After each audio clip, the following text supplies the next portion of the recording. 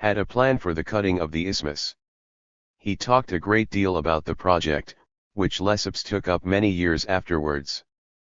Pagela, too, was busy with practical plans, setting himself technical problems, and solving them. Thus he had discovered a new method of constructing railway carriages on springs, with a mechanism to prevent collisions.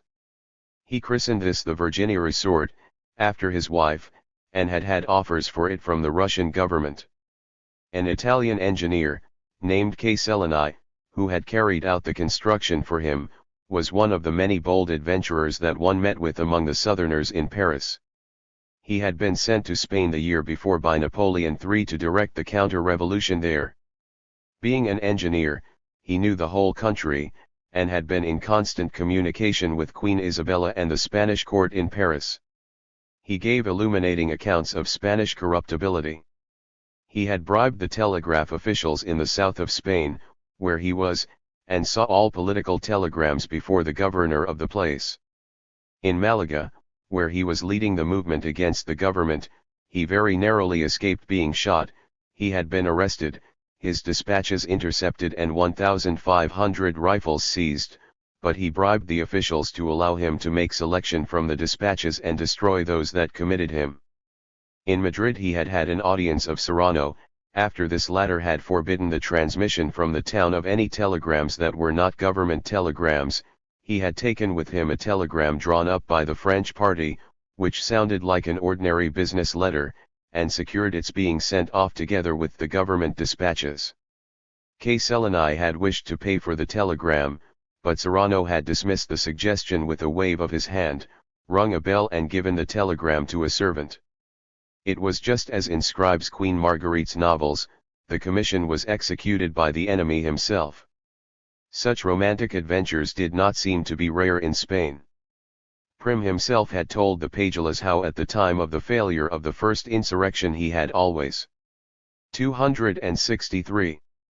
In his flight, in spite of his defective education, he was more magnanimous and noble-minded than any king, provided for the soldiers who were sent out after him, ordered food and drink for them in every inn he vacated, and paid for everything beforehand, whereas the government let their poor soldiers starve as soon as they were 8 or 10 miles from Madrid.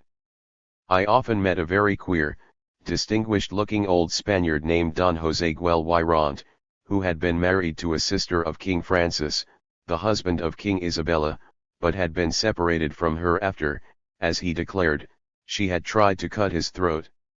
As witness to his connubial difficulties, he showed a large scar across his throat.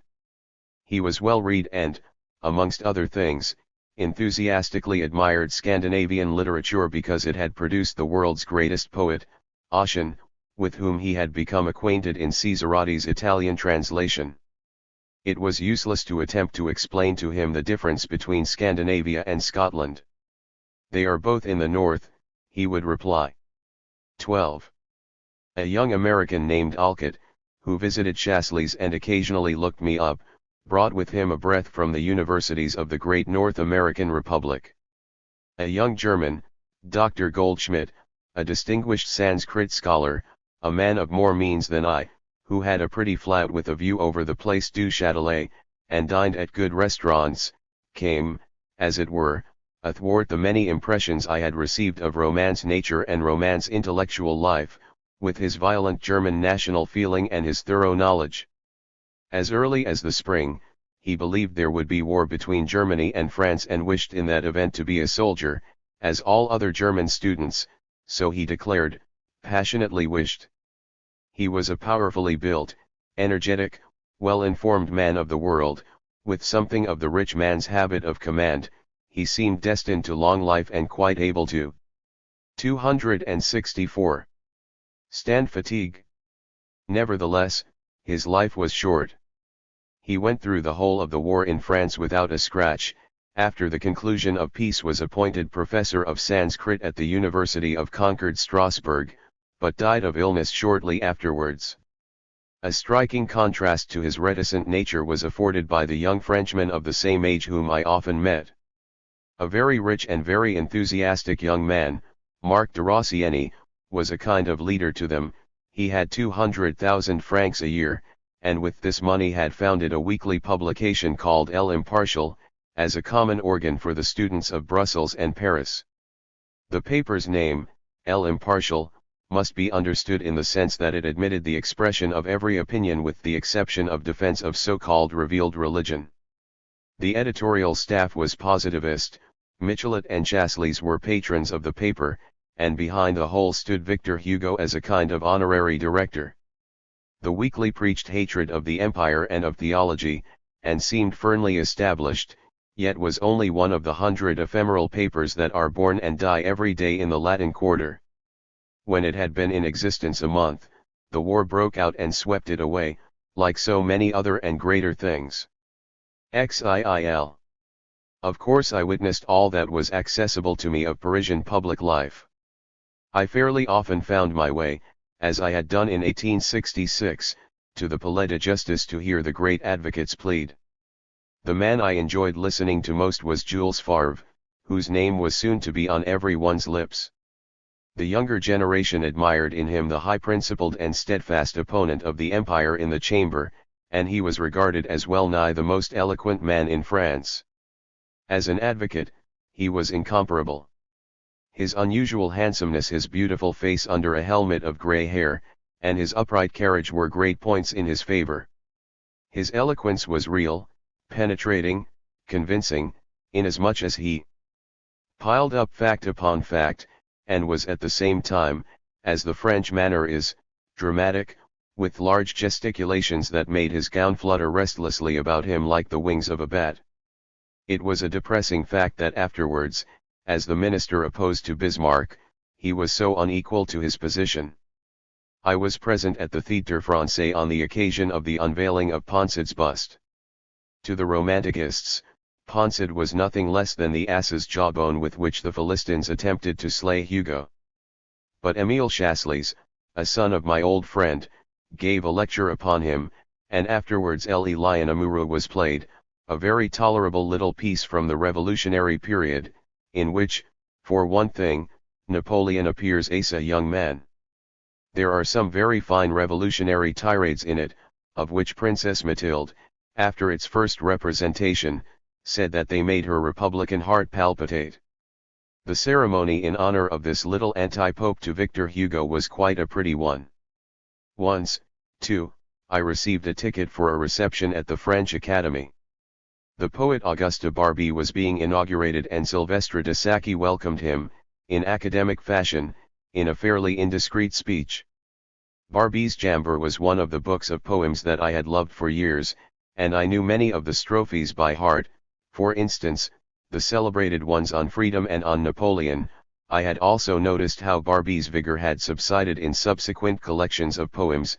In reality, he was still living on his reputation from the year 1831, and without a doubt most people believed him to be dead. And now there he stood, a shriveled old man in his palm uniform, his speech revealing neither satiric power nor lofty intellect. It was undoubtedly owing to his detestation of Napoleon, vide his poem L/Dole, that the Academy, who were always agitating against the empire, had now, so late in the day, cast their eyes upon him. Bald little Sylvestre de Sacchi, the tiny son of an important father, reproached him for his verses on freedom, as the bold woman of the people who was not afraid to shed blood. That is not freedom as I understand it, piped the little man, and one believed him but could not refrain from murmuring with the poet. 266. C'est que la liberté n'est pas un comtesse. Du noble Faubourg Saint-Germain. Un femme tu un cri fait tumor en fibles, qui met du blanc et du carmin, c'est un forte femme. 14.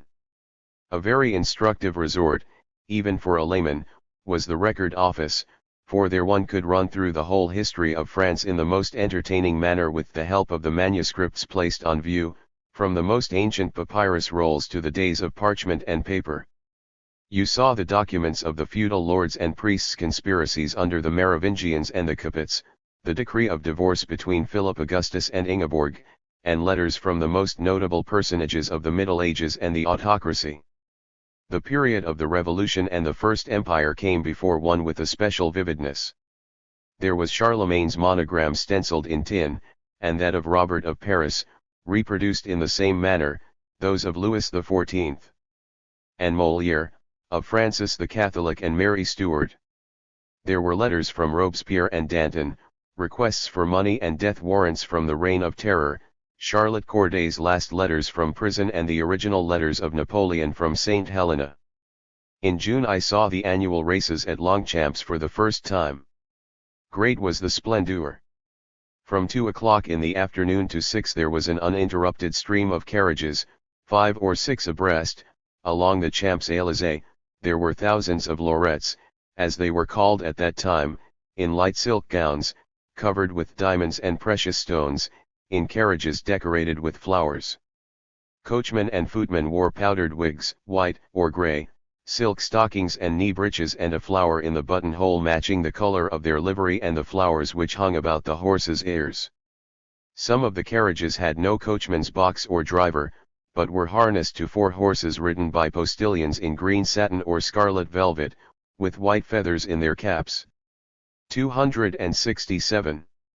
The only great demi-mondaine of whom I had hitherto caught a glimpse was the renowned Madame de Pava, who had a little palace by the side of the house in which Frolic the painter lived, in the Champs-Élysées. Her connection with Count Henkel v.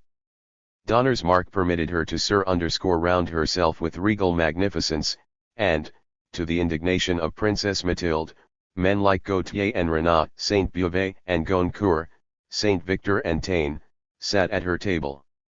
The ladies here were younger and prettier, but socially of lower rank.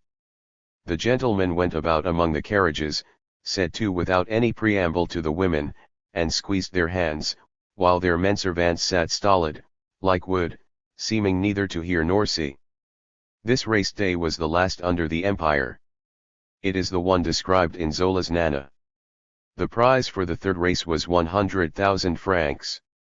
After English horses had been victorious for several years in succession, the prize was carted off in 1870 as in Nana by a native-born horse, and the jubilation was great. It was a serious satisfaction to national vanity. At that time, the Tuileries were still standing, and I was fond of walking about the gardens near closing time, when the guard beat the drums to turn the people out.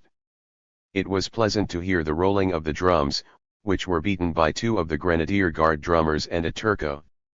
Goldschmidt had already written his clever and linguistically very fine piece of prose about this rolling of the drums and what it possibly presaged, Napoleon's own expulsion from the Tuileries and the humiliation of French grandeur before the Prussians, who might one day come and drum this grandeur out. But Goldschmidt had disfigured the pretty little piece somewhat by relating that one day when, for an experiment, he had tried to make his way into the gardens after the signal for closing had sounded, the Zouave had carelessly levelled his bayonet at him with the words, "Ne faites pas de bêtises." This levelling of the bayonet on such trivial provocation was too tremendous, so I made up my mind one evening to try myself. The soldier. 268. On guard merely remarked politely, "Firm, monsieur, on va sortir." I little dreamed that only a few months later the Empress would steal secretly out of the palace, having lost her crown, and still less that only 6 months afterwards, during the Civil War, the Tuileries would be reduced to ashes, never to rise again. 15.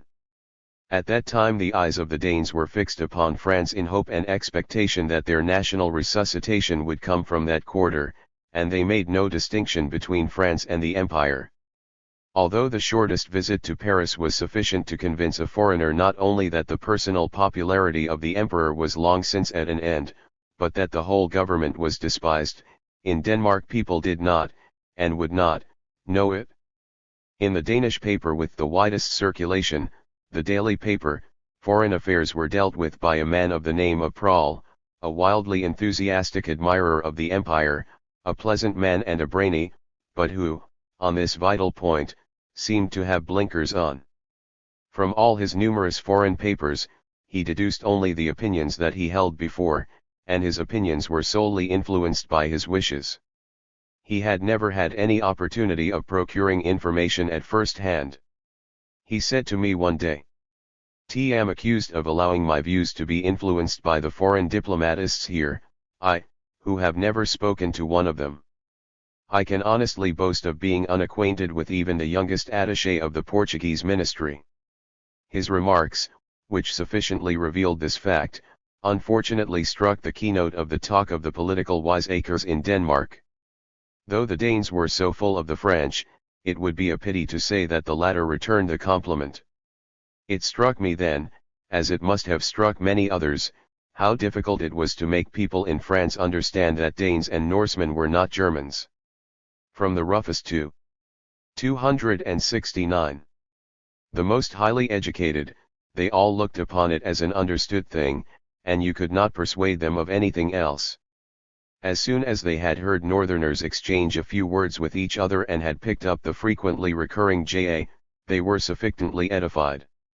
Even many years after, I caught the most highly cultured Frenchmen, such as Edmond de Goncourt, believing that, at any rate on the stage, people spoke German in Copenhagen. One day in June I began chatting on an omnibus with a corporal of grenadiers. When he heard that I was Deutsch, him remarked S German, equals thent, at Elg said so no, he persisted in his assertion, and asked, cunningly, what we was in Danish. When I told him he merely replied, philosophically, then German is the mother tongue. It is true that when Danes, Norwegians, and Swedes met abroad they felt each other to be compatriots, but this did not prevent them all being classed together as Germans, that they were not Englishmen, you saw at a glance. When there were several of them together, they had difficulty in asserting themselves as different and independent, they were a Germanic race all the same, and people often added, of second-class importance, since the race had other more pronounced representatives. The only strong expression of political opinion that was engineered in France then was the so-called plebiscite of May, 1870, the government challenged the verdict of the entire male population of France upon the policy of Napoleon III. During the past 18 years, and did so with the intention, strangely enough not perceived by Prime Minister Ollivier, of reconverting the so-called constitutional empire which had been in existence since January 1, 1870, into an autocracy. Sensible people saw that the plebiscite was only an objectionable comedy, a favorable reply would be obtained all over the country by means of pressure on the voters and falsification of votes. The oppositionist papers showed this up boldly in articles that were sheer gems of wit. Disturbances were expected in Paris on the 9th of May, and here and there troops were collected. But the Parisians, who saw through the farce, remained perfectly indifferent. 270. The decision turned out as had been expected, the huge majority in Paris was against, the provincial population voted for, the emperor. 16. On July 5 I saw John Stuart Mill for the first time. He had arrived in Paris the night before, passing through from Avignon, and paid a visit to me, unannounced, in my room in the Rue Mazarine. He stayed 2 hours and won my affections completely. I was a little ashamed to receive so great a man in so poor a place, but more proud of his thinking it worth his while to make my acquaintance. None of the French savants had ever had an opportunity of conversing with him. A few days before, Renan had lamented to me that he had never seen him. As Mill had no personal acquaintances in Paris, I was the only person he called upon. To talk to him was a new experience. The first characteristic that struck me was that whereas the French writers were all assertive, he listened attentively to counter-arguments. It was only when his attitude in the woman question was broached that he would not brook contradiction and overwhelmed his adversaries with contempt. At that time Mill was without any doubt, among Europe's distinguished men, the greatest admirer of French history and French intellectual life to be found outside of France, but he was of quite a different type from the French, even from those I esteemed most highly. The latter were comprehensive-minded men, bold and weighty, like Taine, or cold and agile like Renan, but they were men of intellect and thought, only having no connection with the practical side of life. They were not adapted to personal action, felt no inclination to direct interference. Mill was different. Although he was more of a thinker than any of them, his boldness was not of the merely theoretic kind. He wished to interfere and remodel. None of those Frenchmen lacked firmness. If, from any consideration, they modified their utterances somewhat, their fundamental views, at any rate, were formed independently, but their firm 271. Ness lay in defense, not in attack. They wished neither to rebuke nor to instigate. Their place was the lecturer's platform, rather than the tribune. Mull's firmness was of another kind, hard as steel. Both in character and expression he was relentless, and he went to work aggressively. He was armed, not with a cuirass, but a glaive. Thus in him I met, for the first time in my life, a figure who was the incarnation of the ideal I had drawn for myself of the great man. This ideal had two sides, talent and character, great capacities and inflexibility. The men of great reputation whom I had met hitherto, artists and scientists, were certainly men richly endowed with talents, but I had never hitherto encountered a personality combining talents with gifts of character. Shortly before leaving home, I had concluded the preface to a collection of criticisms with these words: my watchword has been, as flexible as possible, when it is a question of understanding, as inflexible as possible, when it is a question of speaking, and I had regarded this watchword as more than the motto of a little literary criticism. Now I had met a grand inflexibility of ideas in human form, and was impressed for my whole life long. Unadapted though I was by nature to practical politics, or in fact to any activity save that of ideas, I was far from regarding myself as mere material for a scholar, an entertaining author, a literary historian, or the like. I thought myself naturally fitted to be a man of action. But the men of action I had hitherto met had repelled me by their lack of a leading principle. The so-called practical men at home, lawyers and parliamentarians, were not men who had made themselves masters of any fund of new thoughts that they wished to reduce to practical effect. They were dexterous people, well informed of conditions at their elbow, not thinkers, and they only placed an immediate goal in front of themselves. In Mill I learned at last to know a man in whom the power of action, disturbance, and accomplishment were devoted to the service of modern sociological thought. He was then 64 years old, but his skin was as 272. Fresh and clear as a child's, his deep blue eyes young. He stammered a little, and nervous twitches frequently shot over his face, but there was a sublime nobility about him. To prolong the conversation, I offered to accompany him to the Windsor Hotel, where he was staying, and we walked the distance. As I really had intended to go over to England at about that time, Mill proposed my crossing with him. I refused, being afraid of abusing his kindness, but was invited to visit him frequently when I was in England, which I did not fail to do. A few days afterwards I was in London. 17. My French acquaintances all said the same thing, when I told them I wanted to go over to England. What on earth do you want there? Though only a few hours' journey from England, they had never felt the least curiosity to see the country. And London? It was said to be a very dull city. It was certainly not worth putting oneself out to go there.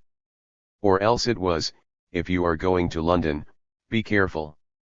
London is full of thieves and rascals, look well to your pockets.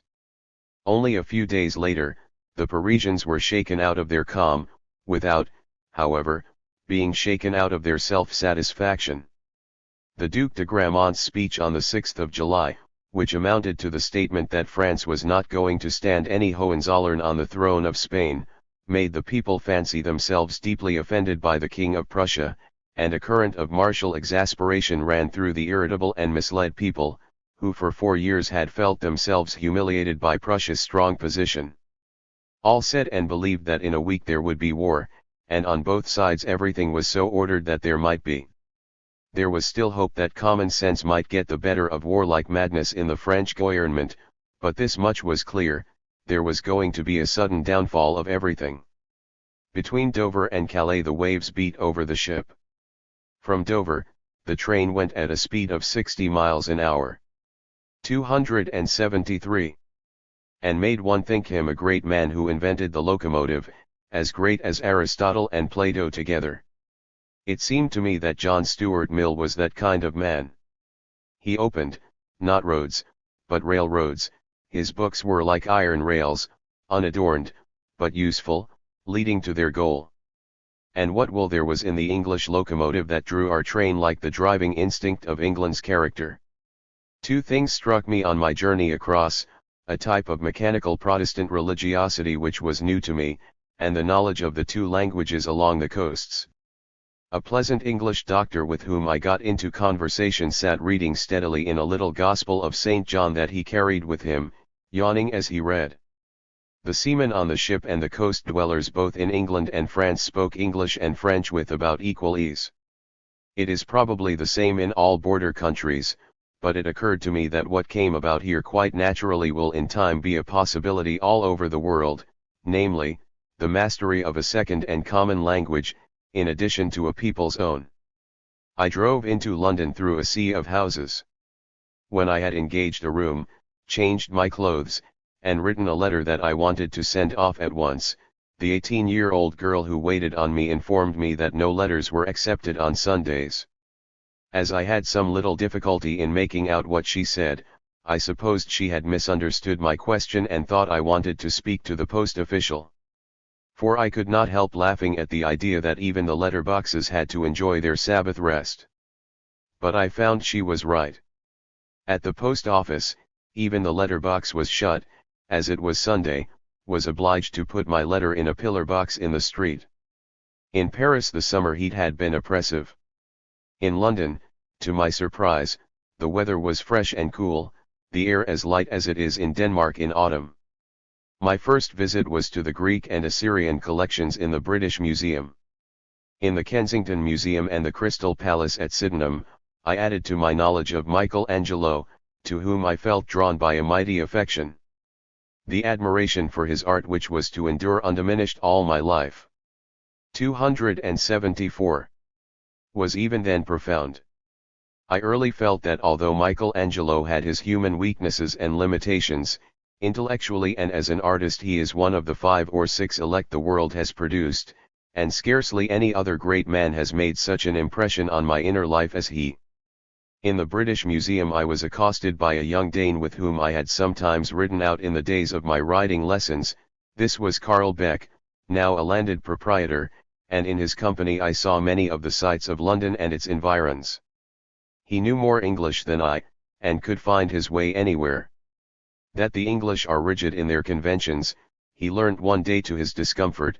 He had put on a pair of white trousers, and as this was opposed to the usual precedent and displeased, we were stared at by every man, woman, and child we met, as if the young man had gone out in his underclothing. I had a similar experience one day as I was walking about the National Gallery with a young German lady whose acquaintance I had made. An Englishwoman stopped her in one of the rooms to ask, "Was it you who gave up a check parasol downstairs?" and receiving an answer in the affirmative, she burst out laughing in her face and went off. On July 16 came the great daily expected news. War was declared, and in face of this astounding fact and all the possibilities it presented, people were struck dumb. The effect it had upon me personally was that I made up my mind to return as soon as possible to France, to watch the movement there. In London, where Napoleon III was hated, and in a measure despised, France was included in the aversion felt for him. Everywhere, when I was asked on which side my sympathies were, they broke in at once, "We are all for Prussia." 18. As often as I could, I took the train to Blackheath to visit John Stuart Mill. He was good and great, and I felt myself exceedingly attracted by his greatness. There were fundamental features of his thought and mode of feeling that coincided with inclinations of my own, for instance, the second longer stage EABROAD 275. Utilitarian theory, as founded by Bentham and his father and developed by him. I had written in 1868, "What we crave is no longer to flee from society and reality with our thoughts and desires. On the contrary, we wish to put our ideas into practice in society and life. That we may not become a nation of poetasters, we will simply strive towards actuality, the definite goal of utility, which the past generation mocked at. Who would not be glad to be even so little useful?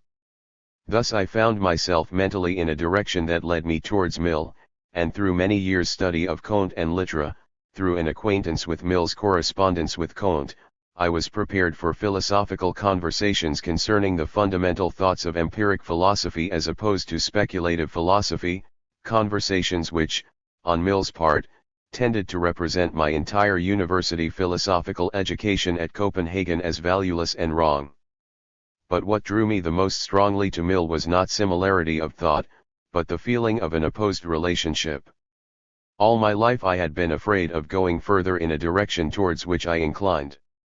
I had always had a passionate desire to perfect my nature, to make good my defects.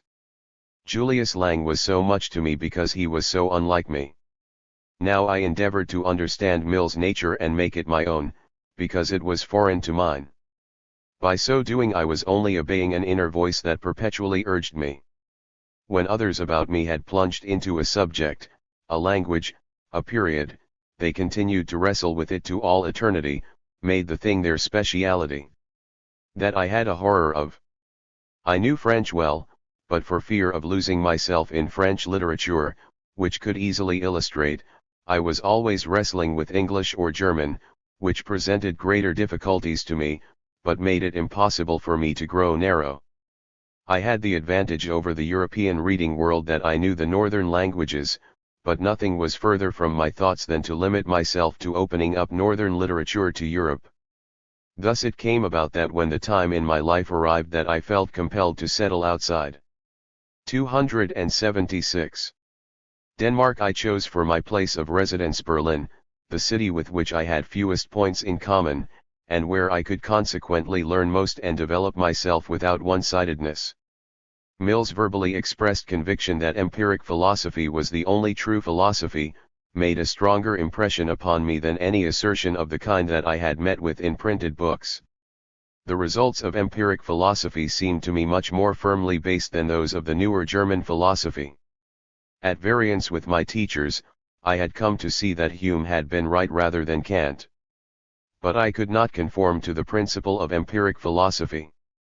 After all, our knowledge is not ultimately based merely on experience, but on that which, prior to experience, alone renders experience possible. Otherwise not even the propositions of mathematics can be universally applicable. In spite of my admiration for Mill's philosophical works, I was obliged to hold to the rationalistic theory of cognition. Mill obstinately held to the empiric. Is not a reconciliation between the two possible? I said. I think that one must choose between the theories, replied Mill. I did not then know Herbert Spencer's profoundly thoughtful reconciliation of the teachings of the two opposing schools. He certainly maintains, as does the English school, that all our ideas have their root in experience, but he urges at the same time, with the Germans, that there are innate ideas. The conscious life of the individual, that cannot be understood from the experience of the individual, becomes explicable from the inherited experience of the race.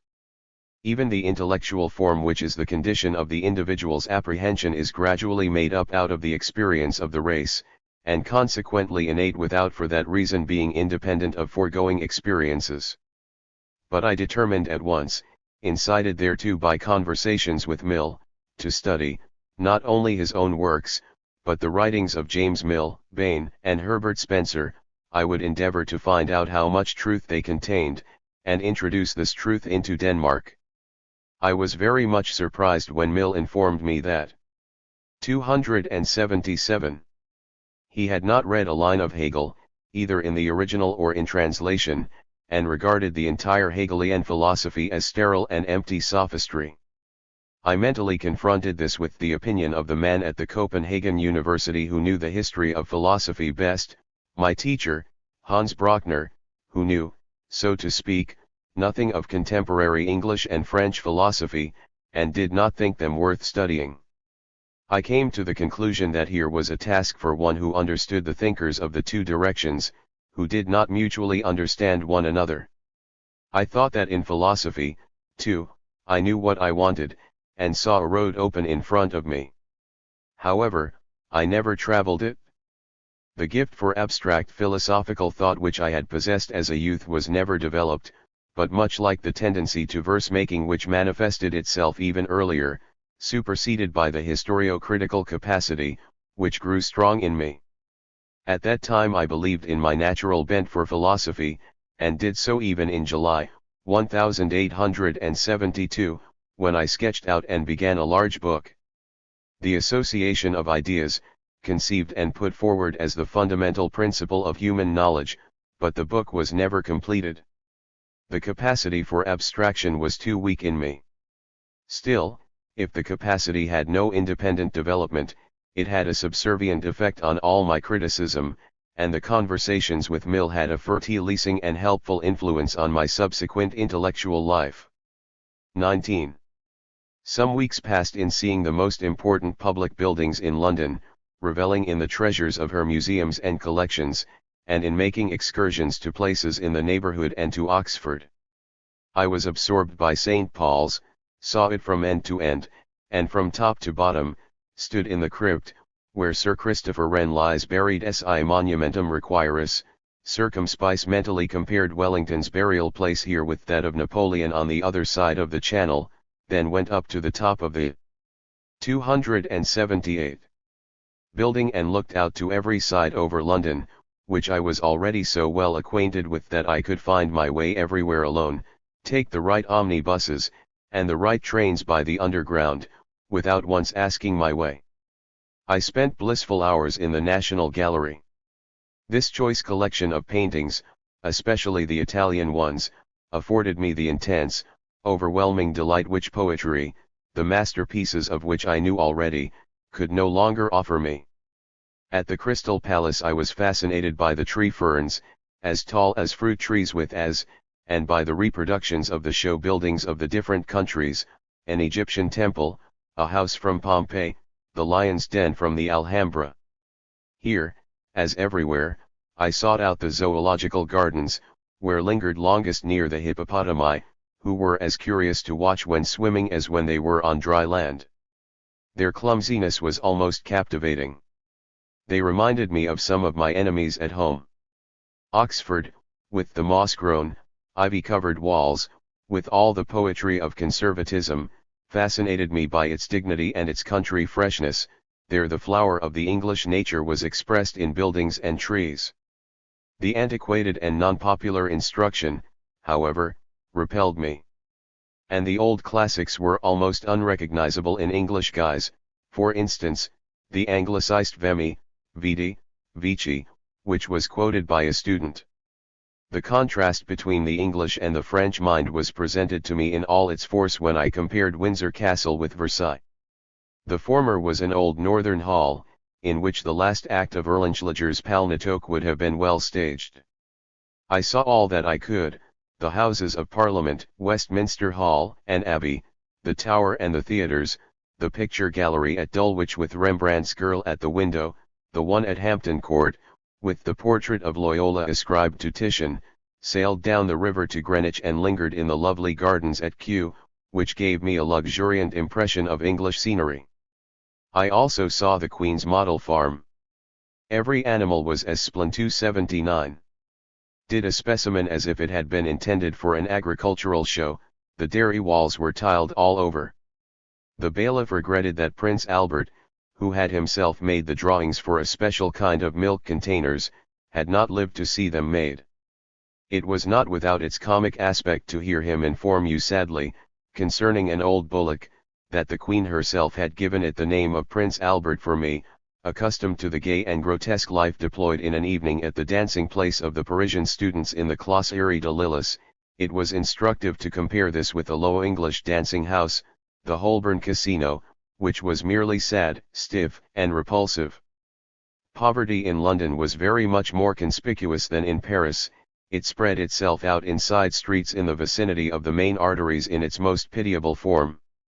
Great troops, regular mobs of poor men, women, and children in rags, dispersed like ghosts at dawn, fled away hurriedly and vanished, as soon as a policeman approached and made sign to them to pass on. There was nothing corresponding to it to be seen in Paris. Crime, too, bore a very different aspect here. In Paris, it was deed out and audacious, but getting a certain dignity, in the evening, in thickly frequented streets, whole swarms of ugly, wretchedly dressed, half or wholly drunken women could be seen reeling about, falling, and often lying in the street. Both the tendency of the English to isolate themselves and their social instincts were quite different from those of the French. I was permitted to see the comfortably furnished Athenaeum Club in Pall Mall, membership of which was so much desired that people of high standing would have their names on the list for years beforehand, and these clubs corresponded to the cafés in Paris, which were open to every passer-by. I noticed that in the restaurants the tables were often hidden behind high screens, that the different parties who were dining might not be able to see one another. 280. XX. The house in London where I was happiest was Antonio Galanga's. A letter from the Hoches was my introduction there, and I was received and taken up by them as if they had known me and liked me for years. Antonio Galanga, then a man of 70, who nevertheless gave one an impression of youthfulness, had a most eventful life behind him. He had been born at Parma, was flung into prison at the age of 20 as a conspirator under Mazzini, was banished from Piedmont, spent some time at Malta, in the United States and in England, where he earned his living as a journalist and teacher of languages, and in 1848 returned to Italy, where he was active as a liberal politician. After the Battle of Novara, he was again obliged to take refuge in London, but he was recalled to Piedmont by Cavour, who had him elected deputy for Castel-Lamont. He wrote an Italian grammar in English, and, likewise in English, the history of Piedmont, quarrelled with Mazzini's adherents, withdrew from parliamentary life, and in preference to settling down permanently in Italy elected to be war correspondent to the Times. In that capacity he took part from 1859 onwards in the campaigns in Italy, in the North American states, in Denmark, and in Spain. His little boy was still wearing the Spanish national costume. Now he had settled down in London, on the staff of the Times, and had just come into town from the country, as the paper wished him to be near, on account of the approaching war. Napoleon III, to whom Galanga had vowed an inextinguishable hatred, had been studied so closely by him that the emperor might be regarded as his specialty. He used the energetic, violent language of the old revolutionary, was with all his heart and soul an Italian patriot, but had, through a 20 years' connection with England, acquired the practical English view of political affairs. Towards Denmark, where he had been during the most critical period of the country's history, he felt kindly, but our war methods had of course not been able to excite his admiration, neither had our diplomatic negotiations during the war. 281. Galanga was a well-to-do man. He owned a house in the best part of London and a house in the country as well. He was a powerful man, with passionate feelings, devoid of vanity. It suited him well that the Times, as the English custom is, printed his articles unsigned. He was pleased at the increased influence they won thereby, inasmuch as they appeared as the expression of the universal paper's verdict. His wife was an Englishwoman, pleasant and well-bred, of cosmopolitan education and really erudite. Not only did she know the European languages, but she wrote and spoke Hindustani. She was a splendid specimen of the English housekeeper, and devoted herself enthusiastically to her two exceedingly beautiful children, a boy of 11 and a little girl of 9. The children spoke English, Italian, French, and German with equal facility and correctness. Mrs. Galanga had a more composite and a deeper nature than her husband, who doubted neither the truth of his ideas, nor their salutary power. She shared his and my opinions without sharing our confidence in them. When she heard me say that I intended to assert my ideas in Denmark, and wage war against existing prejudices, she would say, in our long conversations, "Tam very fond of Denmark, the people there seem to me to be happy, despite everything, and the country not to be overpopulated. In any case, the population finds ample means of outlet in sea life and emigration." Denmark is an idyllic little country. Now you want to declare war there. My thoughts seek down in dark places, and I ask myself whether I really believe that truth does any good, whether in my secret heart I am convinced that strife is better than stagnation. I admire Oliver Cromwell, but I sympathize with Falkland, who died with peace. Peace, on his lips. Am afraid that you will have to bear a great deal. You will learn that the accoutrements of truth are a grievously heavy coat of mail. You will call forth reaction. Even that is the least. But reaction will come about in your own mind, after a long time, I mean. Still, you are 282. Strong, it will be a reaction of the kind that keeps aloof in order to spring farther and better. Your unity will not go to pieces. You are a kind of cosmos.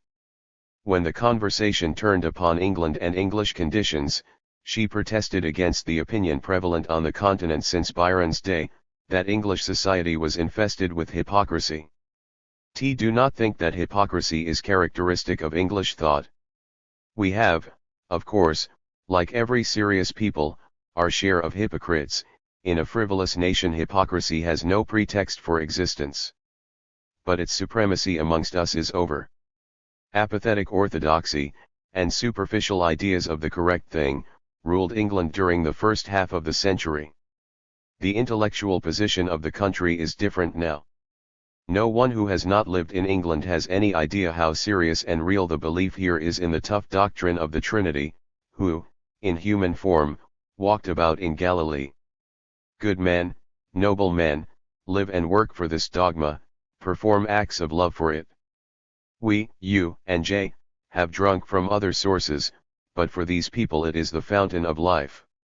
Only it is depressing to see this doctrine in its Roman Catholic form winning greater power everywhere every day.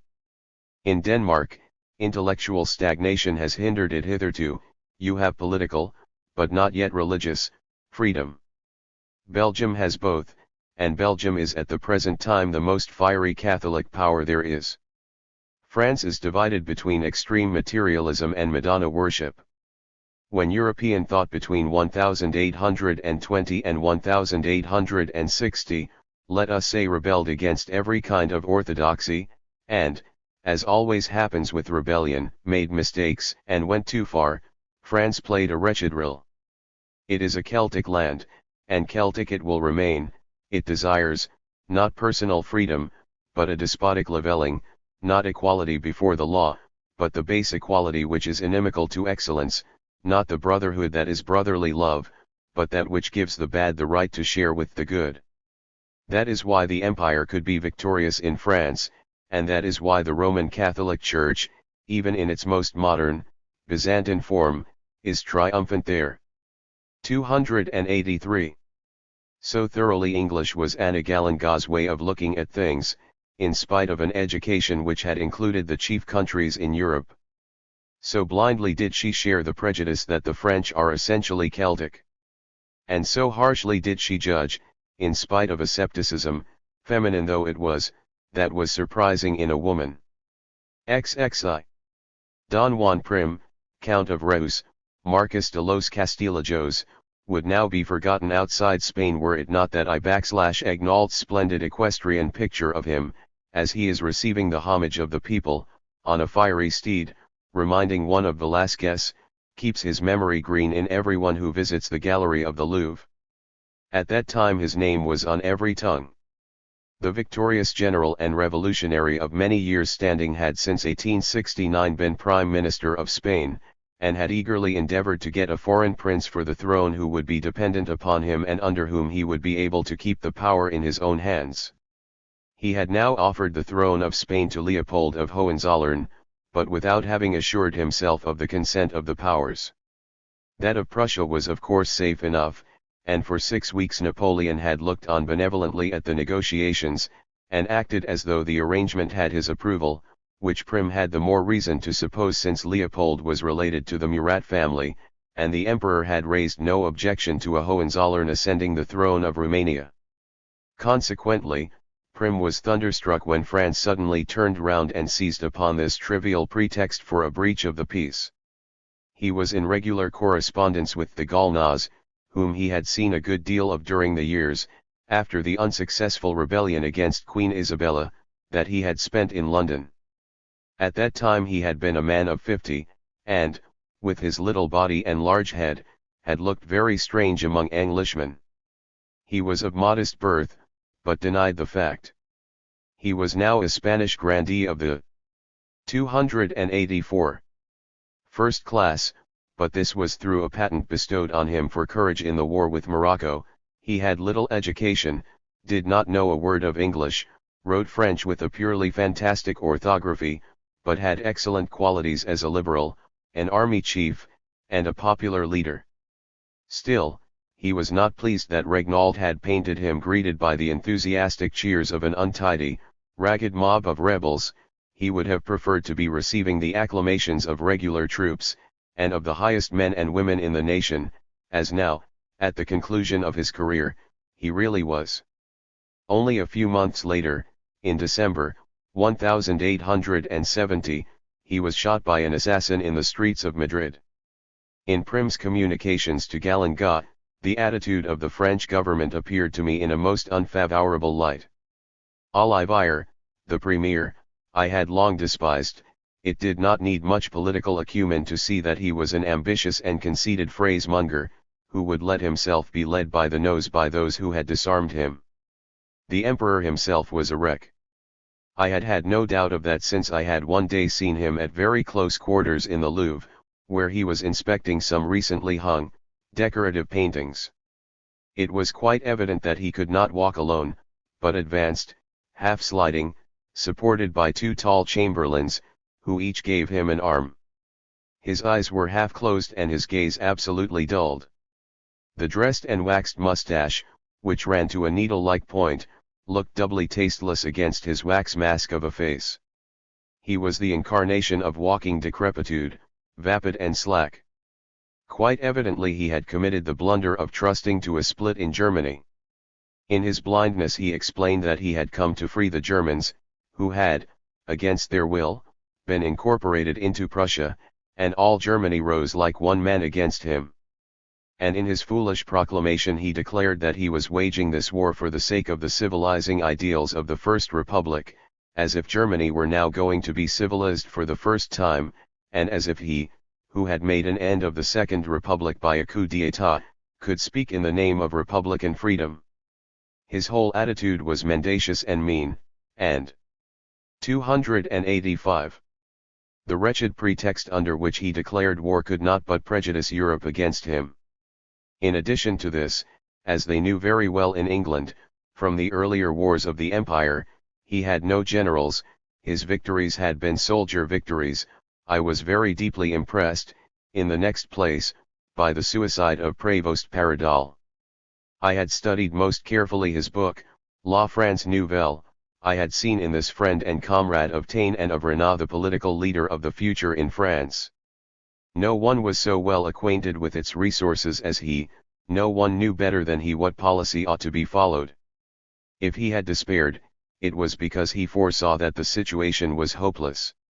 He had certainly made mistakes, first, in believing that in January it had been Napoleon's serious intention to abrogate personal control of the state, then that of retaining, despite the long hesitation so well known to me, his position as French envoy to North America, after the plebiscite. That he should now have turned his pistol against his own forehead told me that he regarded the battle as lost, foresaw inevitable collapse as the outcome of the war. When at first all the rumors and all the papers announced the extreme probability of Denmark's taking part in the war as France's ally, I was seized with a kind of despair at the thought of the folly she seemed to be on the verge of committing. I wrote to my friends, would have liked, had I been permitted, to write in every Danish paper a warning against the martial madness that had seized upon people. It was only apparently shared by the French. Even now, only a week after the declaration of war, and before a single collision had taken place, it was clear to everyone who carefully followed the course of events that in spite of the light-hearted bragging of the Parisians and the press, there was deep-rooted aversion to war. And I, who had always counted Voltaire's Micromegas as one of my favorite tales, thought of where serious, the giant, voices his supposition that the people on the earth are happy beings who pass their time in love and thought, and of the philosopher's reply to him, at this moment there are 100,000 animals of our species, who 286 wear hats, engaged in killing 100,000 more, who wear turbans, or in being killed by them. And so it has been all over the earth from time immemorial. Only that this time not 100,000, but some 2,000,000 men were being held in readiness to exterminate each other. What I saw in London of the scenic art at the Adelphi Theatre, the Prince of Wales Theatre and the Royal Strand Theatre was disheartening. Molière was produced as the lowest kind of farce, Sheridan was acted worse than would be permitted in Denmark at a second-class theatre, but the scenic decorations, a greensward, shifting lights, and the like, surpassed anything that I had ever seen before.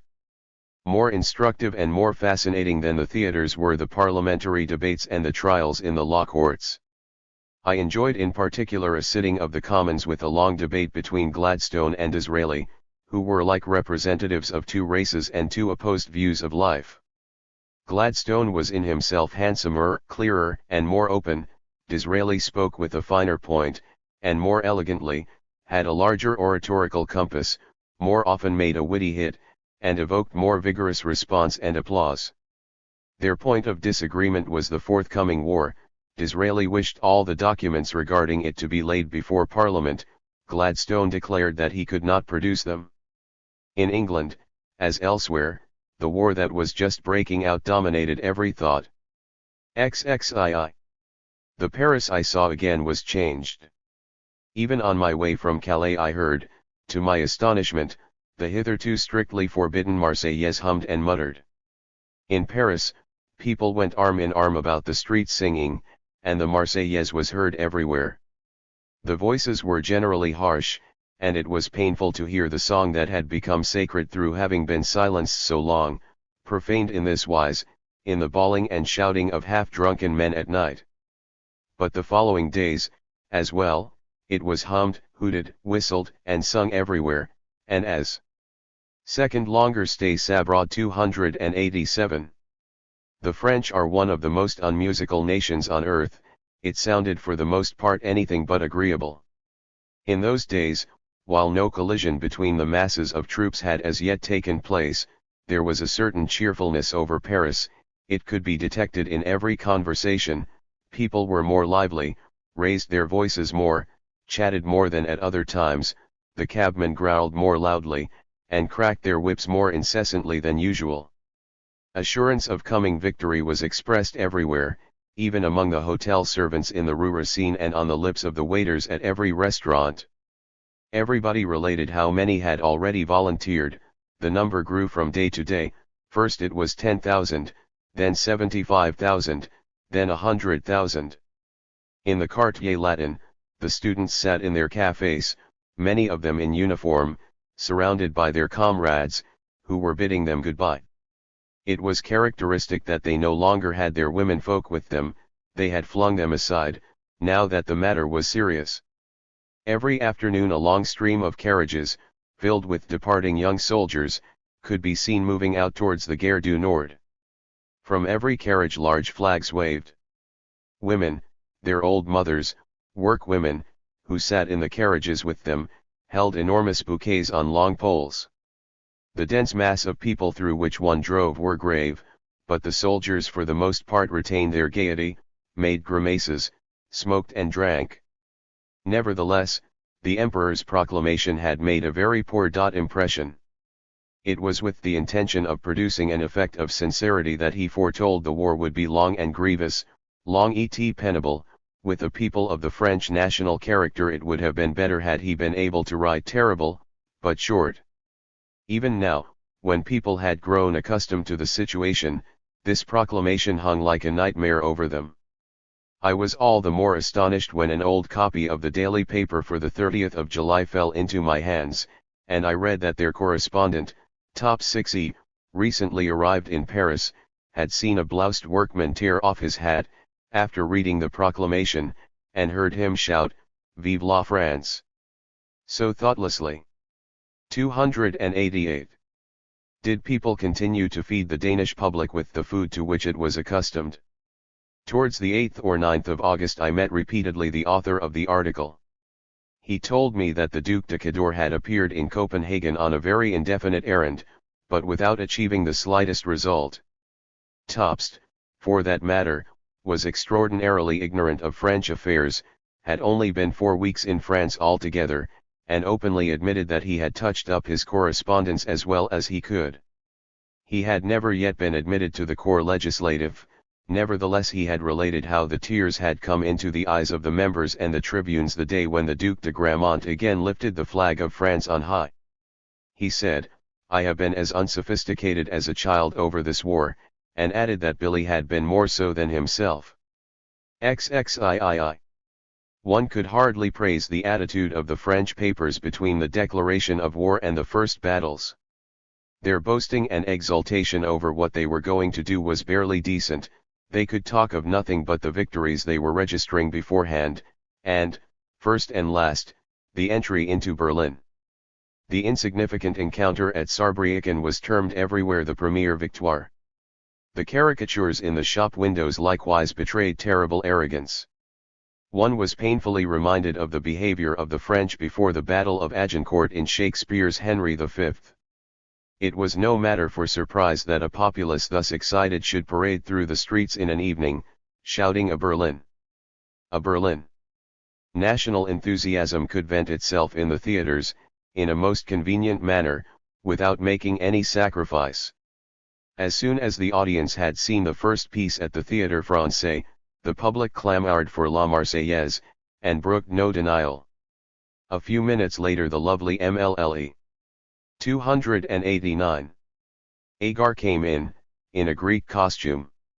2 French flags were held over her head. She then sang, quietly, sublimely, with expression at the same time restrained and inspiring, the Marseillaise. The countless variations of her voice were in admirable keeping with her animated and yet sculptural gesticulation, and the effect was thrilling, although certain passages in the song were hardly suitable to the circumstances of the moment, for instance, the invocation of freedom, the prayer to her to fight for her defenders.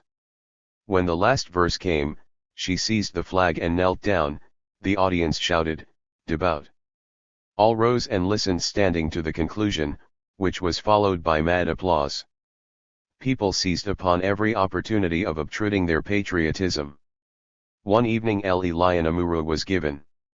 In the long speech which concludes the second act, a young Republican describes the army which, during the Revolution, crossed the frontier for the first time and utterly destroyed the Prussian armies. The whole theater foamed like the sea. XXIV. Those were summer days, and in spite of the political and martial excitement, the peaceful woods and parks in the environs of Paris were tempting. From the Quartier Latin many a couple secretly found their way to the forests of Saint-Germain, or the lovely wood at Chantilly.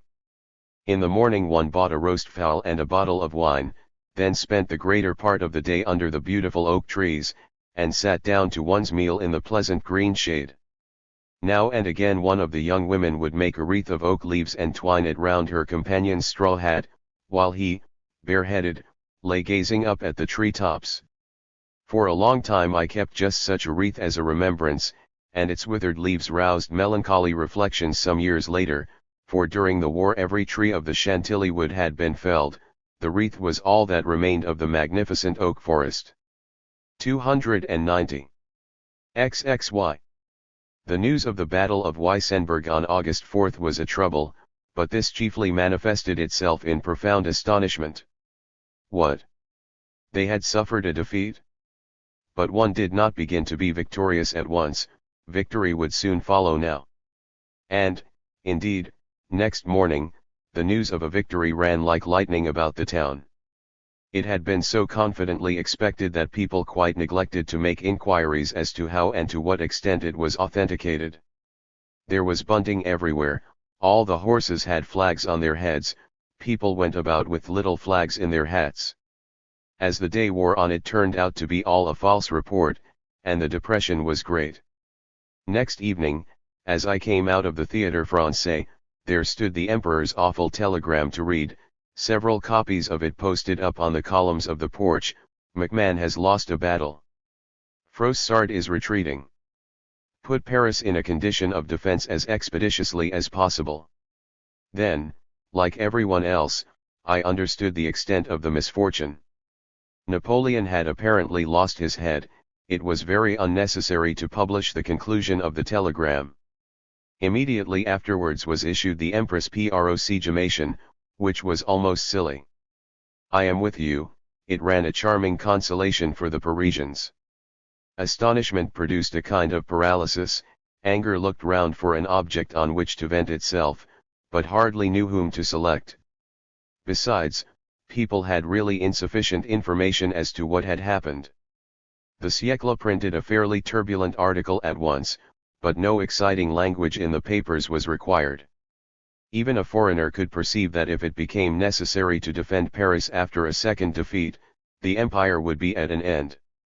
The exasperation which had to vent itself was directed at first against the ministers, and ridiculously enough the silence imposed on the press concerning the movements of the troops, /mutisme, was blamed for the defeat at Weissenberg.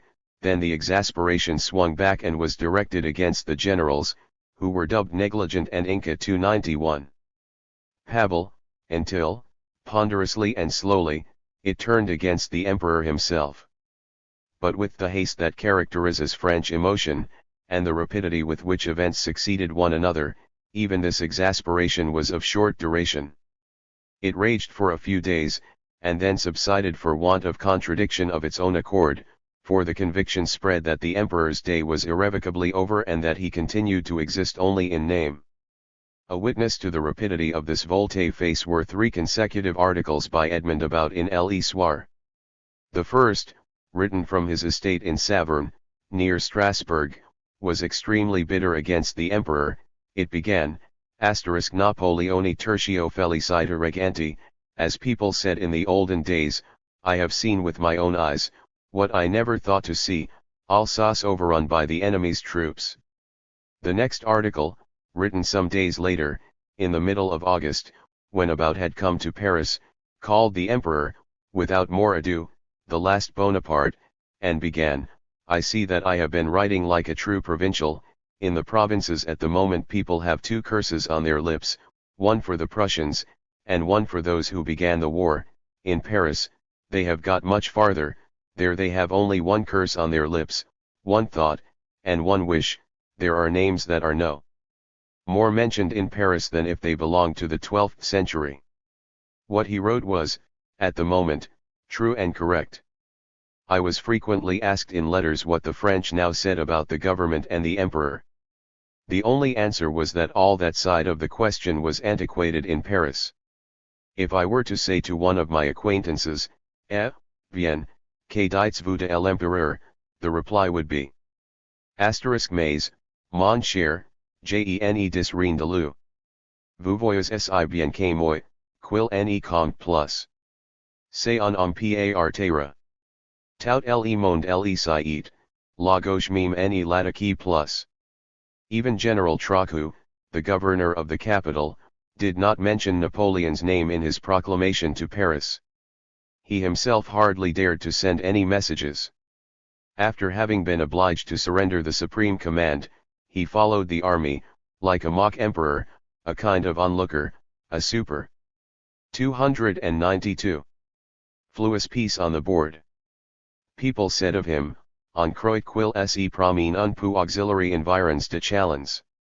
As can be seen from this, the deposition of the emperor had taken place in people's consciousness, and was, so to speak, publicly settled, several weeks before the Battle of Sedan brought with it his surrender to the King of Prussia and the proclamation of the French Republic. The Revolution of September 4 was not an overturning of things, it was merely the ratification of a state of affairs that people were already agreed upon in the capital, and had been even before the Battle of Grave Lottie. In Paris preparations were being made with the utmost energy for the defense of the city. All men liable to bear arms were called up, and huge numbers of volunteers were drilled. It was an affecting sight to see the poor workmen drilling on the Place du Carrousel for enrollment in the volunteer corps. Really, most of them looked so bloodless and wretched that one was tempted to think they went with the rest for the sake of the franc a day and uniform. XXVI. Anyone whose way led him daily past the fortifications could see, however technically ignorant he might be, that they were exceedingly insignificant. Constantly, too, one heard quoted Trocha's words, "I don't delude myself into supposing that I can stop the Prussians with the matchsticks that are being planted on the ramparts." Strangely enough, Paris shut herself in with such a wall of masonry that in driving through it in the Bois de Boulogne, there was barely room for a carriage with 2 horses. They bored loopholes in these walls and ramparts, but few doubted that the German artillery would be able to destroy all their defenses with the greatest ease. Distribute arms to the civil population, as the papers unanimously demanded, from readily comprehensible reasons, no one dared to do. The Empress government had to hold out for the existing state of things. Nevertheless, in Paris certainly from about the 8th August people were 293. Under the impression that what had been lost was lost irrevocably. I considered it would be incumbent upon my honor to return to Denmark, if we were drawn into the war, and I lived with this thought before my eyes. I contemplated with certainty an approaching revolution in France. I was vexed to think that there was not one conspicuously great and energetic man among the leaders of the opposition, and that such a poor wretch as Rochefort was once more daily mentioned and dragged to the front. Of Gambetta no one as yet thought, although his name was respected, since he had made himself felt the last season as the most vehement speaker in the chamber. But it was not speakers who were wanted, and people did not know that he was a man of action. The ministry that followed Olivier's inspired me with no confidence. Palicao, the prime minister, was termed in the papers an iron man, the usual set phrase. It was said that he would not scruple to clear the boulevards with grape, but the genius needed for such a performance was not overwhelming. What he had to do was to clear France of the Germans, and that was more difficult. Renaud had had to interrupt the journey to Spitzbergen which he had undertaken in Prince Napoleon's company. The prince and his party had only reached Tromsø, when they were called back on account of the war, and Renaud was in a state of the most violent excitement. He said, "No punishment could be too great for that brainless scoundrel Olivier, and the ministry that has followed his is worse." Every thinking man could see for himself that the declaration of this war was madness. "Ation jamais vu per il folie, mon Dieu, c'est navrant. Nous sommes un peuple de sarkin." In his eyes, Palicao was no better than a robber, J6 David than a murderer. He considered the fall of Strasbourg imminent. He was less surprised than I at the unbounded incapacity shown by the French fleet under the difficult conditions.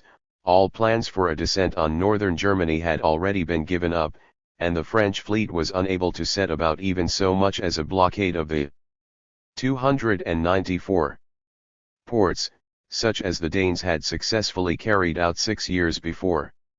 Taine was as depressed as Renaud.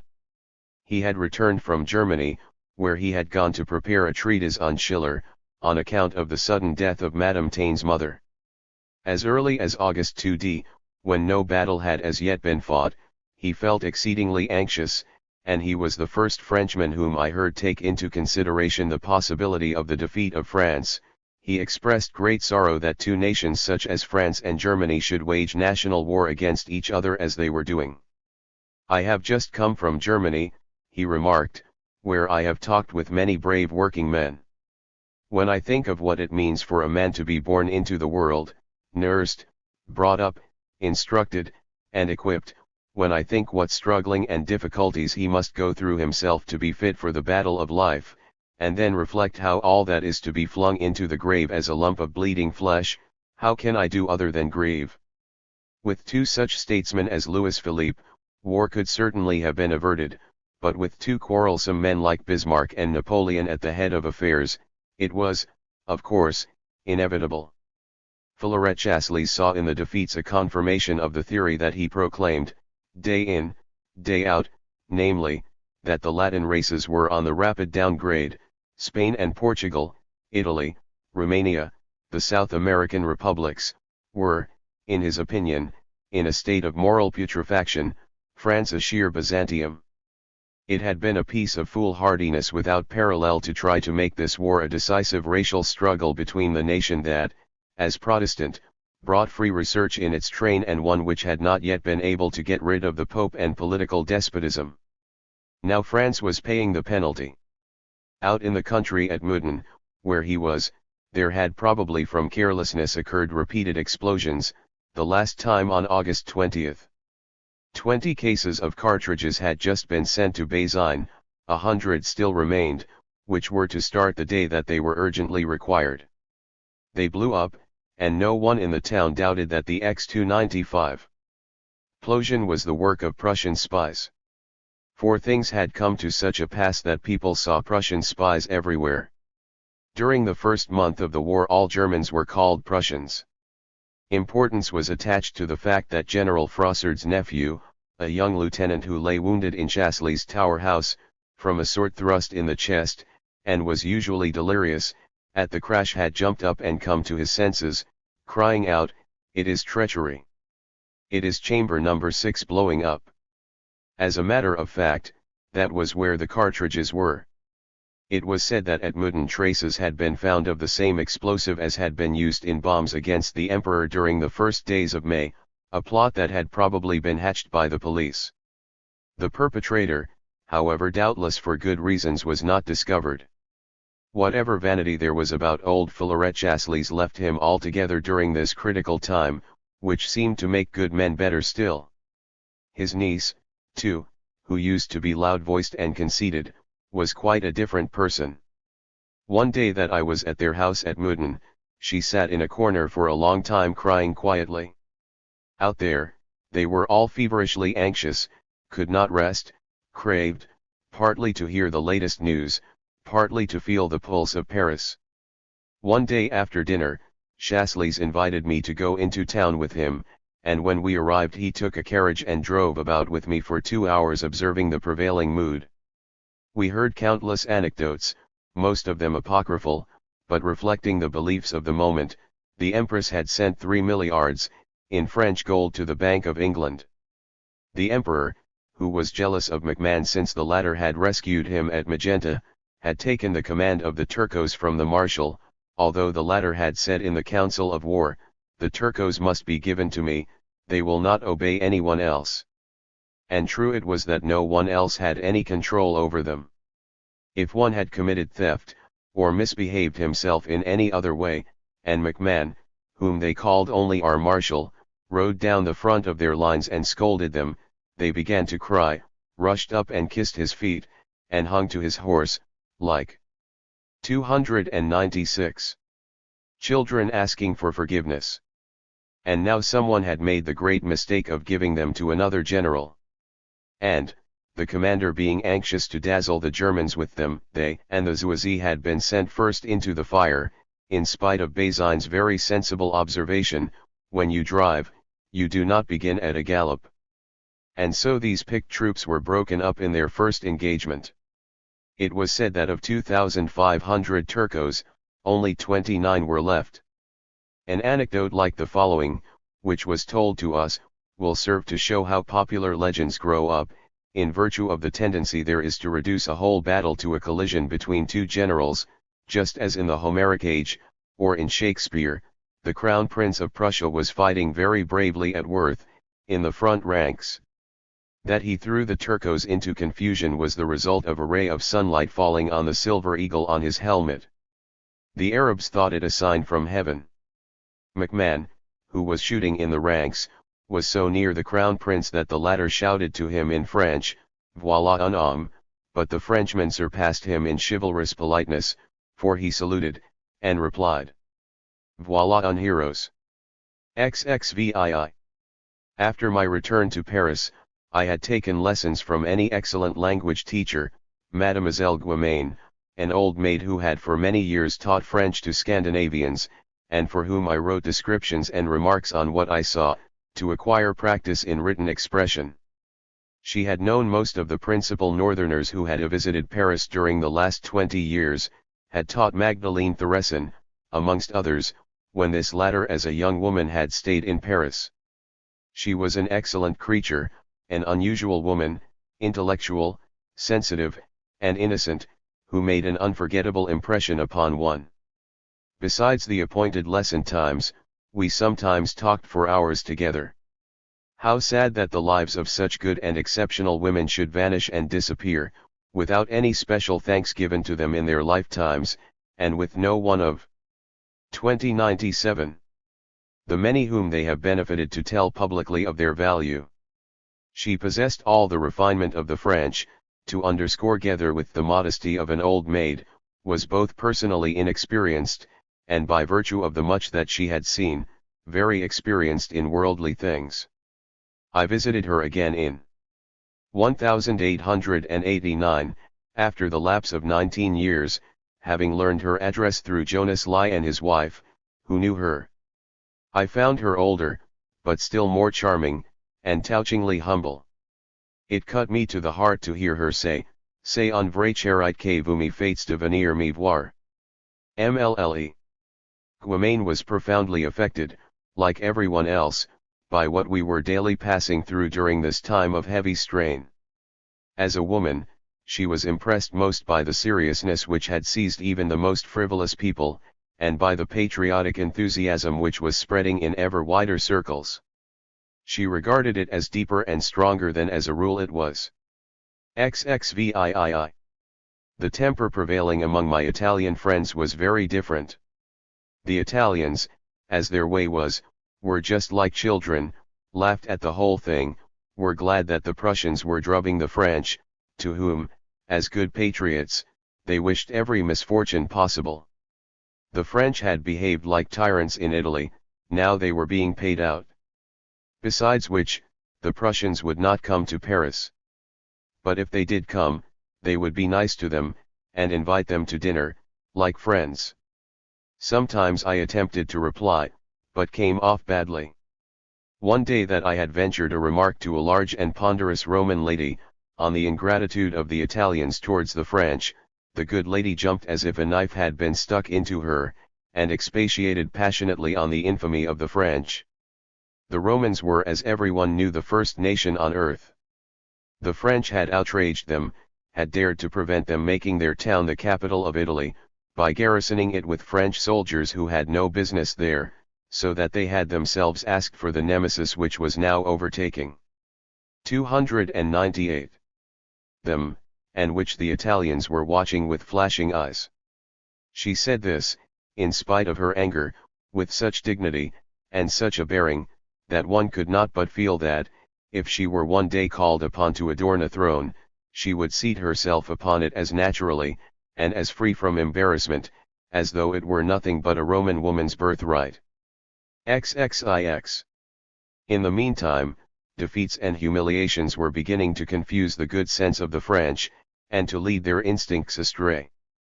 The crowd could not conceive that such things could come about naturally. The Prussians could not possibly have won by honorable means, but must have been spying in France for years. Why else were so many Germans settled in Paris? The French were paying now, not for their faults, but for their virtues, the good faith, the hospitality, the innocent welcome they had given to treacherous immigrants. They had not understood that the foreigner from the north was a crafty and deceitful enemy. It gradually became uncomfortable for a foreigner in Paris. I never went out without my passport. But even a passport was no safeguard. It was enough for someone to make some utterly unfounded accusation, express some foolish, chance suspicion, for the non-Frenchman to be maltreated as a spy. Both in Metz and in Paris, in the month of August, people who were taken for Prussians were hanged or dismembered. In the latter part of August the papers reported from the Dordogne that a mob there had seized a young man, A.M. de Monies, of whom a gang had asserted that he had shouted Vive la Prusse, had stripped him, bound him with ropes, carried him out into a field, laid him on a pile of damp wood, and as this would not take fire quick enough, had pushed trusses of straw underneath all round him, and burned him alive. From the Quartier La Violet in Paris, one heard every day of similar slaughter of innocent persons who the people fancied were Prussian spies. Under such circumstances, a trifle might become fatal. One evening at the end of August I had been hearing Elle Africaine at the Grand Opera, and at the same time Marie Sass's delivery of the Marseillaise. She sang as though she had 100 fine bells in her voice, but she sang the national anthem like an aria. Outside the opera house I hailed a cab. The coachman was asleep, a man jogged him to wake him, and he started to drive. I noticed that during the drive he looked at his watch and then drove on for all that he was worth, as fast as the harness and reins would stand. When I got to the hotel I handed him his fare and a 4-sou tip. He bawled out that it was not enough, he had been de remise, he had taken me for someone else, being waked so suddenly, he had been bespoken by another gentleman. I laughed and replied that that was his affair, not mine, what had it got to do with me? But as all he could demand, if he had really been de remise, was 2 sous more, and as, under the ordinances prevailing, it was impossible to tell whether he was or not, I gave him the 2 sous, but no tip with it, since he had no right to claim it, and I had not the slightest doubt that he was lying. Then he began to croak that it was a shame not to give a pourboire, and, seeing that did not help matters, as I simply walked up the hotel steps, he shouted in his ill temper, first vous n'êtes pas français, and then vous êtes prussien. No sooner had he said it than all the hotel servants who were standing in the doorway disappeared, and the people in the street listened, stopped, and turned round. I grasped the danger, and flew into a passion. In one bound I was in the road, I rushed at the cabman, seized him by the throat and shook my hand, with its knuckle duster upon it, threateningly at his head. Then he forgot to abuse me and suddenly whined, "Ne frappez pas, monsieur?" mounted his box, and drove very tamely away. In my exasperation I called the hotel waiters together and poured scorn on them for their cowardice. In spite of the season, it was uncomfortable weather, and the temper of the town was as uncomfortable as the weather. As time went on, few people were to be seen about the streets, but there was a run on the gunmakers and swordsmiths. By day no cheerful shouts or songs rang out, but children of 6 or 7 years of age would go hand in hand. 300. In rows down the street in the evenings, singing Mourir pour la patrie, to its own beautiful, affecting melody. But these were the only gentle sounds one heard. Gradually, the very air seemed to be reeking with terror and frenzy. Exasperation rolled up once more, like a thick, black stream, against the emperor, against the ministers and generals, and against the Prussians, whom people thought they saw everywhere, XXX. Foreigners were requested to leave Paris, so that, in the event of a siege, the city might have no unnecessary mouths to feed. Simultaneously, in Trocha's proclamation, it was announced that the enemy might be outside the walls in 3 days. Under such circumstances, the town was no longer a place for anyone who did not wish to be shut up in it. One night at the end of August, I traveled from Paris to Geneva. At the departure station the thousands of German workmen who had been expelled from Paris were drawn up, waiting, herded together like cattle, a painful sight. These workmen were innocent of the war, the defeats, and the spying service of which they were accused. Now they were being driven off in hordes, torn from their work, deprived of their bread, and surrounded by inimical lookers-on. As it had been said that trains to the south would cease next day, the Geneva train was overfilled, and one had to be well satisfied to secure a seat at all. My traveling companions of the masculine gender were very unattractive, an impertinent and vulgar old Swiss who, as it was a cold night, and he had no traveling rug, wrapped himself up in 4 or 5 of his dirty shirts, a most repulsive sight, a very precise young Frenchman who, without a vestige of feeling for the fate of his country and nation, explained to us that he had long had a wish to see Italy, and had thought that now, business being in any case at a standstill, the right moment had arrived. The female travelers in the compartment were a Parisian, still young, and her bright and charming 15-year-old daughter, whose beauty was not unlike that of Mlle. Masson. 301. The lovely actress at the Théâtre du Gymnase. The mother was all fire and flame, and raved, almost to tears, over the present pass, cried shame on the cowardice of the officers for not having turned out the emperor. Her one brother was a prisoner at Königsberg, all her male relations were in the field. The daughter was terror-struck at the thought that the train might be stopped by the enemy, which was regarded as very likely but laughed at times, and was divided between fear of the Prussians and exceeding anxiety to see them. J'aimerais bien pouvoir dire que j'ai vu de preux scenes. At one station some soldiers en route, with torn and dusty clothes, got into our carriage. They looked repulsive, bespattered with mud and clay. They were in absolute despair, and you could hear from their conversation how disorganous discipline was, for they abused their officers right and left, called them incapable and treacherous, yet themselves gave one the impression of being very indifferent soldiers. The young sergeant major who was leading them was the only one who was in anything like spirits, and even he was not much to boast of. It was curious what things he believed. Marshal Lebsurf had had a Prussian officer behind his chair, disguised as a waiter at Metz, and it had only just been discovered. Russia had lent troops to Prussia, and put them into Prussian uniforms, otherwise there could not possibly be so many of them. But Rome, too, was responsible for the misfortunes of France. The Jesuits had planned it all, because the country was so educated, they never liked anybody to learn anything. After Quillas commenced the journey through the lovely Jura Mountains. On both sides an immense panorama of high, wooded mountain ridges, with poverty-stricken little villages along the mountain sides. At Bellegarde our passports were demanded. No one was allowed to cross the frontier without them, a stupid arrangement. The Alps began to bound our view. The train went on, now through long tunnels, now between precipices, now again over a rocky ridge, whence you looked down into the valley where the blue-green Rhone wound and twined its way between the 302 rocks like a narrow ribbon. The speed seemed to be accelerating more and more. The first maize field.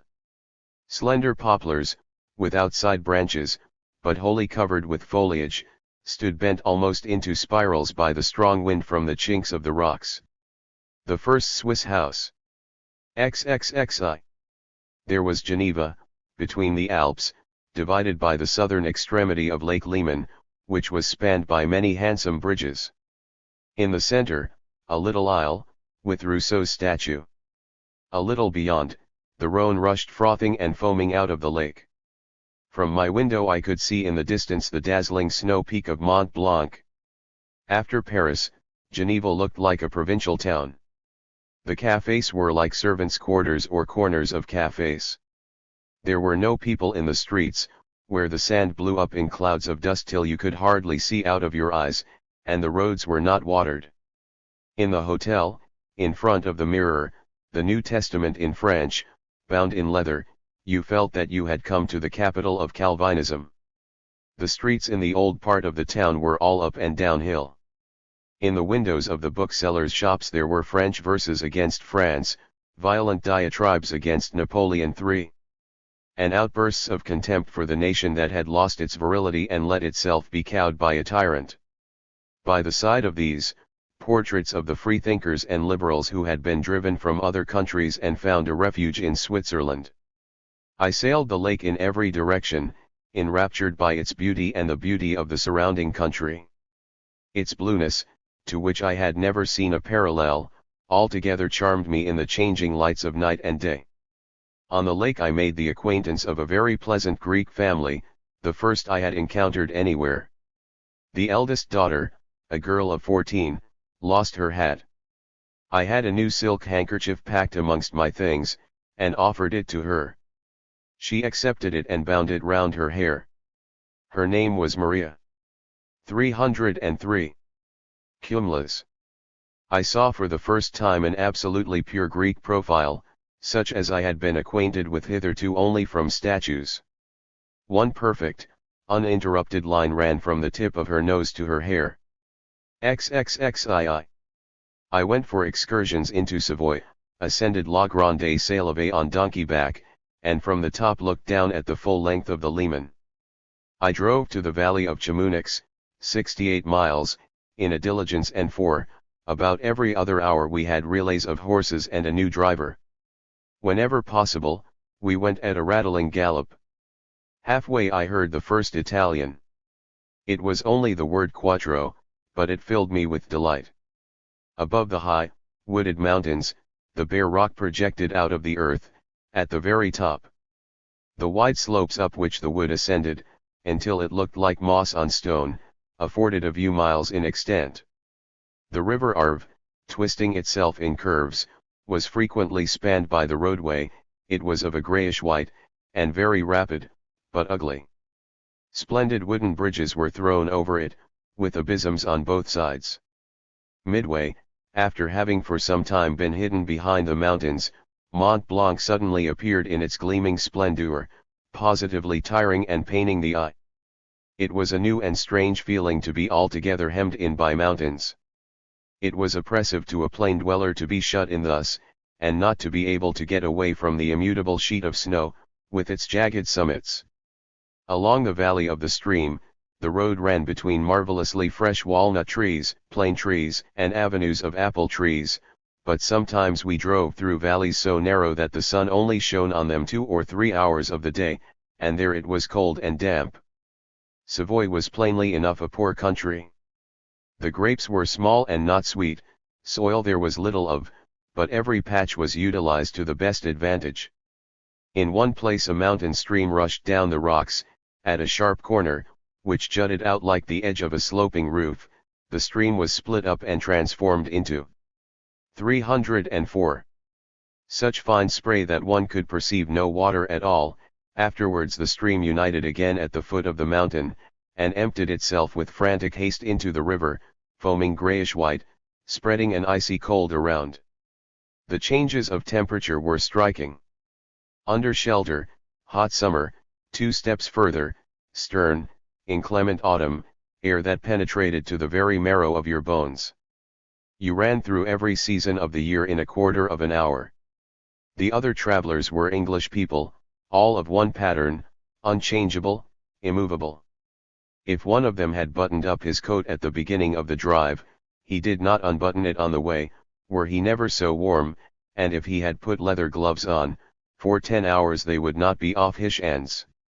The men yawned for the most part, the young ladies jabbered. The English had made the whole country subservient to them, and at the hotels one Englishman in this French country was paid more attention to than a dozen Frenchmen. Here I understood 2 widely different poems, Hoche's Swiss Peasant, and Björnson's Over the Hills and Far Away. Hoche had felt the scenery and the nature of these people, by virtue of his Norwegian birth and his gift of entering into other people's thought. Björnson had given unforgettable expression to the feeling of imprisoned longing.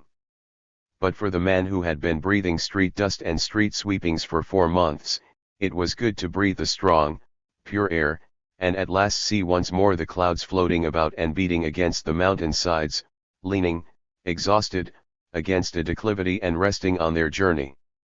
Little children of 8 or 10 were guarding cattle, children such as we know so well in the north. When they come with their marmots, they looked, without exception, like tiny rascals, charming though they were. I rode on a mule to Montanvert, and thence on foot over the Mer de Glace, clambered up the steep mountain side to Chapeau, went down to the Crystal Grotto and rode from there back to Chamonix. The ride up in the early hours of the morning was perfect, the mountain air so light, the mists parted, the pine trees round the fresh mountain path X305 hailed a penetrating fragrance. An American family with whom I had become acquainted took 3 guides with them for 4 persons. One worthy old gentleman who was traveling with his young daughter, would not venture upon this feat of daring, but his daughter was so anxious to accompany us that when I offered to look after her she was entrusted to my care. I took 2 mules and a guide, thinking that sufficient. From Montanvert and down to the glacier, the road was bad, a steep, rocky path, with loose, rolling stones. When we came to the ice, the young lady, as was natural, took the guide's hand, and I, the last of the caravan, strode cautiously along, my alpenstock in my hand, over the slippery, billow-like ice. But soon it began to split up into deep crevasses, and farther on we came to places where the path you had to follow was no wider than a few hands' breadth, with yawning precipices in the ice on both sides. I grew hot to the roots of my hair, and occasionally my heart stood still. It was not that I was actually afraid. The guide shouted, "Tome, look neither to right nor left, look at your feet, and turn out your toes." I had only one thought, not to slip, and out on the ice I grew burningly hot. When at last I was across, I noticed that I was shaking. Strangely enough, I was trembling at the thought of the blue, gaping crevasses on both sides of me, down which I had barely glanced, and yet I had passed them without a shudder. The beginning of the crossing had been comparatively easy, it was only that at times it was very slippery. But in the middle of the glacier, progress was very uncomfortable. Moraines, and heaps of gigantic blocks lay in your path, and all sorts of stone and gravel, which melted glaciers had brought down with them, and these were nasty to negotiate. When at last you had them behind you, came Le Mauvais Pas, which corresponded to its name. You climbed up the precipitous side of the rock with the help of an iron railing drilled into it. But foothold was narrow and the stone damp, from the number of rivulets that rippled and trickled down. Finally it was necessary at every step to let go the railing for a few seconds. The ascent then, and now, was supposed to be quite free from danger, and the view over the glaciers which 306 gained by it, was a fitting reward for the inconvenience. Even more beautiful than the summit of Mont Blanc itself, with its rounded contours, were the steep, grey, rocky peaks, with ice in every furrow, that are called Die Gilles du Dreux. These mountains, which as far as the eye could range seemed to be all the same height, although they varied from 7,000 to 14,800 feet, stretched for miles around the horizon. The ice grotto here was very different from the sky-blue glacier grotto into which I had wandered 2 years earlier at Grindelwald. Here the ice mass was so immensely high that not the slightest peep of daylight penetrated through it into the excavated archway that led into the ice. It was half dark inside, and the only light proceeded from a row of little candles stuck into the crevices of the rock. The ice was jet black in color, the light gleaming with a golden sheen from all the rounded projections and jagged points. It was like the gilt ornamentation on a velvet pall. When I returned from Chamonix to Geneva, the proprietor of the hotel was standing in the doorway and shouted to me, "The whole of the French army, with the Emperor, has been taken prisoner at Sedan." "Impossible!" I exclaimed.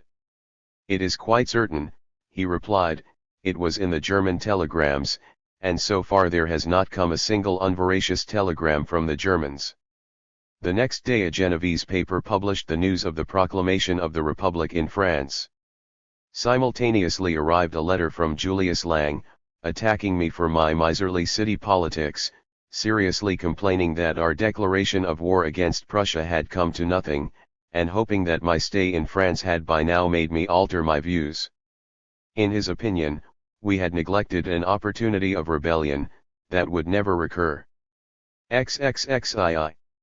Lake Leman fascinated me.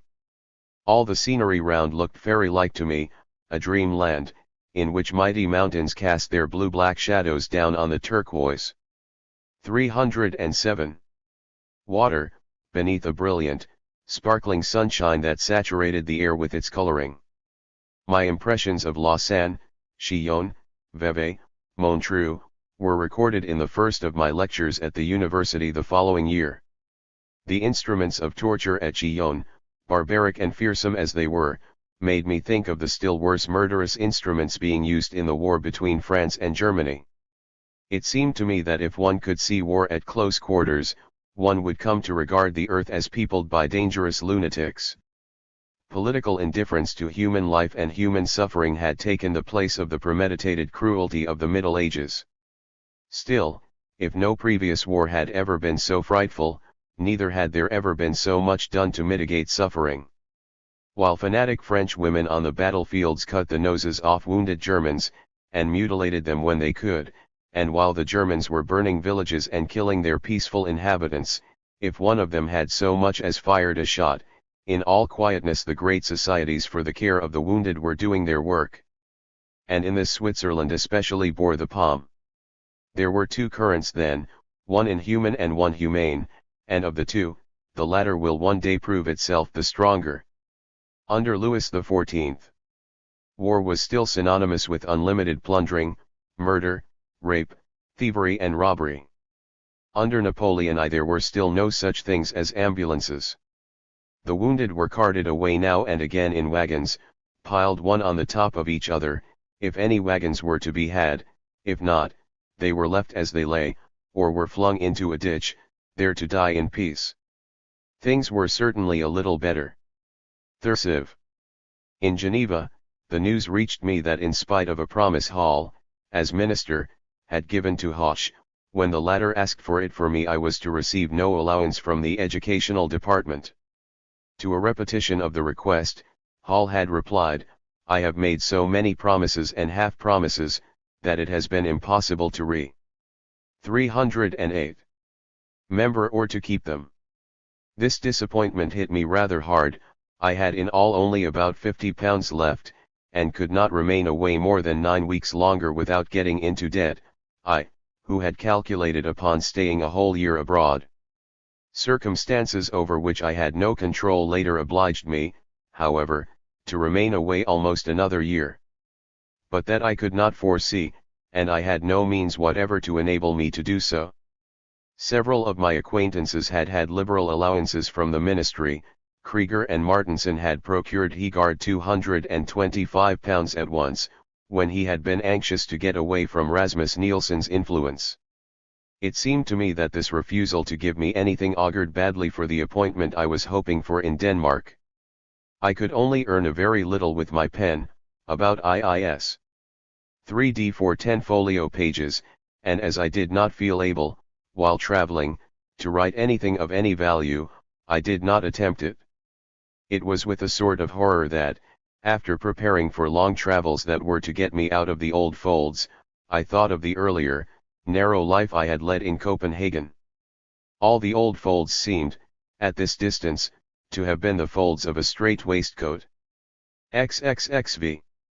With abominable slowness, and very late, on account of the war, the train crawled from Geneva, southwards. Among the travellers was a rhetorical Italian master mason, from Lyons, an old Garibaldist, the great event of whose life was that Garibaldi had once taken lunch alone with him at Varese. He preserved in his home as a relic the glass from which the general had drunk. He was talkative, and ready to help everyone. He gave us all food and drink from his provisions. Other travellers told that they had had to stand in queue for fully 12 hours in front of the ticket office in Paris, to get away from the town. The train passed the place where Rousseau had lived, at Madame de Warren's. In an official work on Savoy, written by a priest, I had recently read a summary dismissal of Rousseau, as a calumniator of his benefactress. According 309. To this author, it certainly looked as though, to say the least of it, Rousseau's memory had failed him amazingly sometimes. The book asserted, for instance, that the Claude of whom he speaks was no longer alive at the time when he was supposed to be enjoying Madame de Warren's favours. We passed French volunteers in blouses bearing a red cross, they shouted and were in high good humour, past fen districts, where numbers of cretins, with their hideous excrescences, sat by the wayside. At last we arrived several hours behind time at Saint Michel, at the foot of Mont Cenis. It was 4 o'clock in the afternoon, and I was beginning to feel tired, for I had been up since 4 in the morning. At 5 o'clock we commenced the ascent, to the accompaniment of frightful groanings from the engine. All the travellers were crowded together in 3 wretched little carriages, the small engine not being able to pull more. Gay young French girls exulted at the idea of seeing Italy's fair skies. They were not particularly fair here, the weather was rough and cloudy, in keeping with abysms and mountain precipices. But late at night the journey over Mont Cenis was wonderful. High up on the mountain the moonlight gleamed on the mountain lake. And the way was dominated, from one rocky summit, by the castle of Bramans with its 7 imposing forts. The locomotive stopped for an hour, for want of water. We were thus obliged to sleep at the little Italian town of Susa, in a glorious valley under Mont Cenis, the train to Turin having left 3 hours before. Susa was the first Italian town I saw. When the train came in next morning to the station at Turin, a crowd of Italian soldiers, who were standing there, shouted, "The Prussians forever," and winked at me. "What are they shouting for?" I asked a young Turin fellow with whom I had had some long conversations. "It is an ovation to you," he replied. "People are delighted at the victory of the Prussians, and they think you are a Prussian, because of your fair mustache and beard." 310. 30. An overwhelming impression was produced upon me by the monuments of Turin, the river Po, and the lovely glee singing in the streets. For the first time, I saw colonnades, with heavy curtains to the street, serve as pavements, with balconies above them. Officers in uniforms gleaming with gold, ladies with handkerchiefs over their heads instead of hats, the mild warmth, the brown eyes, brought it home to me at every step that I was in a new country. I hurried up to Costanza Blanchetti. "Madame la Comtesse est à la campagne. Monsieur le Comte est sort." Next morning, as I was sitting in my room in the Hotel Trombetta, Blanchetti rushed in, pressed me to his bosom, kissed me on both cheeks, would not let me go, but insisted on carrying me off with him to the country.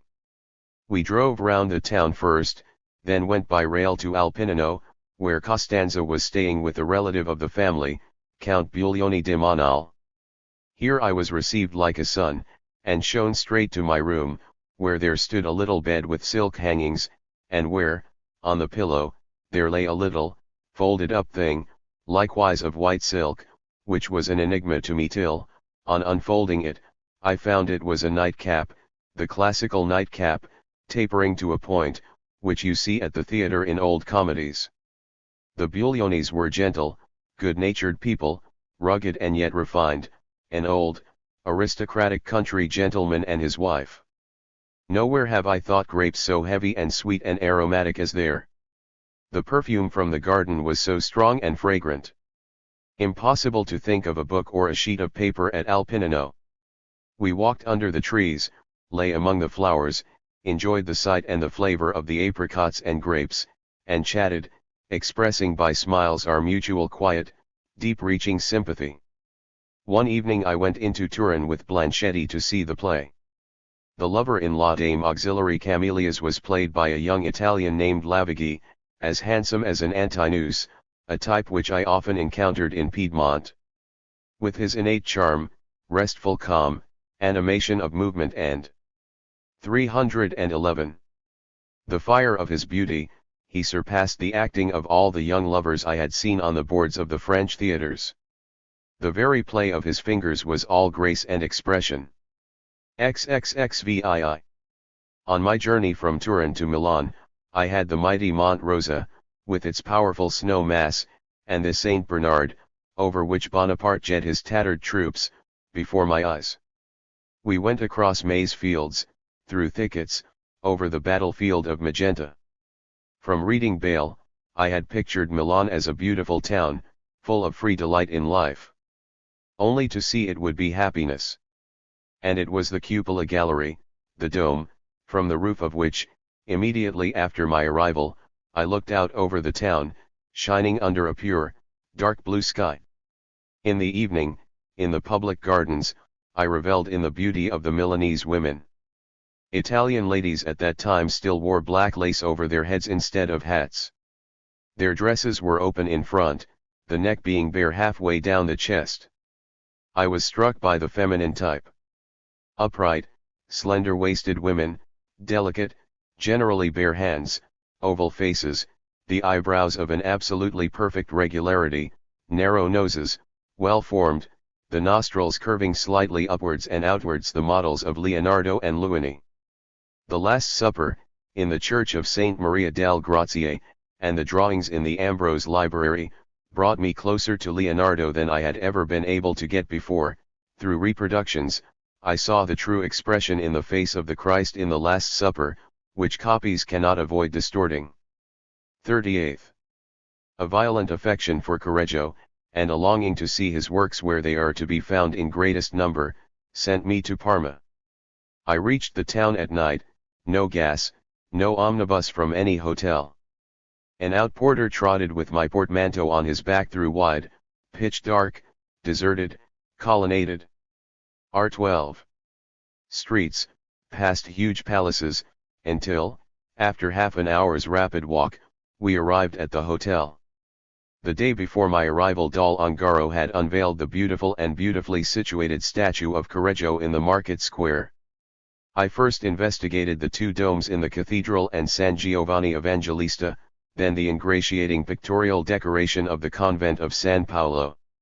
In the museum, where I was pretty well the only visitor, I was so eagerly absorbed in studying Correggio and jotting down my impressions, that, in order to waste no time, I got the attendant to buy my lunch, and devoured it bread, cheese, and grapes in the family's private apartments. They were pleasant, obliging people, and as I bought photographs for a considerable amount from them, they were very hospitable. They talked politics to me and made no secret of their burning hatred for France. There were other things to see at Parma besides Correggio, although for me he dominated the town. There was a large exhibition of modern Italian paintings and statuary, and the life of the people in the town and round about. In the streets stood carts full of grapes. 4 or 5 fellows with bare feet would stamp on the grapes in one of these carts. A trough led from the cart down to a vat, into which the juice ran, flinging off all dirt in fermentation. It was pleasant to walk round the old ramparts of the town in the evening glow, and it was lively in the ducal park. One evening little knots of Italian soldiers were sitting there. One of them sang in a superb voice, another accompanied him very nicely on the lute, the others listened with profound and eager attention. 36. After this came rich days in Florence. Everything was a delight to me there, from the granite paving of the streets to palaces, churches, galleries, and parks. I stood in reverence before the Medici monuments in Michelangelo's sanctuary. The people attracted me less, the women seemed to me to have no type at all, compared with the 313 lovely faces and forms at Milan and Parma. The fleas attracted me least of all. Dal Ongaro received every Sunday evening quite an international company, and conversation consequently dragged. With the charming Japanese wife of the English consul, who spoke only English and Japanese, neither of her hosts could exchange a word. There were Dutchmen and Swiss there with their ladies, sugar-sweet and utterly affected young Italian men, handsome young painters and a few prominent Italian scientists, one of whom, in the future, was to become my friend. I had a double recommendation to the Danish minister at Florence, from the Ministry of Foreign Affairs, and from an old and intimate friend of his in Copenhagen. When I presented my letters, he exclaimed, in annoyance, "These special recommendations again. How often must I explain that they are unnecessary, that all Danes, as such, are welcome to my house?" This was the delicate manner in which he let me understand that he was not inclined to do anything whatever for me. Moreover, he began at once with regrets that his family were absent, so that he was not in housekeeping, and could not entertain anyone. At a production of Emile Augier's Les Fils de Giboyer, at which all the foreign diplomatists were present, he, too, turned up. While the other diplomatists greeted each other silently with a nod, he made more of the meeting than anyone else did, went from place to place in the stalls, shook hands, spoke French, German, English and Italian by turns, was all things to all men, then came and sat down by me, made himself comfortable, and in a moment was fast asleep. When he began to snore, one after another of his colleagues turned their heads, and smiled faintly. He slept through 2 acts and the intervals between them, in spite of the voices from the stage and the loud talking between the acts, and woke up in the middle of the 3rd act, to mumble in my ear, "It is not much pleasure to see the piece played like this." At my favorite restaurant, Trattoria del Antic Carrozze, I was one day witness to a violent dispute between a 314 Polish noble who, for political reasons, had fled from Russian Poland, and Hans Semper, a Prussian, author of a book on Donatello. The latter naturally worshipped Bismarck, the former warmly espoused the cause of Denmark. When I left, I said politely to him, Thank you for having so warmly defended my country, I am a Dane." The next day the Pole came to look for me at the restaurant, and a closer acquaintance resulted. We went for many walks together along the riverside, he talking like a typical Polish patriot, I listening to his dreams of the resuscitated Poland that the future was to see. I mention this only because it affords an example of the remarkable coincidences life brings about, which make one so easily exclaim, "How small the world is." This Pole became engaged several years afterwards to a young Polish girl and left her, without any explanation, having got entangled with a Russian ballet dancer. I made her acquaintance at Warsaw 15 years after I had met him at Florence. She was then 26 years of age, and is one of the women who have taught me most. She told me the story of her early youth and of the unengaging part my acquaintance of 1870 had played in it. At Florence I saw Rossi as Hamlet. The performance was a disappointment to me, inasmuch as Rossi, with his purely Italian nature, had done away with the essentially English element in Hamlet. The keen English humor, in his hands, became absurd and ridiculous. Hamlet's hesitation to act, he overlooked altogether. Hamlet, to him, was a noble young man who was grieved at his mother's ill behavior. The details he acted like a virtuoso. For instance, it was very effective during the mimic play, when, lying at Ophelia's feet, he crushes her fan in his hands at the moment when the king turns pale.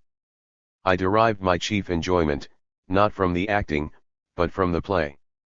It suddenly revealed itself to me from other aspects, and I fell prostrate in such an exceeding admiration for Shakespeare that I felt I should never rise again. It was touching to hear the Italians' remarks on Hamlet. The piece was new to them. You frequently heard the observation, "It is a 315. Very philosophical piece."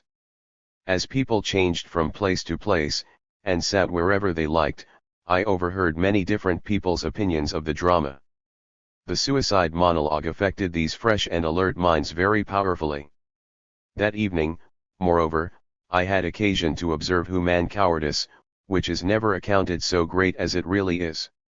Here was a noise behind the scene during the performance, and immediately afterwards a shout of Fuoco.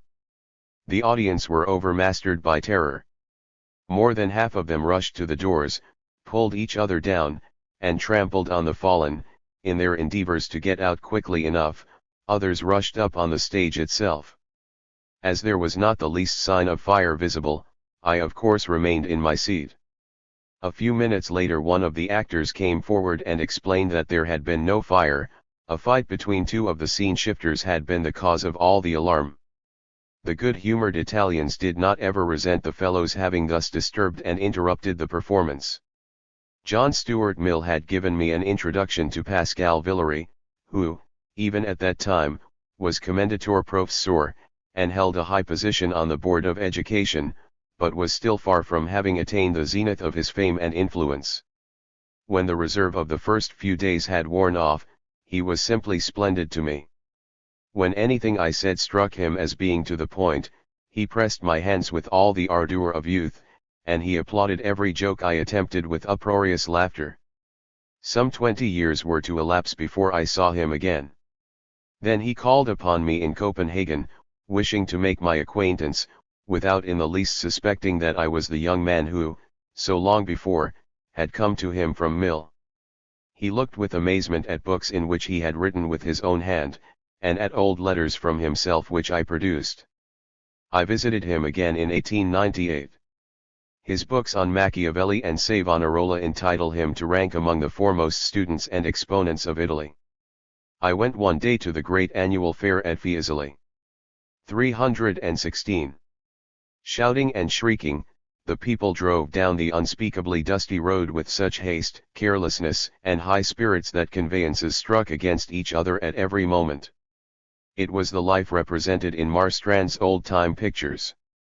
In crowded Fiesole, I saw the regular Tuscan country type, brown eyes, yellow or clear, white skin, thin, longish face, brown or fair, but never black hair, strong, healthy bodies.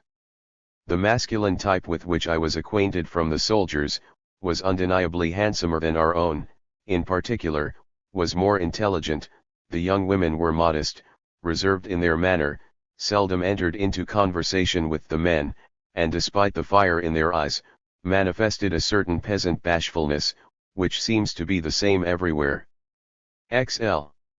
Vines twine round the fruit trees, black pigs and their families make their appearance in tribes. The lake of Thrasymene, near which Hannibal defeated the Romans, spreads itself out before us. The train is going from Florence to Rome. Towards midday a girl enters the carriage, apparently English or North American, with brown eyes and brown hair, that curls naturally about her head. She has her guitar case in her hand, and flings it up into the net.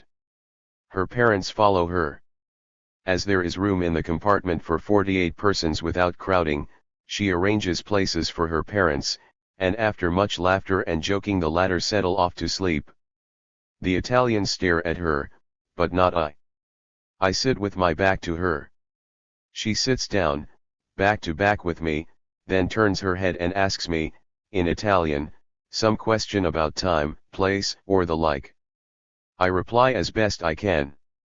She, in English, you are Italian? On my reply, she tells me, I hardly know 20 words in Italian, I only speak English, although I have been living in Rome for 2 years. She then went on to relate that she was an American, born of poor parents out on the Indian frontier. She was 26 years old, a sculptor, and was on her way from 317 Carrara, where she had been superintending the shipment of one of her works, a statue of Lincoln, which the Congress at Washington had done her the honor of ordering from her. It was only when she was almost grown up that her talent had been discovered by an old sculptor who happened to pay a visit and who, when he saw her drawing, had, half in jest, given her a lump of clay and said, "Do a portrait of me." She had then never seen a statue or a painting, but she evinced such talent that before long several distinguished men asked her to do busts of them, amongst others, Lincoln. She was staying at his house that April 14, 1865, when he was murdered, and was consequently selected to execute the monument after his death.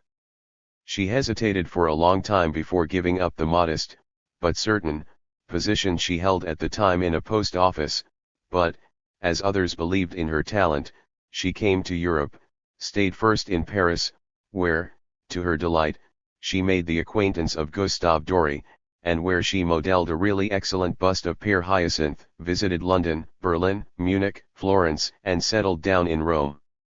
There she received plenty of orders, had, moreover, obtained permission to execute a bust of Cardinal Antonelli, was already much looked up to, and well-to-do. In a few weeks she was returning to America. As she found pleasure in talking to me, she exclaimed without more ado, "I will stay with you," said a few polite things to me, and made me promise that I would travel with her to Rome from the place where we were obliged to leave the train, the railway having been broken up to prevent the Italian troops entering the Papal States. At Trini a Danish couple got into the train, a mediocre artist and his wife, and with national astonishment and curiosity watched the evident intimacy between the young foreigner and myself, concerning which every Scandinavian in Rome was informed a few days later. From Monte Rotondo, where the bridge had been blown up, we had to walk a long distance, over bad roads, and were separated in the throng, but she kept a place for me by her side. Thus I drove for the first time over the Roman Campagna, by moonlight, with two brown eyes gaz. 318. Into mine. I felt as though I had met one of Sir Walter Scott's heroines, and won her confidence at our first meeting, XLI. Vinnie Ream was by no means a Scott heroine, however, but a genuine American, and doubly remarkable to me as being the first specimen of a young woman from the United States with whom I became acquainted. Then after I had seen a good deal of her work, I could not feel wholly attracted by her talent, which sometimes expressed itself rather in a pictorial than a plastic form, and had a fondness for emotional effects. But she was a true artist, and a true woman, and I have never, in any woman, encountered a will like hers. She was uninterruptedly busy. Although, now that the time of her departure was so near, a few boxes were steadily being packed every day at her home, she received every day visits from between 16 and 25 people, and she had so many letters by post that I often found 3 or 4 unopened ones amongst the visiting cards that had been left. Those were what she had forgotten, and if she had read them, she had no time to reply to them. Every day she sat for a few hours to the clever American painter Healy, who was an admirer of her talent, and called her abilities genius. Every day she worked at Antonelli's bust. To obtain permission to execute it, she had merely, dressed in her most beautiful white gown, asked for an audience of the dreaded cardinal, and had at once obtained permission. Her intrepid manner had impressed the hated statesman of the political and ecclesiastical reaction, and in her representation of him he appeared, too, in many respects nobler and more refined than he was. But besides modeling the cardinal's bust, she put the finishing touches to 2 others, saw to her parents' household affairs and expenses, and found time every day to spend a few hours with me, either in a walk or wandering about the different picture galleries. She maintained the family, for her parents had nothing at all. But when the statue of Lincoln had been ordered from her, Congress had immediately advanced $10,319. So she was able to live free from care, though for that matter she troubled not at all about money. She was very ignorant of things outside her own field, and the words "my work" were the only ones that she spoke with passion. What she knew, she had acquired practically, through travel and association with a multiplicity of people. She hardly knew a dozen words of any language besides English, and was only acquainted with English and American writers. Of poets, she knew Shakespeare and Byron best. From life and books she had extracted but few general opinions, but on the other hand, very individual personal views. Hers were based upon the theory that the lesser mind must always subordinate itself to the higher, and that the higher has a right to utilize freely the time and strength of the lesser, without being called to account for doing so. She herself was abjectly modest towards the artists she looked up to. Other people might all wait, come again, go away without a reply. Rather small of stature, strong and healthy, she had never been ill, never taken medicine, with white teeth and red cheeks, quick in everything. When several people were present she spoke only little and absently, was as cold, deliberate, and composed as a man of strong character, but at the same time she was unsuspecting and generous, and spite of her restlessness and her ambitious industry, ingratiatingly coquettish towards anyone whose affection she wished to win. It was amusing to watch the manner in which she dispatched the dutifully sighing Italians who scarcely crossed the threshold of her studio before they declared themselves. She replied to them with a superabundance of sound sense and dismissed them with a jest. One day that I went to fetch her to the Casino Borghese, I found her dissolved in tears.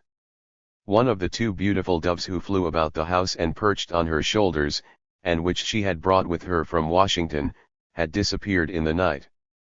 At first I thought that her distress was half jest, but nothing could have been more real. She was beside herself with grief. I realized that if philologians have disputed as to how far Catullus' 320 poem of the girl's grief over the dead sparrow were jest or earnest, it was because they had never seen a girl weep over a bird. Catullus, perhaps, makes fun a little of the grief, but the grief itself, in his poem too, is serious enough. In the lovely gardens of the Villa Borghese, Vinnie Ream's melancholy frame of mind was dispersed, and we sat for a long time by one of the handsome fountains and talked, among other things, of our pleasure in being together, which pleasure was not obscured by the prospect of approaching parting, because based only on good fellowship, and with no erotic element about it. Later in the evening, she had forgotten her sorrow altogether in the feverish eagerness with which she worked, and she kept on, by candlelight, until 3 o'clock in the morning. A poor man, an Italian, who kept a little hotel, came in that evening for a few minutes. He sometimes translated letters for Vinnie Ream. As he had no business with me, I did not address any of my remarks to him. She, on the contrary, treated him with extreme kindness and the greatest respect, and whispered to me, "Talk nicely to him, as you would to a gentleman, for that he knows 4 languages splendidly, he is a talented man. Take no notice of his plain dress. We Americans do not regard the position, but the man, and he does honor to his position." I had not been actuated by the prejudices she attributed to me, nevertheless entered into conversation with the man, as she wished, and listened with pleasure to his sensible opinions. He spoke, among other things, of Northern art, and warmly praised Karl Bloch's Prometheus. XLIL. Vinnie Ream's opinion of me was that I was the most impolitic man that she had ever known. She meant, by that I was always falling out with people. For instance, I had at once offended the Danes in Rome by some sharp words about the wretched Danish papers, and in general made fewer friends and more enemies all the time. She herself won the affection of everyone she wished, and made everyone ready to spring to do her bidding. She pointed out to me how politic she had had to be over her art. When she had wished to become a sculptor, everyone in her native place had been shocked at the unfemininity of it, and people fabled behind her back about her depraved instincts. She, for her part, exerted no more strength than just enough to carry her point, let people talk as much as they liked, took no revenge on those who spread calumnies about her, showed the greatest kindliness even towards the evil disposed, and so, she said, had not an enemy. There was in her a marvelous commingling of determination to progress rapidly, of self-restraint and of real good-heartedness. On October 20th there was a great festival in Rome to celebrate the first monthly anniversary of the entry of the Italians into the town. Young men went in the evening with flags and music through the streets. Everybody rushed to the windows, and the ladies held out lamps and candles. In the time of the popes this was only done when the host was being carried in solemn procession to the dying. It was regarded therefore as the greatest honor that could be paid. Everyone clapped hands and uttered shouts of delight at the improvised illumination, while the many beautiful women looked lovely in the flickering lamplight. The 23rd again was a gala day, being the anniversary of the death of Enrico Caroli, one of the celebrated brothers. He fell at Mentana, and I had promised Vinnie Ream to go to see the fete with her, but she as usual having 20 callers just when we ought to have started, we arrived too late. Vinnie begged of me to go with her instead to the American chapel. She must and would sing hymns, and really did sing them very well. The chapel was bare. On the walls the 10 Commandments and a few other quotations from Holy Writ, and above a small altar, "Do this in remembrance of me," in Gothic lettering. I had to endure the hymns, the sermon, awful, and the reading aloud of the 10 Commandments, with muttered protestations and amens after each one from the reverent Americans. When we went out I said Noth. 322. As I did not know whether Vinnie might not be somewhat moved, for she sang at the end with great emotion.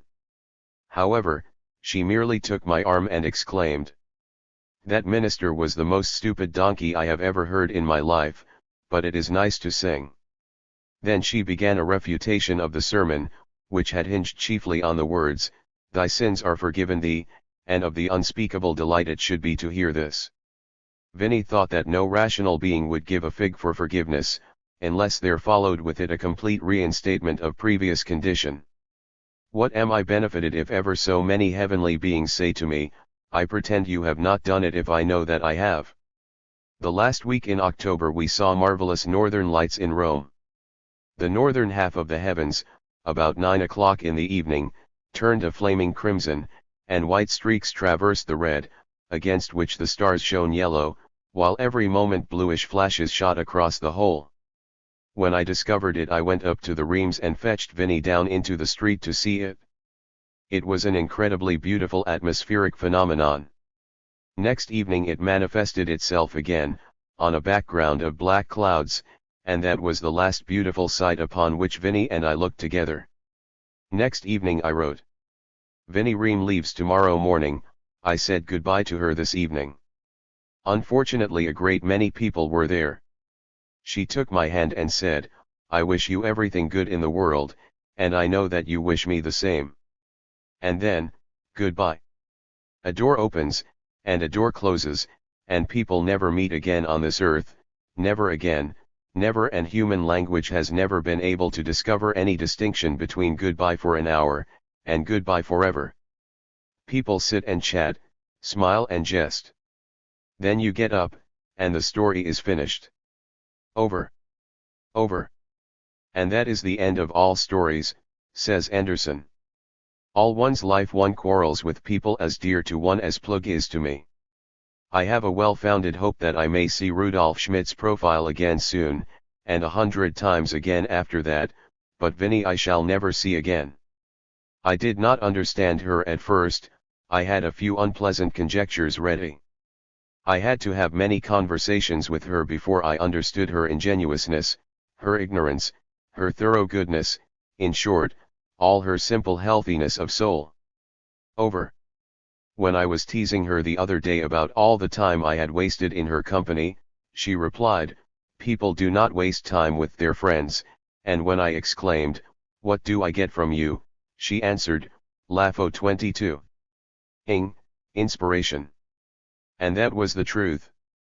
Those great brown eyes, the firm eyebrows, the ringlead mass of chestnut brown hair and the fresh mouth, all this that I still remember, but perhaps in 3 months shall no longer be able to recall, the quick little figure, now commanding, now deprecating, is to me a kind of inspiration.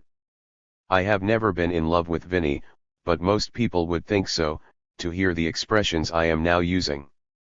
But I love her as a friend, as a mind akin to my own. There were thoughts of our brains and strings of our hearts, which always beat in unison. Peace be with her. May the cursed world neither rend her nor devour her, may she die at last with the clear forehead she has now. Am grateful to her. She has communicated to me as something good and simple that one cannot see too much of and that one scarcely ever sees at all. Finally, she has shown me again the spectacle of a human being entirely happy, and good because happy, a soul without a trace of bitterness, an intellect whose work is not a labor. It is not that Vinnie is, or rather was, since she is dead, for me an educated girl in the Copenhagen sense of the word. The verdict of the Danish educational establishments upon her would be that she was a deplorably uneducated girl. She was incomprehensibly dull at languages. She would be childishly amused at a jest or joke or compliment as old as the hills, such as the Italians were fond of using, and think it new, for she knew nothing of the European storehouse of stereotyped remarks and salted drivel. Her own conversation was new, a breath of the independence of the great republic swept through it. She was no fine lady, she was an American girl, who had not attained her rank by birth, or through inherited riches, but had fought for it herself with a talent that had made its way to the surface without early training, through days and nights of industry, and a mixture of enthusiasm and determination. She was vain, she certainly was that. But again, like a child, delighted at verses in her honor in the American papers, pleased at homage and marks of distinction, but far more ambitious than vain of personal advantages. She laughed when we read in the papers of Vinnie Ream, that, in spite of the ill fame creative lady artists enjoy, far from being a monster with green eyes, she ventured to be beautiful. She was a good girl. There was a certain deep note about all that her heart uttered. She had a mind of many colors. And there was the very devil of a rush and forward march about her, always in a hurry. And now no Roman elegy I will hide her away in my memory. Here lies Vinnie Ream, sculptor of Washington, USA, 26 years of age. This recollection of her is retained by one who knew her for 17 days and will never forget her. I have really never seen Vinnie Ream since. We exchanged a few letters after her departure, and the rest was silence. Her statue of Abraham Lincoln stands now in a rotunda on the Capitol, for which it was ordered.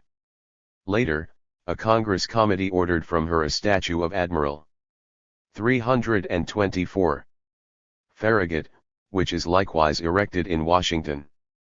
These are the only two statues that the government of the United States has ever ordered from a woman. Other statues of hers which I have seen mentioned bear the names of Miriam, the West, Sappho, the Spirit of Carnival, etc.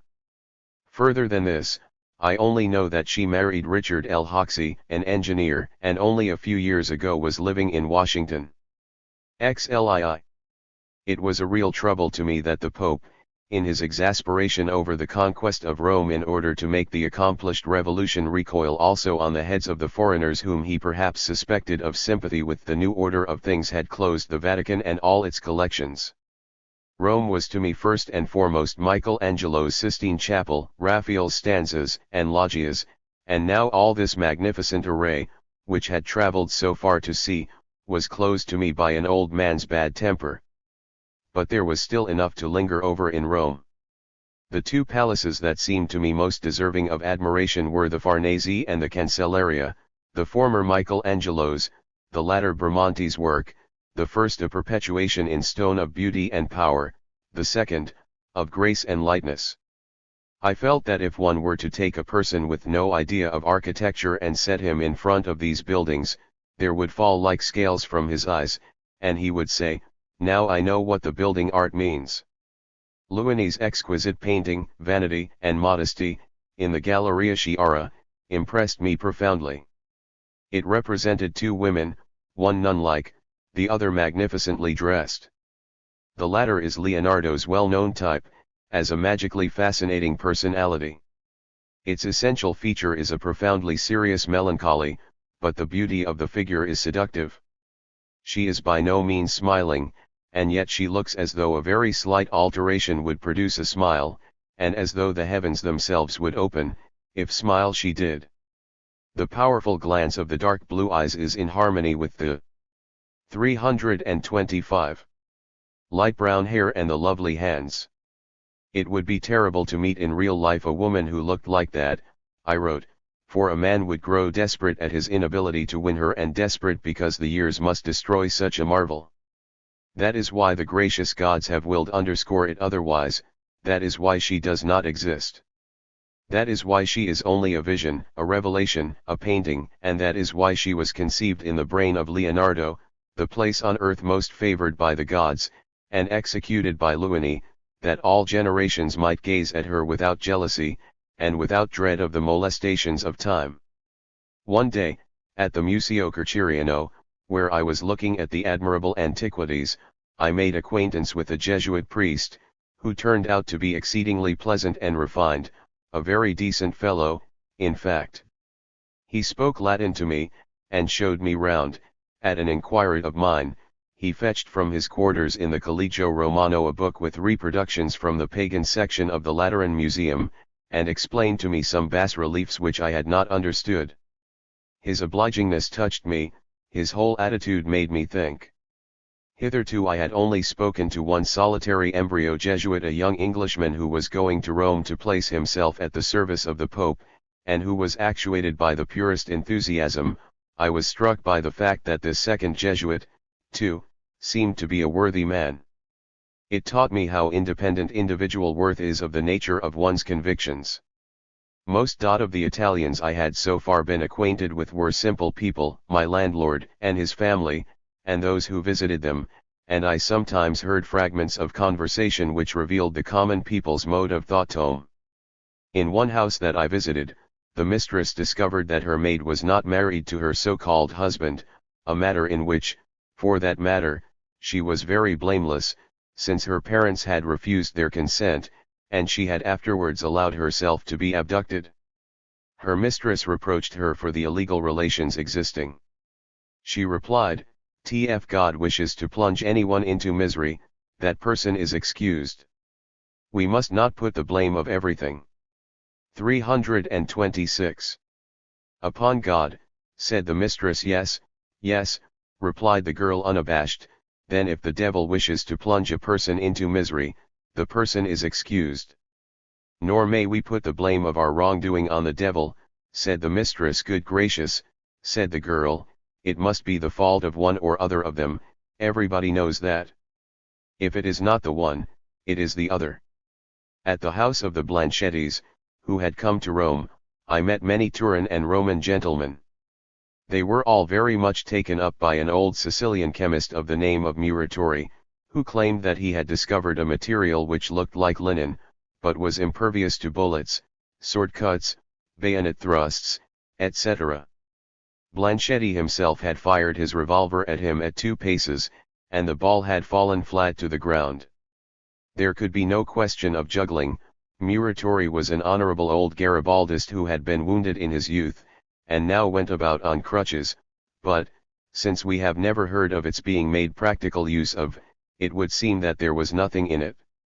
I did not care to look up all the Italians to whom I had introductions from Villari. But I tried my luck with a few of them. The first was Dr. Pantaleoni, who had formerly been banished from the Papal States and who left the country as a radical politician, but now held almost conservative views. He had just come back, and complained bitterly of all the licentiousness. Alas, he said, we have freedom enough now, but order, order. Pantaleoni was a little, eager, animated man of 50, very much occupied, a politician and doctor, and he promised to introduce me to all the scholars whose interests I shared. As I felt scruples at taking up these gentlemen's time, he exclaimed wittily, "My dear fellow, take up their time. To take his time is the greatest service you can render to a Roman, he never knows what to do to kill it."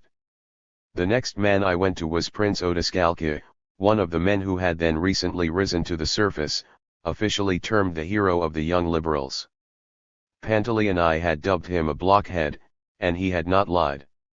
He turned out to be a very conceited and frothy young man with a 327 parting all over his head, fair to whiteness, of strikingly northern type, with exactly the same expressionless type of face as certain of the milksops closely connected with the court in Denmark. XLIV. There were a great many Scandinavians in Rome.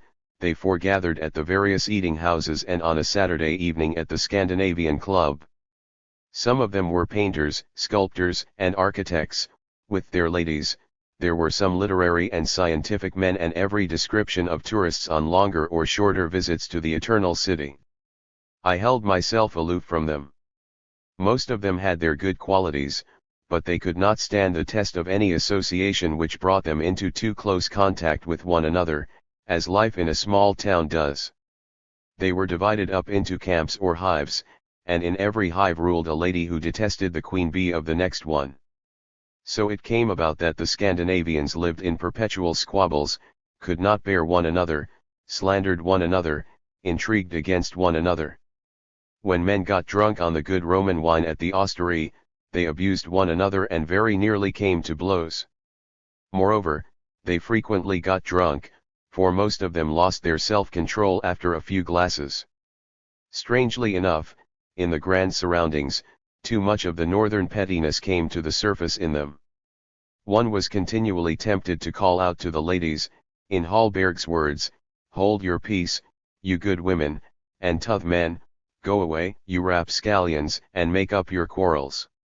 There were splendid young fellows among the artists, but the painters, who were in the majority, readily admitted that technically they could learn nothing at all in Rome, where they never saw a modern painting. They said themselves that they ought to be in Paris, but the authorities in Christiania and Copenhagen were afraid of Paris, thence all bad and dangerous influences proceeded, and so the painters still journey to Rome, as their fathers did before them. 328. XLY. Towards the middle of November the Pope opened the Vatican. But in face of the enormous conflux of people, it was not easy to get a permesso from the consul, and that could not be dispensed with. I had just made use of one for the Vatican sculpture collection, one day, when I felt very unwell. I ascribed my sensations at first to the insufferable weather of that month, alternately sirocco and cold sleet, or both at once. Then I was seized with a dread of the climate, of Rome, of all these strange surroundings, and I made up my mind to go home as quickly as possible. The illness that was upon me was, without my knowing it, the cause of my fear. The next day I was carried downstairs by two vile-smelling laborers and taken by Wilhelm Rosenstand the painter, who was one of the few who had made friends with me and shown me kindness, to the Prussian hospital on the Tarpeian Rock, near the capital. Here a bad attack of typhoid fever held me prisoner in my bed for some few months, after a compatriot, who had no connection whatever with me, had been so inconsiderate as to inform my parents by telegraph how ill I was, and that there was little hope for me. The first month I was not fully conscious, I suffered from a delusion of coercion. Thus it seemed to me that the left side of my bed did not belong to me, but to another man, who sometimes took the place, and that I myself was divided into several persons, of which one, for instance, asked my legs to turn a little to the one side or the other. One of these persons was imperialist, and for that reason disliked by the others, who were republicans. Nevertheless, he performed great kindnesses for them, making them more comfortable, when it was in his power. Another strangely fantastic idea that held sway for a long time was that on my head, the hair of which had been shorn by the hospital attendant rather less artistically than one cuts a dog's, there was a clasp of pearls and precious stones, which I felt but could not see. Afterwards, all my delusions centered on food. 329. I was very much neglected at the hospital. The attendance was wretched. The highly respected German doctor, who was appointed to the place, had himself an immense practice, and moreover was absolutely taken up by the Franco-Prussian War. Consequently, he hardly ever came, sometimes stayed away as long as 13 days at a stretch, during all which time a patient who might happen to be suffering, say, from constipation, must lie there without any means of relief. My bed was as hard as a stone, and I was waked in the night by pains in my body and limbs. The pillow was so hard that the skin of my right ear was rubbed off from the pressure. There were no nurses. There was only one custodian for the whole hospital, a Russian fellow who spoke German, and who sometimes had as many as 14 patients at a time to look after, but frequently went out to buy stores, or visit his sweetheart, and then all the patients could ring at once without any one coming. After I had passed the crisis of my illness, and consequently began to suffer terribly from hunger, I was ordered an egg for my breakfast. I sometimes had to lie for an hour and a half, pining for this egg. Once, for 3 days in succession, there were no fresh eggs to be had. So he would bring for my breakfast nothing but a small piece of dry bread. One day that I was positively ill with hunger, I begged repeatedly for another piece of bread, but he refused it me. It was not malice on his part, but pure stupidity, for he was absolutely incapable of understanding how I felt. And to save fuel, he let me suffer from cold, as well as from hunger, would never put more than one wretched little stick at a time into the stove. Everything was pinched to an incredible extent. Thus it was impossible for me to get a candle in the evening before it was absolutely dark, and then never more than one, although it made my eyes water to try to read. Candles and firing, it appears, were not put down in the bill. And yet this hospital is kept up on subscriptions from all the great powers, so there must be someone into whose pockets the money goes. Most of us survived it, a few died who possibly might have been kept alive, one was preserved for whom the Danish newspapers have beautiful obituaries ready. 330. Over my head, in the same building, there lived a well-known German archaeologist, who was married to a Russian princess of such colossal physical proportions that Roman popular wits asserted that when she wished to go for a drive she had to divide herself between two cabs. This lady had a great talent for music. I never saw her, but I became aware of her in more ways than one. Whenever she crossed the floor on the third story, the ceiling shook, and the boards creaked, in a manner unbearable to an invalid. And just when I had settled myself off, and badly wanted to sleep, towards 11 o'clock at MGHT, the heavy lady above would sit down at her grand piano, and make music that would have filled a concert hall resound through the place. After a month had passed, the doctor declared that I had turned the corner, and might begin to take a little food besides the broth that up till then had been my only nourishment. A little later, I was allowed to try to get up.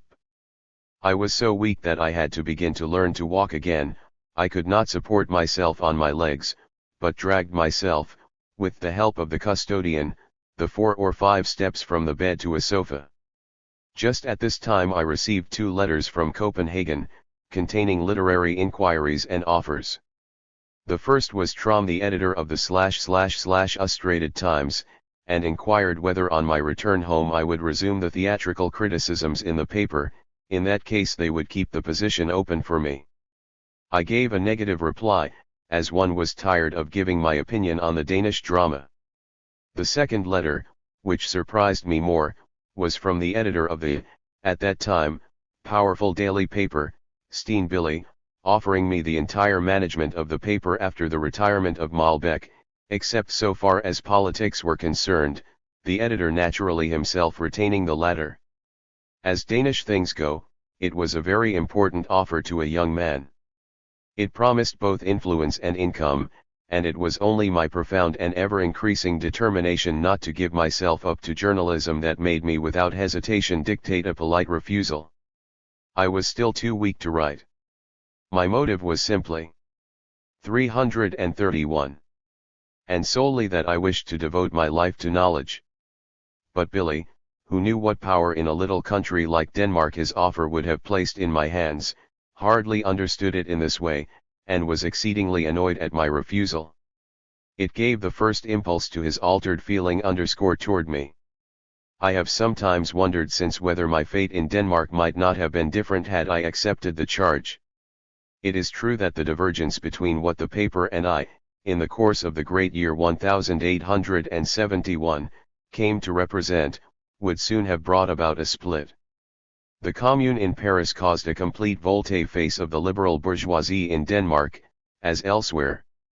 XLVI. While I was still too weak to write, I received a letter from Henrik Ibsen, dated December 20, 1870, which impressed me greatly. Henrik Ibsen and I had been on friendly terms with one another since April, 1866, but it was only about this time that our intimacy began to emit sparks, an intimacy which was destined to have a very widening influence upon me, and which is perhaps not without traces on the stages of his poetical progress. Ibsen thought I had already recovered, and wrote to me as to a convalescent. He complained bitterly of the conquest of Rome by the Italians. Rome was now taken from us men and given over to the politicians. It had been a spot sacred to peace, and was so no longer. This assertion was at variance with my religion. It seemed to me unpermissible to desire, for aesthetic reasons, to see the restoration of an ecclesiastical regime, with its remorseless system of oppression.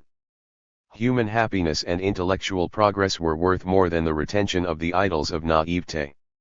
I replied to him by declaring my faith in freedom, and soon he outdid me in this, as in other domains. But there was one other part of the letter that went to my heart and rejoiced me. It was where Ibsen wrote that what was wanted was a revolt in the human mind, and in that I ought to be one of the leaders. These words, which were 232, in exact agreement with my own secret hope, fired my imagination, ill though I was. It seemed to me that after having felt myself isolated so long, I had at last met with the mind that understood me and felt as I did, a real fellow fighter. As soon as I was once more fit to use my pen, I wrote a flaming reply in verse, headed, "The Hospital in Rome, the night of January 9, 1871. In it I described how solitary I had been, in my intellectual fight and endeavor, and expressed my contentment at having found a brother in him. Slay. Among the Danes, and there were not many of them, who frequently came to see me at the hospital, one must mention the kind and tactful musician Niels Ravnkild, whom I had known when I was a child. He had been living in Rome now for some 20 years. He was gentle and quiet, good-looking, short of stature, modest and unpretending, too weak of character not to be friends with everyone, but equipped with a natural dignity. When a young music master in Copenhagen, he had fallen in love with a young, wealthy girl, whose affections he succeeded in winning in return, but he was turned out of the house by her harsh, purse-proud father, and in desperation had left Denmark to settle down in Rome. As his lady love married soon after and became a contented wife and mother, he remained where he was. He succeeded in making his way. He gradually became a favorite teacher of music among the ladies of the Roman aristocracy, who sometimes invited him to their country houses in the summer. He was on a good footing with the native maestros most in request, who quickly understood that the modest Dane was no dangerous rival. Graceful as Ravnkild was in his person, so he was in his art, there was nothing grand about him. But he was clever, and had a natural, unaffected wit. His difficult position as a master had taught him prudence and reserve. He was obligingness personified to traveling Scandinavians, and was proud of having, as he thought, made the acquaintance in Rome of the flower of the good society of the northern countries. Even long after he had come to the front, he continued to live in the fourth-story apartment of the Via Ripetta, where he had taken up his abode on his arrival in Rome, waited upon by the same simple couple. His circumstances could not improve, if only for the reason that he sent what he had to spare to relatives of his in Copenhagen, who had a son who was turning out badly, and lived by wasting poor Rainkilda's savings. After having been the providence of all Danish travelers to Rome for 30 years, certain individuals who had influence with the government succeeded in obtaining a distinction for him.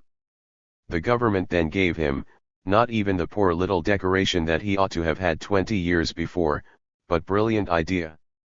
Awarded him the title of professor, which in Italian, of course, he had always been, and which was a much more insignificant title than maestro, by which he was regularly called.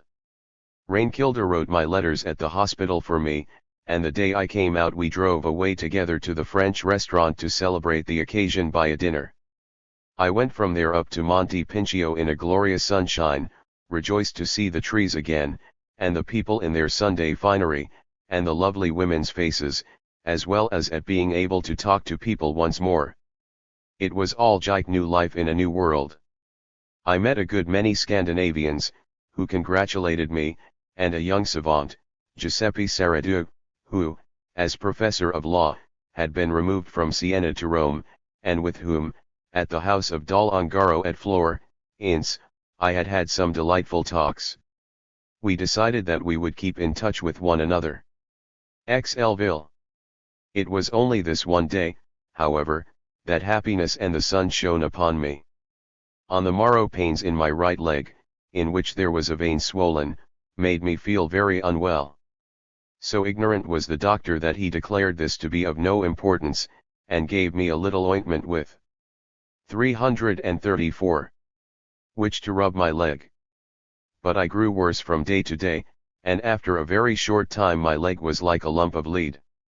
I was stretched once more for some months on a sick bed, and this weakened me the more since very heroic measures were used in the treatment of the complaint, a violent attack of phlebitis.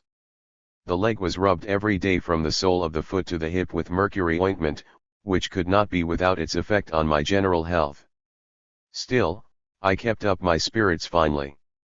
Among the Scandinavians who showed me kindness at this time I gratefully remember the Danish painters Rosenstand and Mackeprang, who visited me regularly and patiently, and my friend Walter Runeberg, the Finnish sculptor, whose cheerfulness did me good. Other Scandinavians with whom I was less well acquainted came to see me now and again, but they had one very annoying habit. It was customary at that time for all letters to be addressed, for greater security, to the Danish consulate, which served the purpose of a general Scandinavian consulate. Anyone who thought of coming to see me would fetch what letters had arrived for me that day and put them in his pocket to bring me. The letters I ought to have had at 10 o'clock in the morning I generally received at 7 in the evening.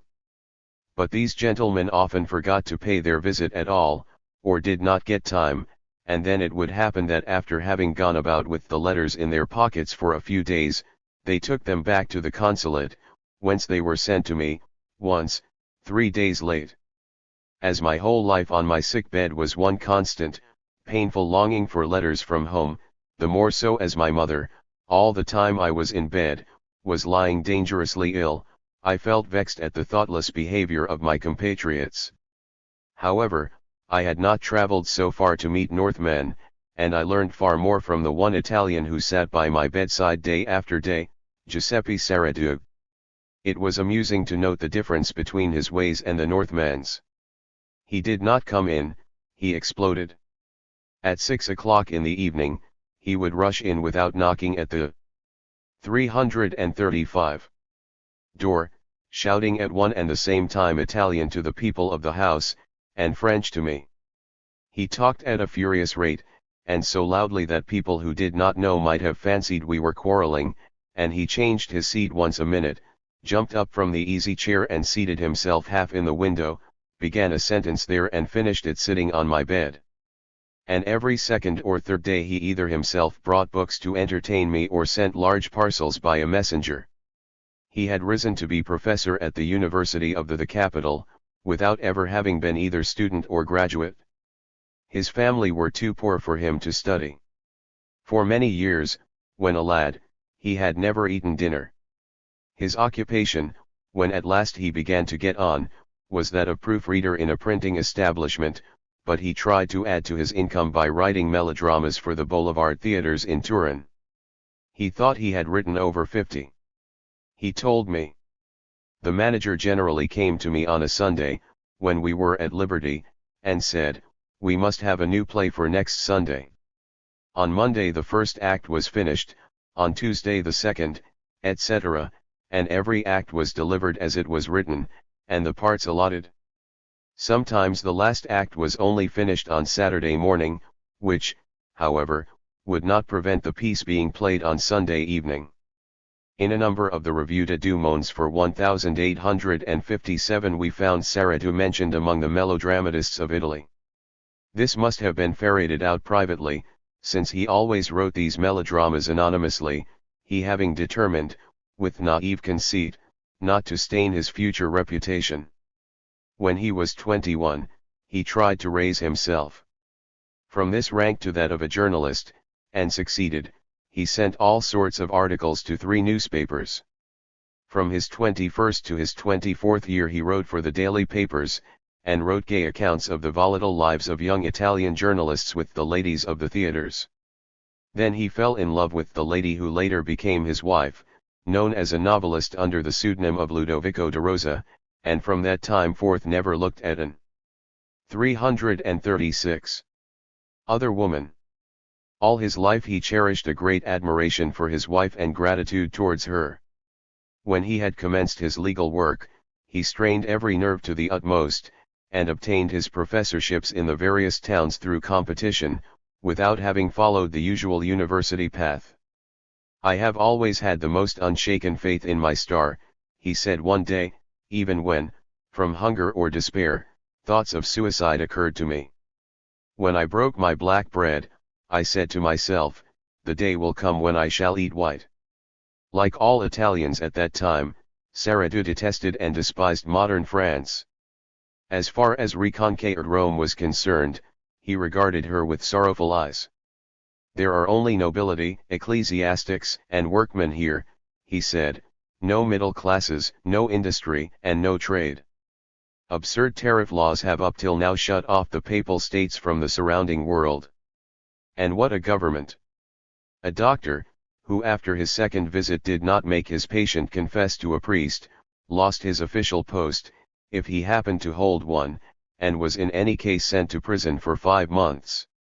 A doctor who did not go to mass a certain number of times during the week was prohibited practicing. The huge number of tied-up estates made buying and selling very difficult. The new government has struck the nobility a fatal blow by abolishing entailed property and lands. The calling in of the ecclesiastical property by the state is giving the towns a chance to breathe. Whenever I revisited Italy, I saw Saraduc. His heroism during the inquiries into the irregularities in Naples in 1900 to 1901 made his name beloved and himself admired in his native country. He died in 1902, the highest life official in Italy. Since 1897 he had been president of the council. XLIX. I came under an even greater debt of gratitude than to Saraduc, to the good-natured people in whose house I lay ill. I was as splendidly looked after as if I had made it a specified condition that I should be nursed in case of illness. 337. My landlady, Maria, especially, was the most careful nurse, and the best creature in the world, although she had the physiognomy of a regular Italian criminal, when her face was in repose. The moment she spoke, foci her features beamed with maternal benevolence. After the hospital, it was a decided change for the better. I was under no Ori's tyranny and did not feel as though I were in prison.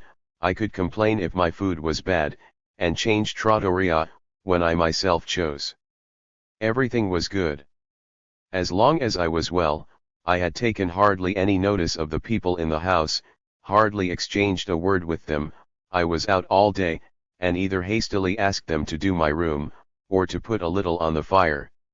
It was only when I fell ill that I made their acquaintance. Let me quote from my notes at the time. Maria is 40, but looks nearly 60.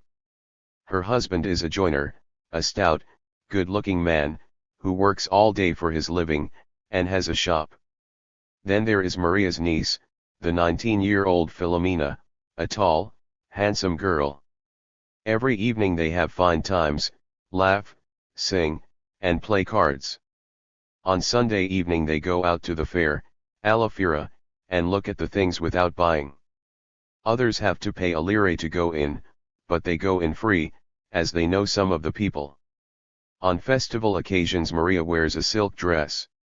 There is a crucifix over my bed, an oleograph of the Madonna and Child and a heart, embroidered with gold on white, horribly pierced by the 7 swords of pain, which were supposed to be nails. On the center of the heart, you read, partly in Latin, partly in Greek letters, Jesu Spatio. All the same, Maria is very sceptical. Yesterday, on the evening of my birthday, we had the following conversation: myself, here you celebrate your saint's day, not your birthday, but, you know, up in the north we have not any saints, and, thinking it necessary to add a deep-drawn religious sigh, I continued, we think it enough to be. 338. Leave in God. Oh, yes. She said slowly, and then, a little while after, that, too, is his own business. How? Well, she said, you know that I am dreadfully ignorant, I know nothing at all, but I think a great deal. There are these people now who are always talking about the Lord. I think it is all stuff. When I married, they said to me, may it please the Lord that your husband be good to you. I thought, if I had not been sensible enough to choose a good husband, it would not help me much what should please the Lord. Later on they said, may it please the Lord to give you sons. I had some, but they died when they were little ones. Then I thought to myself, if my husband and I do not do something in the matter, it won't be much use for the Lord to be pleased to give them to us. Nature, too, has something to say to it. Anche la natura è una piccola cosa. You have no idea, sir, how we have suffered from priests here in the Papal State. Everyone had to go to confession, and as of course they did not wish to confess their own sins, they confessed other people's and told lies, too, and in that way the priests knew everything. If the priest had heard anything about a person, he or she would get a little ticket from him, come to me at such and such a time. Then, when the person went, he would say, are you mad to live with such and such a person without being married? And all the while he himself had a woman and a nest full of children. Then he would say, I won't have you in my parish, and he would publish the poor thing's secret to the whole world. Or, if he were more exasperated, he would say, out of the Pope's country, and send for a few carabiners. They would take one to a cart and drive one to the frontier. There were fresh carabiners, who took one farther, and all without trial, or any inquiry. Often the accusation was false. But we were ruled by spies, and all their power was based on the confessional, which is nothing but spying. Shortly before Easter, a priest came and counted how many there were in the house. If afterwards there were one who did not go to Mass, then his name was stuck up on the church door as an infidel, in disgrace. It is many years now. 330. Since I have been to any confessor. When I die, I shall say, God, forgive me my sins and my mistakes, and shall die in peace without any priest. Whatever we talk about, Maria always comes back to her hatred of the priests. The other day, we were speaking of the annoyance I had been subjected to by a compatriot of mine, KB, who came to see me, but looked more particularly at a large fiasco I had standing there, containing 4 bottles of Chianti. He tasted the wine, which was very inferior, declared it nice, and began to drink 10 glasses straight off. At first he was very polite to me, and explained that it was impossible to spend a morning in a more delightful manner than by visiting the Sistine Chapel first, and me in my sick room afterwards, but by degrees he became ruder and ruder, and as his drunkenness increased I sank in his estimation. At last he told me that I was intolerably conceited, and started abusing me thoroughly.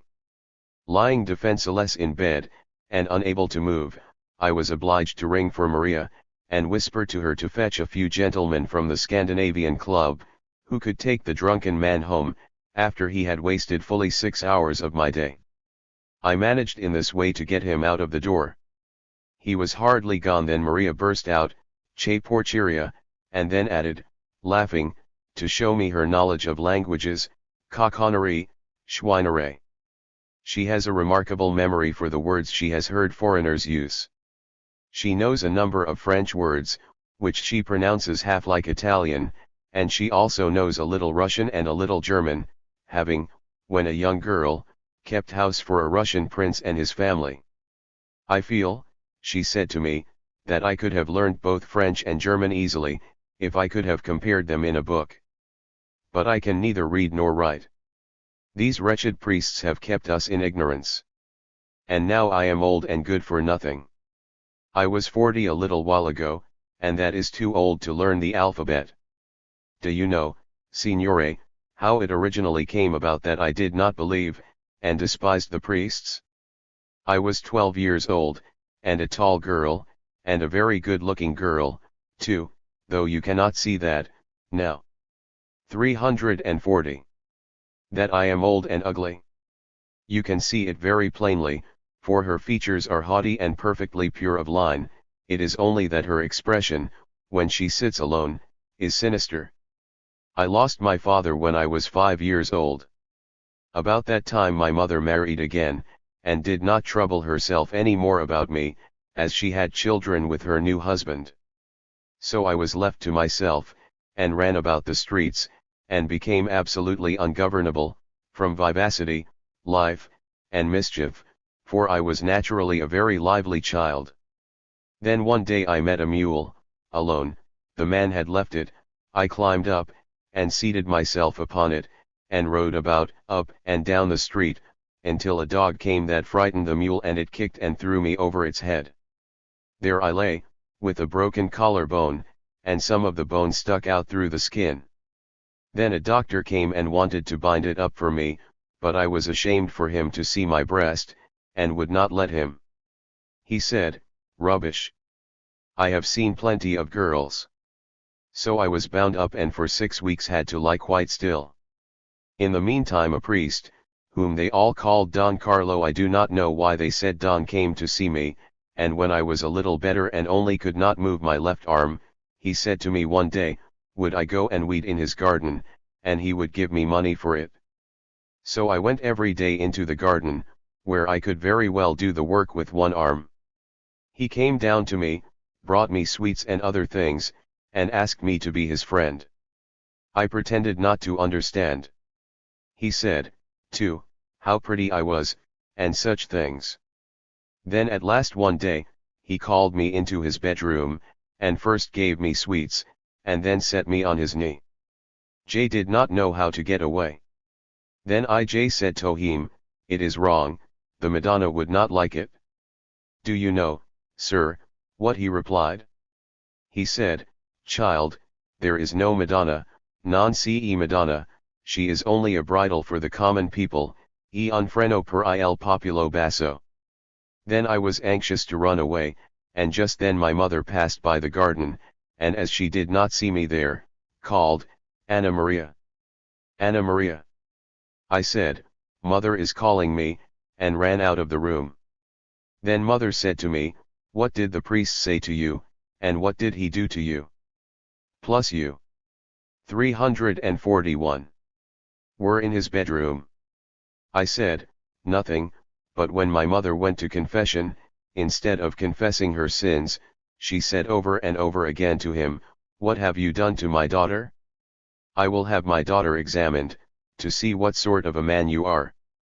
He declared, "I will have you shot if you do, una buona schiappetta." So mother did not dare to go farther in the matter. But she would not believe me. Here we were interrupted by the Russian woman from next door coming in. She is married, more or less, to a waiter, and she complained of his volatility, and cried with jealousy. "Once I was just as weak," said Maria. "When I was newly married I was so jealous of my husband, that I could neither eat nor drink if any one came to me and said, 'This evening he is with such and such a one.' If I tried to eat, I was sick at once. I am just as fond of him as I was then, but I am cured now. If I saw his infidelity with my own eyes, I should not feel the least bit hurt about it. Then, I could have strangled him." Filomena. Italian landladies. The carnival, the Moccoli feast. Filomena's views. At night, and her name suits her. The Greek Philomela has acquired this popular form, and in use is often shortened to Philome. The other day I made her a present of a bag of English biscuits. Her face beamed as I have never besides seen anything beam but the face of my cafetiere. He is a boy of 12 when now and again he gets a few sold, for bringing me my coffee or tea. Anyone who has only seen the lighting up of northern faces has no conception, as even painters admit, of such transfiguration. Yes, indeed. Filomena's tall figure and fresh mountain blood would freshen up the Goldschmidtian human race to such an extent that they would become better men and women in his next books. I have seen a little of the carnival. This morning Filomena came to my room, to fetch a large Italian flag which belongs there. "I am going to wave it on Thursday," she said, and added, with blushing cheeks, "then I shall have a mask on." But this evening she could not restrain herself. For the first time during the 5 months I have lived here, and for the first time during the month I have been ill, she came in without my having called or rung for her. She had a red silk cap on, with a gold border. "What do you say to that, sir?" she said, and her clear laughter rang through the room. It revived my sick self to gaze at ease at so much youth, strength, and happiness. Then I said a few kind words to her, and encouraged by them she burst into a stream of eloquence about all the enjoyment she was promising herself. This would be the first carnival she had seen. She came from the mountains and was going. 342. Pear sings lustily from early morning till late. 343. Back there this spring. She was in the 7th heaven over her cap. She always reminds me, with her powerful frame, of the young giantess in the fairy tale who takes up a peasant and his plough in the hollow of her hand. Filomena is as tall as a moderately tall man, slenderly built, but with broad shoulders. She impresses one as enjoying life thoroughly. She has herself made all she wears a poor little grey woolen skirt with an edging of the Italian colors, which has been lengthened some 9 inches at the top by letting in a piece of shirting. A thin red and black striped jacket that she wears, a kind of loose Garibaldi, is supposed to hide this addition, which it only very imperfectly does. Her head is small and piquant, her hair navy, blue-black, her eyes light brown, of exquisite shape, smiling and kind. She has small, red lips, and the most beautiful teeth that I remember seeing. Her complexion is brown, unless she blushes, then it grows darker brown. Her figure is unusually beautiful, but her movements are heavy, so that one sees at once she is quite uneducated. Still, she has a shrug of the shoulders, ways of turning and twisting her pretty head about, that are absolutely charming. I have sent Philomena into the town to buy a pound of figs for me and one for herself. While she is away, I reflect that I cannot sufficiently congratulate myself on my excellent landlady, and the others. As a rule, these Roman lodging housekeepers are, judging by what one hears, perfect bandits. When F., the Norwegian sculptor, lay dangerously ill, the woman in whose house he was did not even speak to him, she went out and left him alone in the house. When the Danish dilettante S. was at death's door, his landlady did not enter his room once a day, or give him a drink of water, and he was obliged to keep a servant. V.'s landlady stole an opera glass, a frock coat, and a great deal of money from him. Most foreigners are swindled in 100 different ways. If they make a stain on the carpet, they must pay for a new one. Maria looks after me like a mother. Every morning she rubs me with the ointment the doctor has prescribed. When I have to have a bath, she 344 takes me in her arms, without any false shame, and puts me in the water, then takes me up and puts me to bed again. After my sojourn in the hospital, I am not very heavy.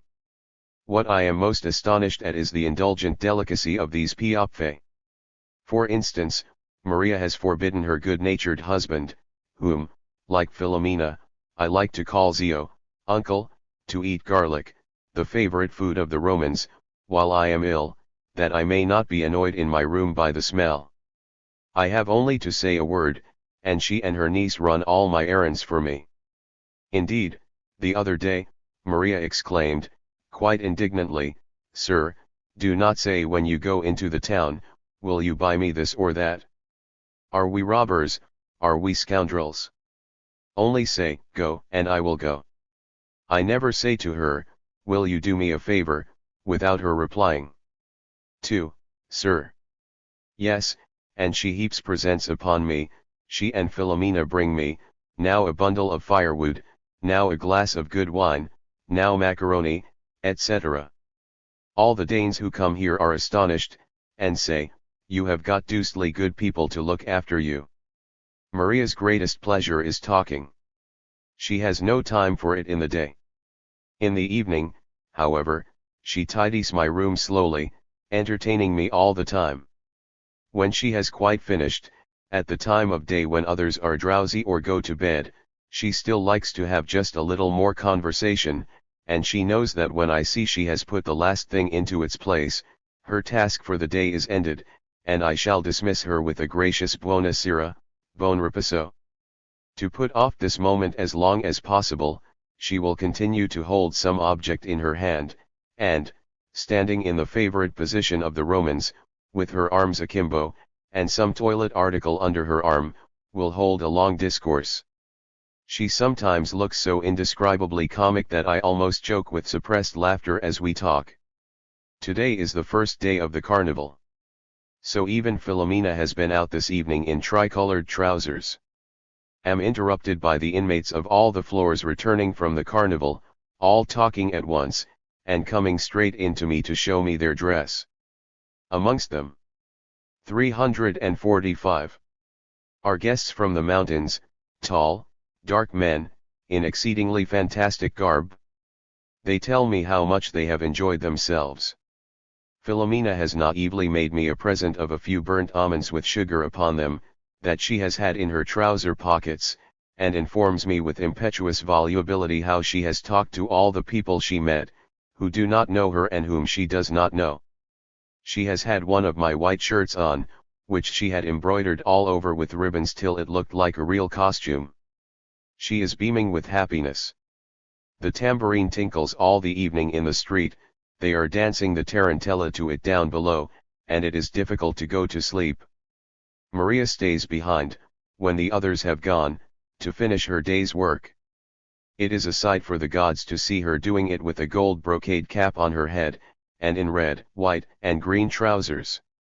None of them guess what a torment it is to me to lie and hear about the carnival, which is going on a few streets from where I am lying, but which I cannot see. When shall I spend a winter in Rome again? And no other carnival will be to compare with this one after the Romans for 10 years have held altogether aloof from it, and one hardly even on Moccoli Eve saw more than 2 carriages full of silly Americans pelting one another with confetti, while the porters and the French soldiers flung jibes and dirt at each other. Now Rome is free, jubilation breaks out at all the pores of the town, and I, although I am in Rome, must be content to see the reflection of the festival in a few ingenuous faces. It is morning. I have slept well and am enjoying the fresh air through the open windows. Heavens! What a lovely girl is standing on the balcony nearly opposite, in a chemise and skirt. I have never seen her there before. Olive complexion, blue-black hair, the most beautiful creature, I cannot see her features distinctly. Now they are throwing something across to her from the house next door to us, on a piece of twine.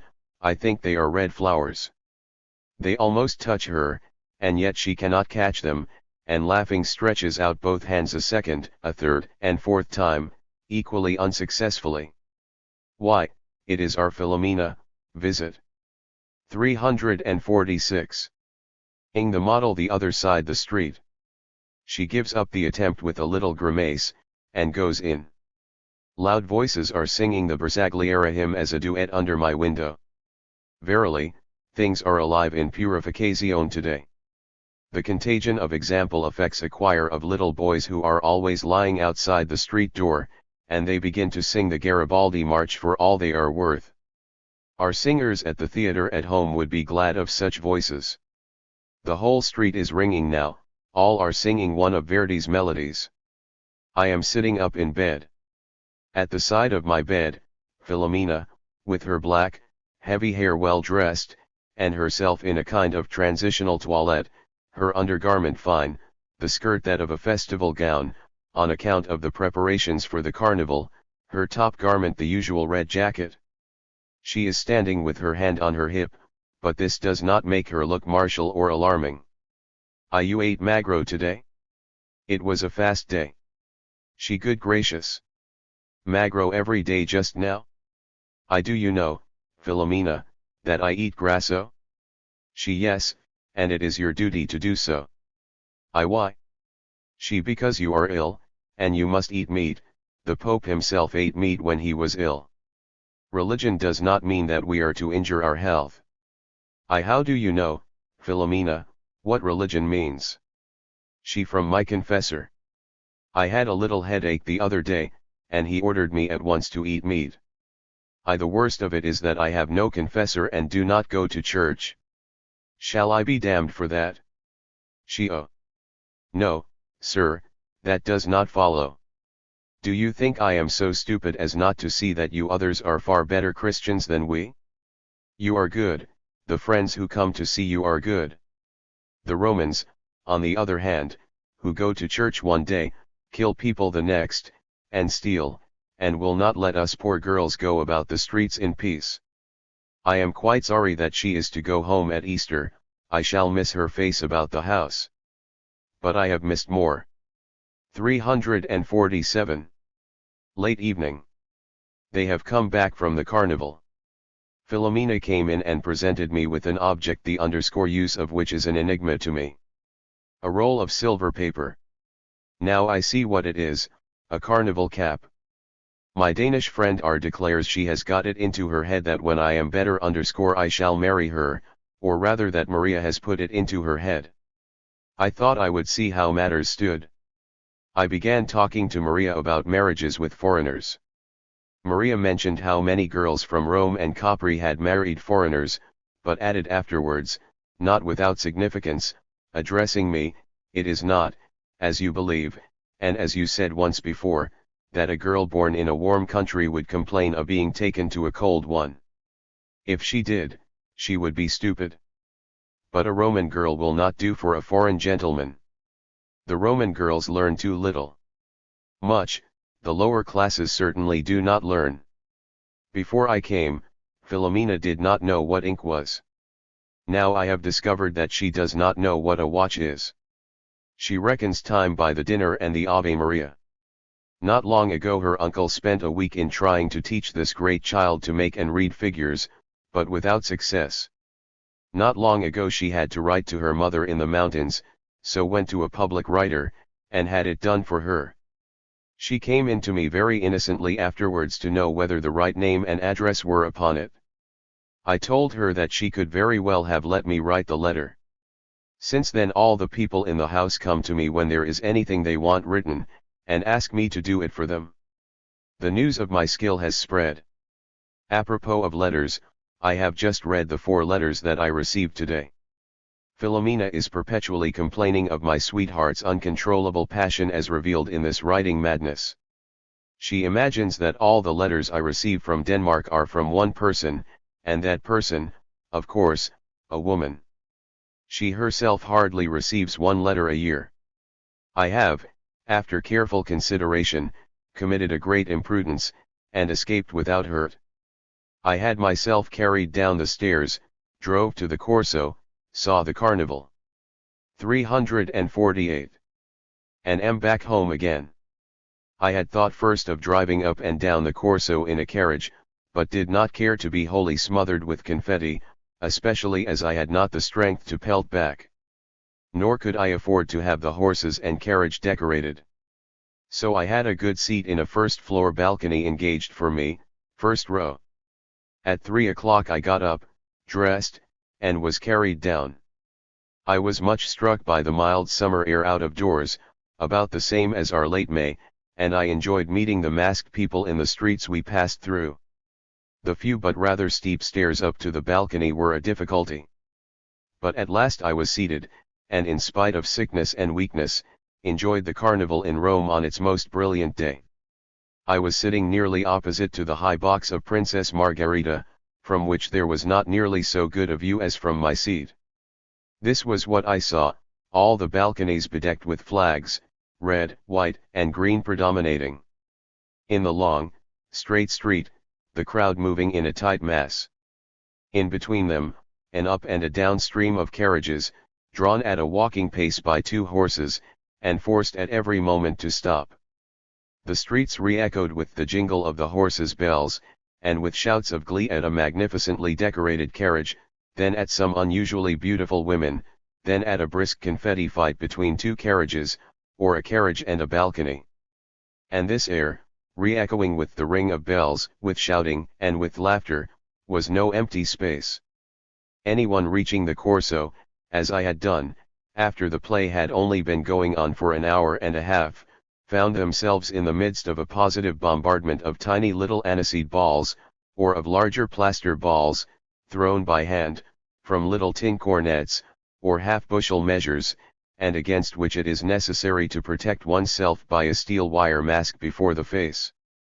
For whilst some gentle young ladies almost pour the confetti down from their carriages, so that it falls like a soft shower of rain, many of the Romans fling it with such force that without a mask the eyes might suffer considerably. The brim of one's hat, and every fold in one's clothes, however, are full of little balls. Most people go out with a huge, full bag by their side, others on the BAL 349. Conies have immense baskets standing, which are hardly empty before they are refilled by eager sellers. All the ladies standing in the windows, who were disguised as Turkish ladies, or workwomen from the port, had a deep wooden trough, quite full, brought outside their windows, and into this supply dipped continually in the street, which had been covered with soil for the sake of the horse racing, was a crowd of people in fancy dress, many of them having great fun, and being very amusing. One old woman in a chemise was amongst the best.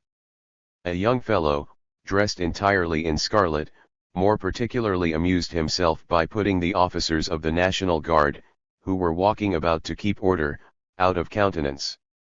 When they were looking especially stern, he would go up to them and tickle them on the cheeks, and talk baby talk to them, and they had to put the best face they could on it. The street life and the pedestrians, however, did not attract much attention. All the interest was centered on the carriages, and the games between them and the windows and balconies. The people in carriages were all in fancy dress. Amongst them one noticed charming groups of Roman ladies in light cloaks of red silk with a red steel wire mask before their faces, through which one could catch a glimpse of their features. There was a swarm of delightful figures, certainly half of them in men's clothes, armed young sailors, For instance, fine, happy faces. And the young men, how handsome.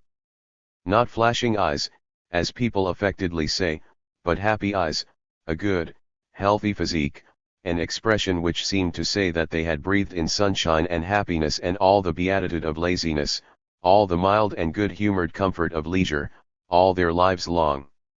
One party had a colossal cart with outriders and postilions, and hung in the yards and stood on the thwarts of a large cutter poised upon it, in becoming naval officer's dress, flinging magnificent bouquets to all the beautiful ladies who drove past. The bouquets would have cost several lire each, and they flung them by the hundred, so they must have been young fellows of means. The throwing of confetti is merely bellicose and ordinary. Infinitely more interesting is the coquettish, ingratiating, genuinely Italian. 350. Flinging backwards and forwards of bouquets. The grace and charm of the manner in which they are flung and caught, nothing can surpass. There may be real passion in the way in which 6 or 7 bouquets in succession are flung at one and the same lady, who never omits to repay in similar coin. One carriage was especially beautiful.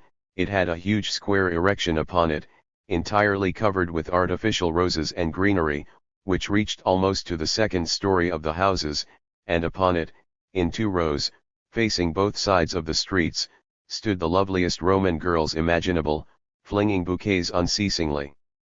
Most of the carriages have tall poles sticking up with a crossway bar at the top, and there are bouquets on every bar, so there is a constant supply to draw from. Beautiful Princess Margherita was, of course, the object of much homage, although her balcony was on the 2nd floor. One form this took was very graceful. A few young gentlemen in blue and white drove slowly past. One of them had a large flat basket filled with lovely white roses. He stuck a long halberd through the handle and hoisted the basket up to the princess, being richly rewarded with bouquets. One wag hit upon an idea that was a brilliant success. At 5 o'clock he sent a bladder, in the shape of a huge turkey, up in the flickering sunlight. It was so fixed up as to move its head about, with an expression of exceedingly ridiculous sentimentality, now to the right, now caressingly to the left, as it ascended. The whole corso rang again with laughter and clapping. The horse racing at the end was not of much account. The horses start excited by the rocket let off at their tails, and by all the sharp pellets hanging around about them, to say nothing of the howling of the crowd. At 6 o'clock I was at home and in bed. KB has been here to see me. Philomena hates and despises him from the bottom of her heart since the day that he got drunk on my wine. When he was gone she said, "Brutta bestia, forgot to look whether he was clean today." She and Maria declare that he is the only one of all my acquaintances who does not wear clean linen. This point. 351. Of cleanliness is a mild obsession of Philomena's just now. She prides herself greatly on her cleanliness, and asks me every day whether she is clean or not. She is a new convert to cleanliness, and renegades or newly initiated people are in all religions the most violent. When I came to the house, her face was black and she washed her hands about once a day. R then remarked about her, which was a slight exaggeration, that if one were to set her up against the wall, she would stick fast. She noticed with unfeigned astonishment how many times I washed myself, and asked for fresh water, how often I had clean shirts, etc. This made a profound impression on her young mind, and after I came back from the hospital she began in earnest to rub her face with a sponge and to wash herself 5 or 6 times a day, likewise to wash the handkerchiefs she wears round her neck. Maria looks on at all this with surprise. She says, like the old woman in Tonietta, by Henrik Hertz, a great, strong girl like that does not need to wash and splash herself all over like an Englishwoman. The lectures she has given me every time I have wanted to wash myself, on the harm water does an invalid, are many and precious. Whenever I ask for water I might be wanting to commit suicide, it is only after repeated requests that she brings it, and then with a quiet, resigned expression, as if to say, I have done my best to prevent this imprudence, I wash my hands of all responsibility. Philomena, in her new phase of development, is quite different. She looks at my shirt with the eyes of a connoisseur, and says, "It will do for tomorrow, a clean one the day after tomorrow," or, "Did you see what beautiful cuffs the tall, dark man, the painter, had on yesterday?" Or, "Excuse my skirt being so marked now, I am going to have a clean one later in the day," or, "Is my cheek dirty?" I don't think so, for I have washed myself twice today. You must remember that I am very dark complexioned, almost like a Moor. Or else there will be a triumphal entry into my room, with a full water can in her hand, one of the very large ones that are used here. What is that, Philomena? What am I to do with that? Look. 352. Sir, it is full. Well, what of that? It is the waiter's water can. It has been standing there full for 10 days, scornfully. He is afraid of water, he only uses it for his coffee. She has forgotten how few months it is since she herself was afraid of water. She came in while I was eating my supper, and remarked, "You always read at your meals, how can you eat and read at the same time?" I do not know what reading is like, but I thought it was more difficult than that. It is a great misfortune for me that I can neither read nor write. Supposing I were to be ill like you, how should I pass away the time? There was no school at Camerino, where I was born, and I lived in the country till I was 18, and learned nothing at all. We were 9 brothers and sisters, there was seldom any food in the house, sometimes we worked, sometimes we lay on the ground. It is unfortunate that I cannot read, for I am not at all beautiful. If I could only do something, I should be able to get a husband. Don't you know any of the letters, Philomena? No, sir. Don't trouble about that. You are happier than I, who know a great deal more than you. You laugh and sing all day long, I neither laugh nor sing. Asterisk, dear sir, you will laugh, and sing as well, when you get home. Then your little girl, ragazza, who is so appassionata that she writes 4 letters a day, will make fate for you, and I think that when you go to the osteria with your friends you laugh. It is enough now for you to be patient. As she had spoken about getting a husband, I asked, "Are your sisters married?" Asterisk, they are all older than G, and married. Saving her pride in the first part of her reply. After a few minutes' reflection she went on, "I, for my part, will not have a husband under 30, the young ones all beat their wives." Shortly afterwards, I put an end to the audience. We had had a few short discussions, and I had been vanquished, apparently by her logic, but chiefly by reason of her better mastery of the language, and because I defended all sorts of things in joke. At last I said, asterisk, have you noticed, Philomena, that when we argue it is always you? 353. Who silence me? So you can see, in spite of all my reading, that you have better brains than I. This compliment pleased her, she blushed and smiled, without being able to find a reply. She realizes the northern ideal of the young woman not spoilt by novel reading. Nor does she lack intelli gents, although she literally does not know what north and south mean. She is modest, refined in her way, and happy over very little. For the moment she is engaged in making the little dog bark like mad by aggravatingly imitating the mewing of a cat. Later, the boy from the cafe brings me my supper. What has become of Philomena? I wonder if she is out? I cannot hear her having her evening fight with the boy in the passage. She likes to hit him once a day for exercise. Maria comes in. Do you hear the cannon, sir? What do you think it is? G reply calmly, it is war, the Zouaves, papal troops, are coming. Maria goes out and declares the reply of the oracle in the next room. Some cannon salutes really were being fired. Maria hurries down into the street to hear about it, and Philomena comes in to me. Am afraid, she says. Do you mean it? She was laughing and trembling at the same time. I saw that the fear was quite real. Is it possible that you can be so afraid? There is not really any war or any Zouaves, it was only a joke. That pacified her. I was afraid, if you like, said she, when the Italians, the Romans never call themselves Italians, marched into Rome. One shell came after another, one burst on the roof of the house opposite. Who are you for, the Pope or Vittorio? For neither. Am a stupid girl, I am for the one that will feed and clothe me. But I have often laughed at the Zouaves. One of them was standing here one day, taking pinch after pinch of snuff, and he said, Tome, the Italians will never enter Rome. I replied, not if they take snuff, but they will if they storm the town. Do you think that the Pope will win? No, I think his cause is lost. Perhaps there will even come a time when no. 354. One goes to churches here. She, who goes to church? The girls to meet their lovers, the young men to see a pretty shop girl. We laugh at the priests.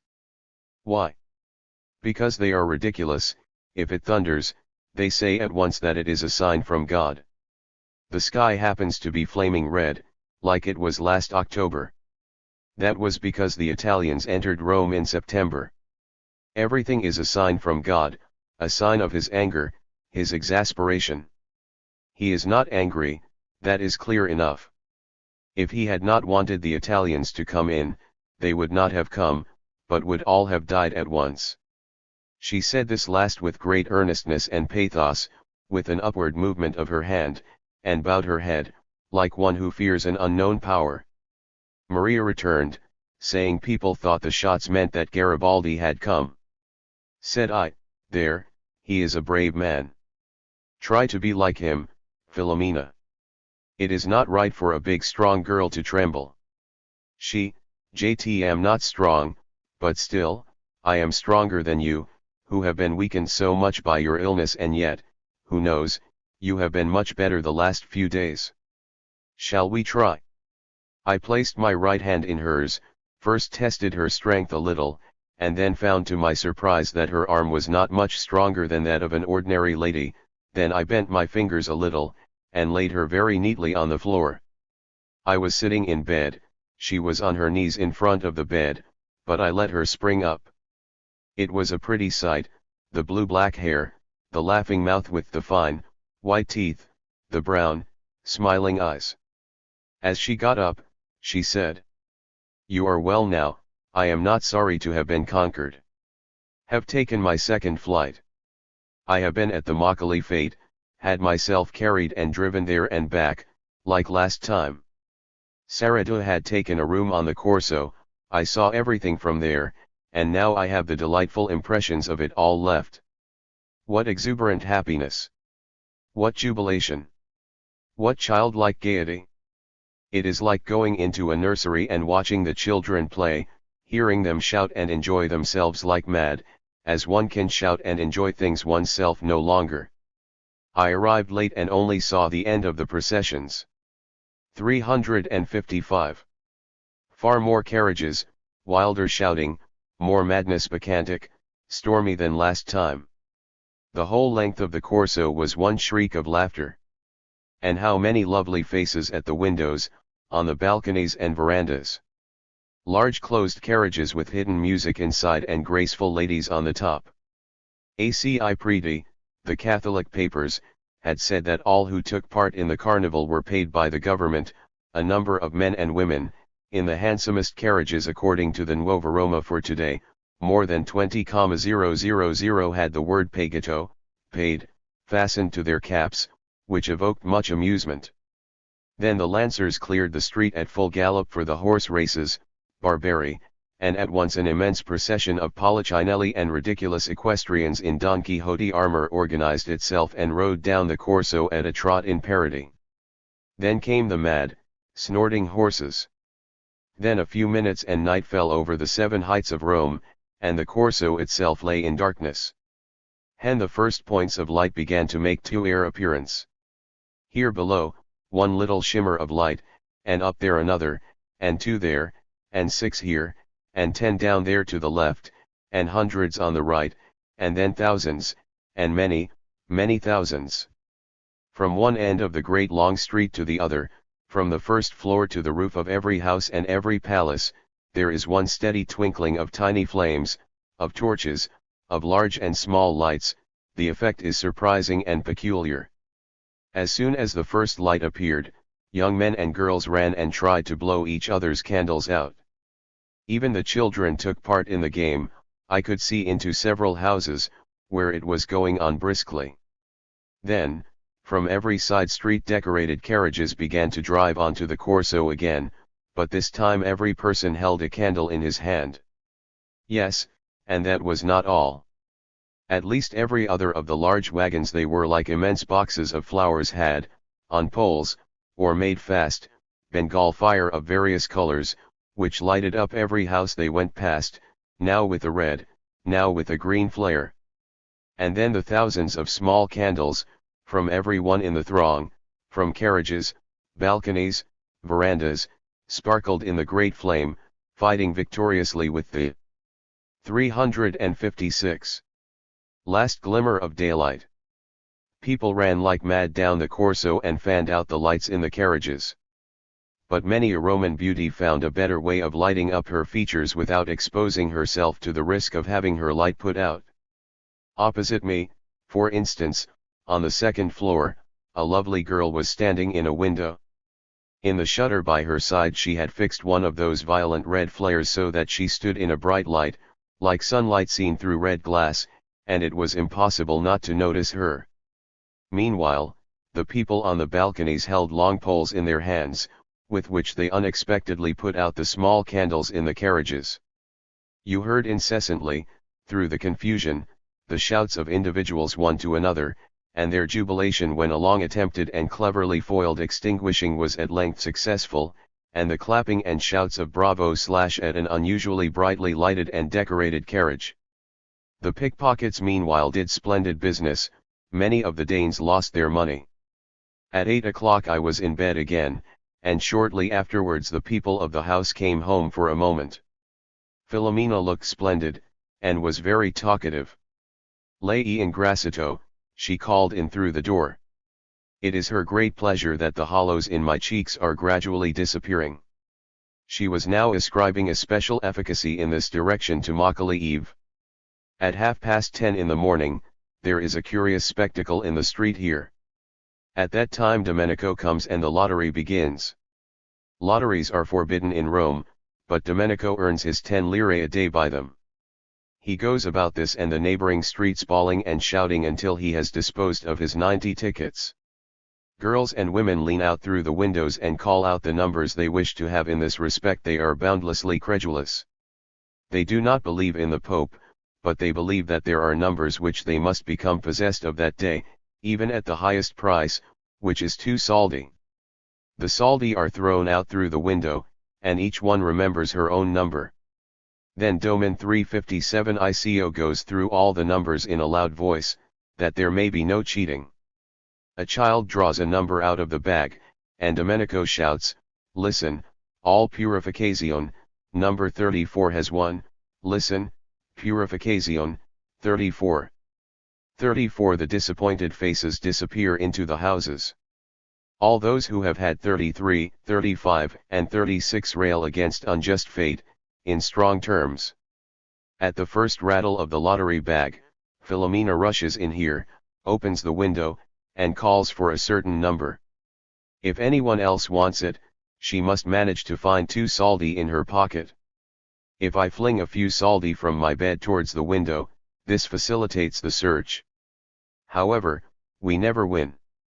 Philomena declares that I have indescribable ill luck in gambling, and suggests a reason. She was again singing outside. I called her, wanting to know what it was she kept singing all the time. They are songs from the mountains, she replied, all canzone d'amore. Say them slowly, Philomena. I will write them down.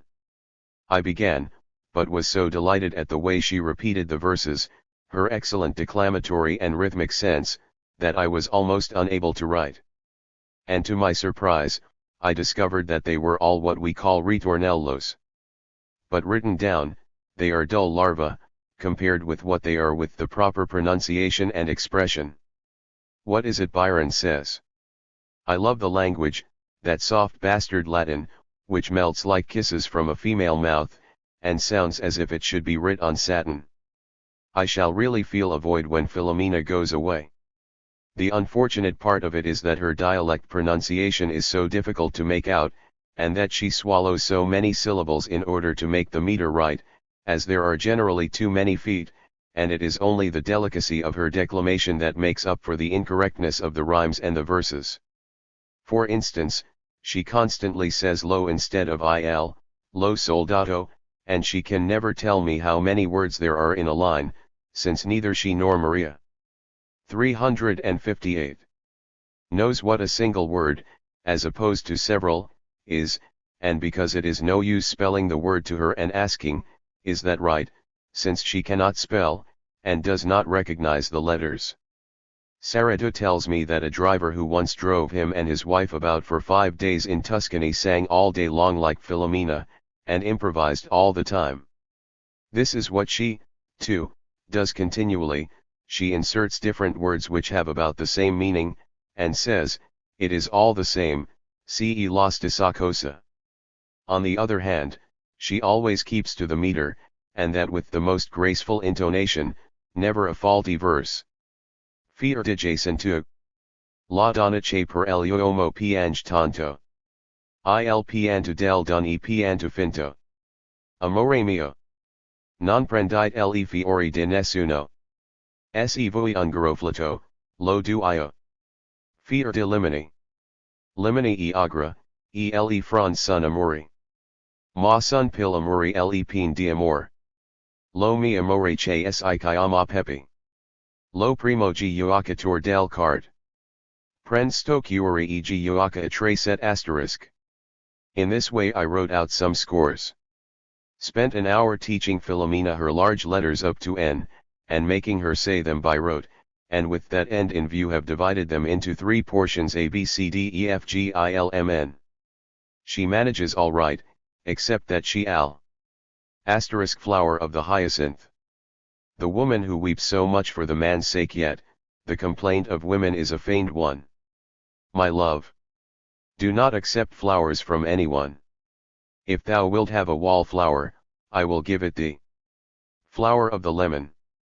The lemon is sharp, and its leaves are bitter, but more bitter are the torments of love. My beloved, whose name is Pepe. He is the first to play cards. He has taken this heart and is playing a game of 3 to 7 with it. Ways jumps E and L lesson closed. Were you at church today, Philomena? No, I have nothing to confess. Did you go to church last Sunday? No, I have not been for 6 weeks now. I have committed no sin. What wrong do I do? I have no love affair, nothing. What used you to confess? A few bad words, which had slipped out. Now I do nothing wrong. But one can go wrong, without committing any sin, when one is high-minded, for instance. I am not high-minded. If you, on the other hand, were to imagine yourself better than the friends who come to visit you, that would be quite natural, for you are better. The day has been long. This evening the girl had errands to do for me. She came in here after her Sunday walk in the Campagna. I said, shall we read? Just then a band of young people passed along the street with a harmonica and a lot of castanets, and commenced song in honor of Garibaldi. With all its simplicity, it sounded unspeakably affecting. I was quite softened. She replied, with pleasure. I thought to myself, now to see whether she remembers a word of what I said to her yesterday. But she went on at once, Signore, I have been industrious. She had bought herself an ABC and had taught herself alone not only all the large letters, but also all the little ones, and had learnt them all off by heart as well. I was so astonished that I almost fell back in the bed. But what is this, Philomena? Have you learned to read from someone else? No, only from you yesterday. But for 5 years my only wish has been to learn to read, and I am so glad to be able to. I wanted to teach her to spell. I almost think I can a little. And she was already so far that without spelling first she read a whole page of two-letter spellings, almost without a mistake. She certainly very often said, "dad," or read fo for of, but her progress was amazing. When she spells, she takes the words as a living reality, not merely as words, and adds something to them, for instance, sa, one I, li, re, salire alla scale, jump down the stairs. Philomena, I could. 360. Teach you to read in 3 weeks. I have always thought it the greatest shame for a man or woman not to be able to read. I told her something about the progress of the human race, that the first men and women had been like animals, not at all like Adam and Eve. Do you think I believe that Eve ate an apple and that the serpent could speak? Non credo niente. Such things are like Malachi, belief in the evil eye. And without any transition, she begins, semper allegra, as she calls herself, to sing a gay song. Just now she is exceedingly delighted with a certain large red shawl. There came a peddler to the door, she sighed deeply at the sight of the brilliant red, so I gave it her. She is a great lover and a connoisseur of wine, like myself. We taste and drink together every dinner time. As she always waits upon me, I often give her a little cake and wine while I am eating. Now we have begun a new wine, white Roman muscat. But I change my wine almost every other day. Philomena had taken the one large bottle and stacked up newspapers round it on the table, so that if KB came he should not see it. It so happened that he came today, whilst I was dining and she eating with me. There was a ring, she wanted to go. Stay, perhaps it is not for me at all, and in any case, I do not ask anyone's permission for you to be here. He came in, and said in Danish, as he put his hat down, "Oh, so you let the girl of the house dine with you, I should not care for that." Philomena, who noticed his glance in her direction, and his gesture, said, with as spiteful a look, and in as cutting a voice as she could muster, "G signore prend il suo pranzo con chilui per epas." The gentleman eats with whomsoever he pleases. Does she understand Danish? He asked, in astonishment. It looks like it, I replied. When he had gone, her fury broke loose. I saw her exasperated for the first time, and it sat very comically upon her. Did you ask him whom he eats with? Did he say I was ugly? Did you ask him whether his ragazza was prettier? She meant a Danish lady, a married woman, with whom she had frequently met K.B. in the street. 301. She said to me yesterday, "There is one thing I can do, sir, that you cannot. I can carry 200 pounds weight on my head. I can carry 2 conchas, or, if you like to try me, all that wood lying there." She has the proud bearing of the Romans. Read with Philomena for an hour and a half. She can now spell words with 3 letters fairly well. This language has such a sweet ring that her spelling is like music. And to see the innocent reverence with which she says gra, it is what a poet might envy me. And then the earnest, inquiring glance she gives me at the end of every line. It is marvelous to see this complete absorption of a grown-up person in the study of and yet at the same time there is something almost great in this ravenous thirst for knowledge, combined with incredulity of all tradition. It is a model such as this that the poets should have had for their naive characters. In Goethe's Roman elegies, the Roman woman's figure is very inconspicuous, she is not drawn as a genuine woman of the people, she is not naive. He knew a Faustina, but one feels that he afterwards slipped a German model into her place. Philomena has the uncompromising honesty and straightforwardness of an unspoiled soul. Her glance is not exactly pure, but free. How shall I describe it? Full, grand, simple. With a concha on her head, she would look like a caryatid. If I compare her mentally with the feminine character of another poet, Lamartine's Graziella, an Italian girl of the lower classes, like herself, I cannot but think Graziella thin and poetized, down to her name. The narrator, if I remember rightly, teaches her to read, too, but Graziella herself does not desire it, it is he who educates her. Philomena, on the contrary, with her anxiety to learn, is an example and a symbol of a great historic movement, the poor, oppressed Roman people's craving for light and knowledge. Of Italy's population of 26 millions, according to the latest, most recent statistics, 17 millions can neither read nor write. She said to me today, "What do you really think, sir? Do you not believe that the Holy Ghost is una virti and cannot be father of the child?" You are 362. Right, Philomena. That is why I never pray. Some day, when you are very unhappy, perhaps you will pray. I have been very unhappy. When I was a child used to suffer horribly from hunger. I had to get up at 5 o'clock in the morning to work and got 8 soldi for standing all day long in a vineyard in the sun and digging with a spade, and as corn was dear and meat dear, we 7 children seldom had a proper meal. Last year, too, I was hungry often, for it was as the proverb says, if I eat, I cannot dress myself, and if I dress myself I cannot eat. What a sad and illuminating proverb. Sir, if there were any paradise, you would go there, for what you do for me. If I can only read and write, I can earn twice as much as I otherwise could. Then I can be a camarera, and bring my mistress a written account of expenditure every week. Philomena knows that Saratu is a professor at the university. But she does not know what a professor or a university is. She puts her question like this: probably my idea of what a university is, may not be quite correct. No one comes now. An invalid is very interesting at first, and arouses sympathy.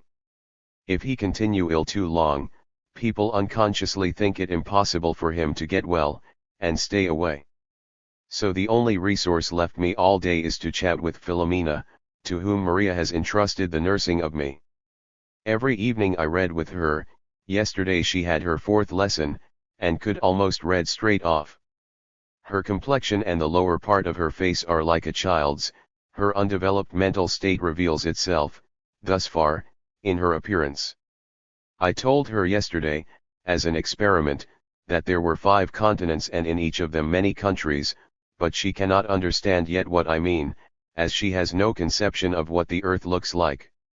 She does not even know in what direction from Rome her native village, Camerino, lies. I will try to get hold of a map, or a globe. Yesterday, we read the word inferno. She said, "There is no hell, things are bad enough on earth, if we are to burn afterwards, there would be 2 hells. Good gracious! Philomena, is life so bad? Why, you sing all day long." I sing because I am well, that is perfectly natural.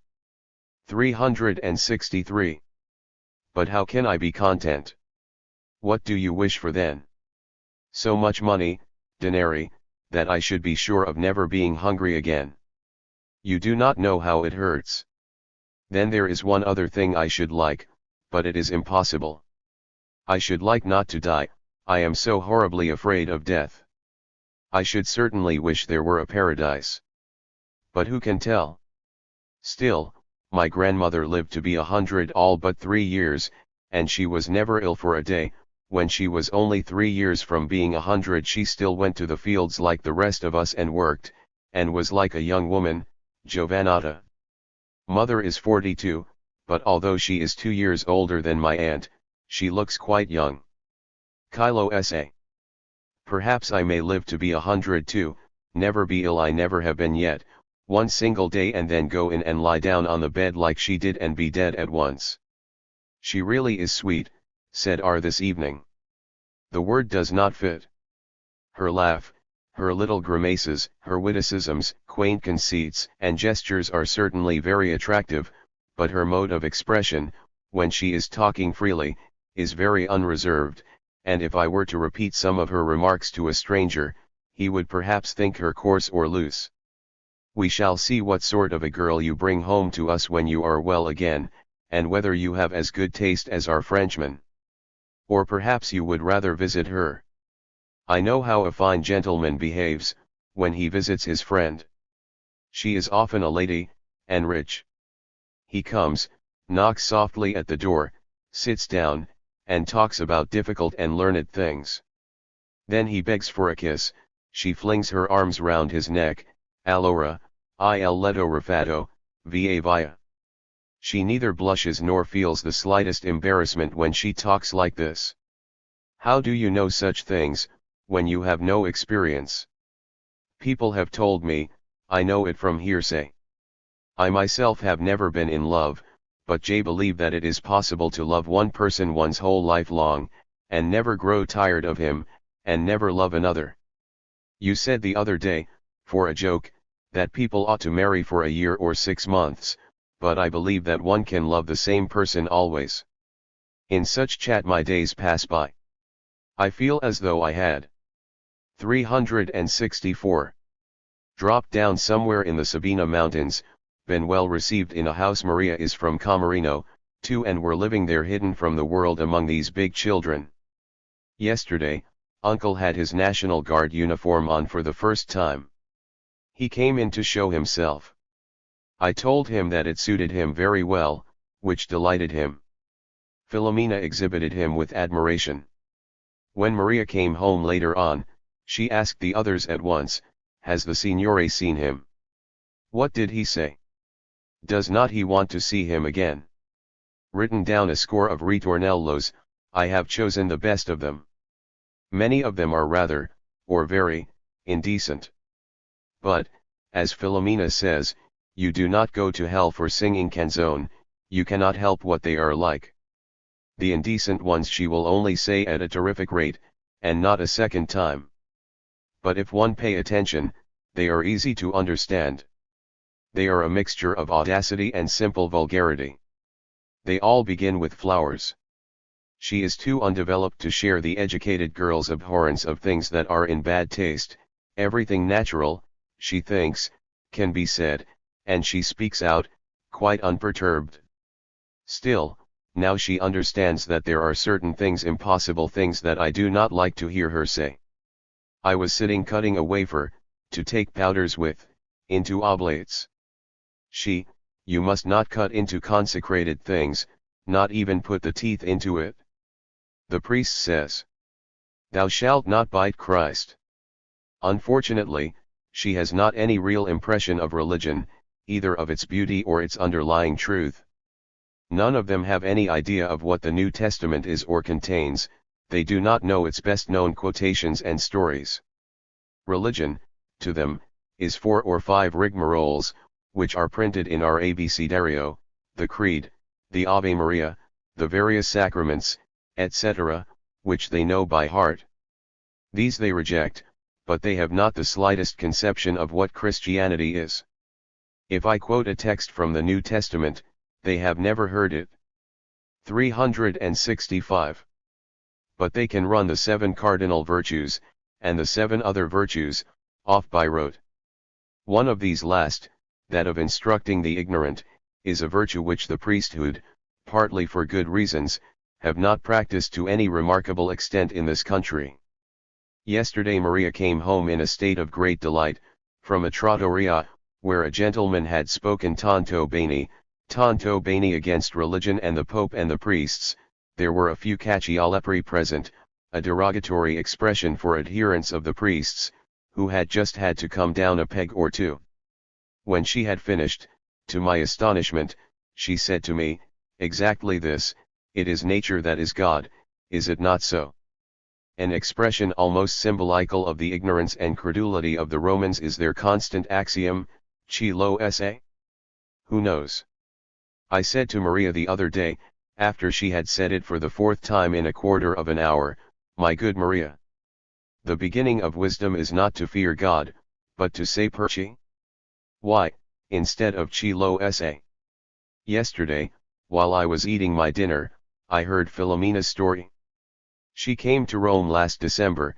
You think I came because Maria wanted to help mother. I came to Rome because there was a man who wanted to marry me. What was his name? His name was Pepe. Lo mi amore, che si chiama Pepe. Ah, I do not love him at all. No, the thing is that at Camerino all the men beat their wives. My sister, for instance, has always a black eye, and red stripes on her back. My friend Marietta always gets beaten by her husband, and the more he beats her, the more she loves him. Sometimes she goes away from him for a few days to her sister, but she always goes back again. What has that to do with our friend Pepe? Well, you see, mother knew that Pep's brother beat his wife all day and all night, so she would not give me to him. Yes, it was bad, if it were a family failing. So one evening father said to me, "Your aunt has written to us from Rome, to ask whether you will pay her a visit of a few days." And he showed me a false letter. Aunt cannot write and knew nothing about any letter. I did not want. 366. Too much, said I would not, but came here all the same, and found that I was to stay here, and that mother did not want me to have Pepe. So I began to cry, and for 5 whole days I cried all the time and would neither eat nor drink. Then I thought to myself, it is all over between Pepe and me. Shall I cry myself to death for a man?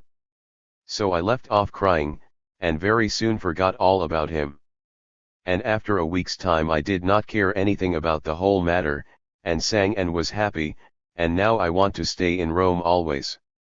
Last night I got up for a little, read with Filomena, and determined to go in and have supper with the family in their little room.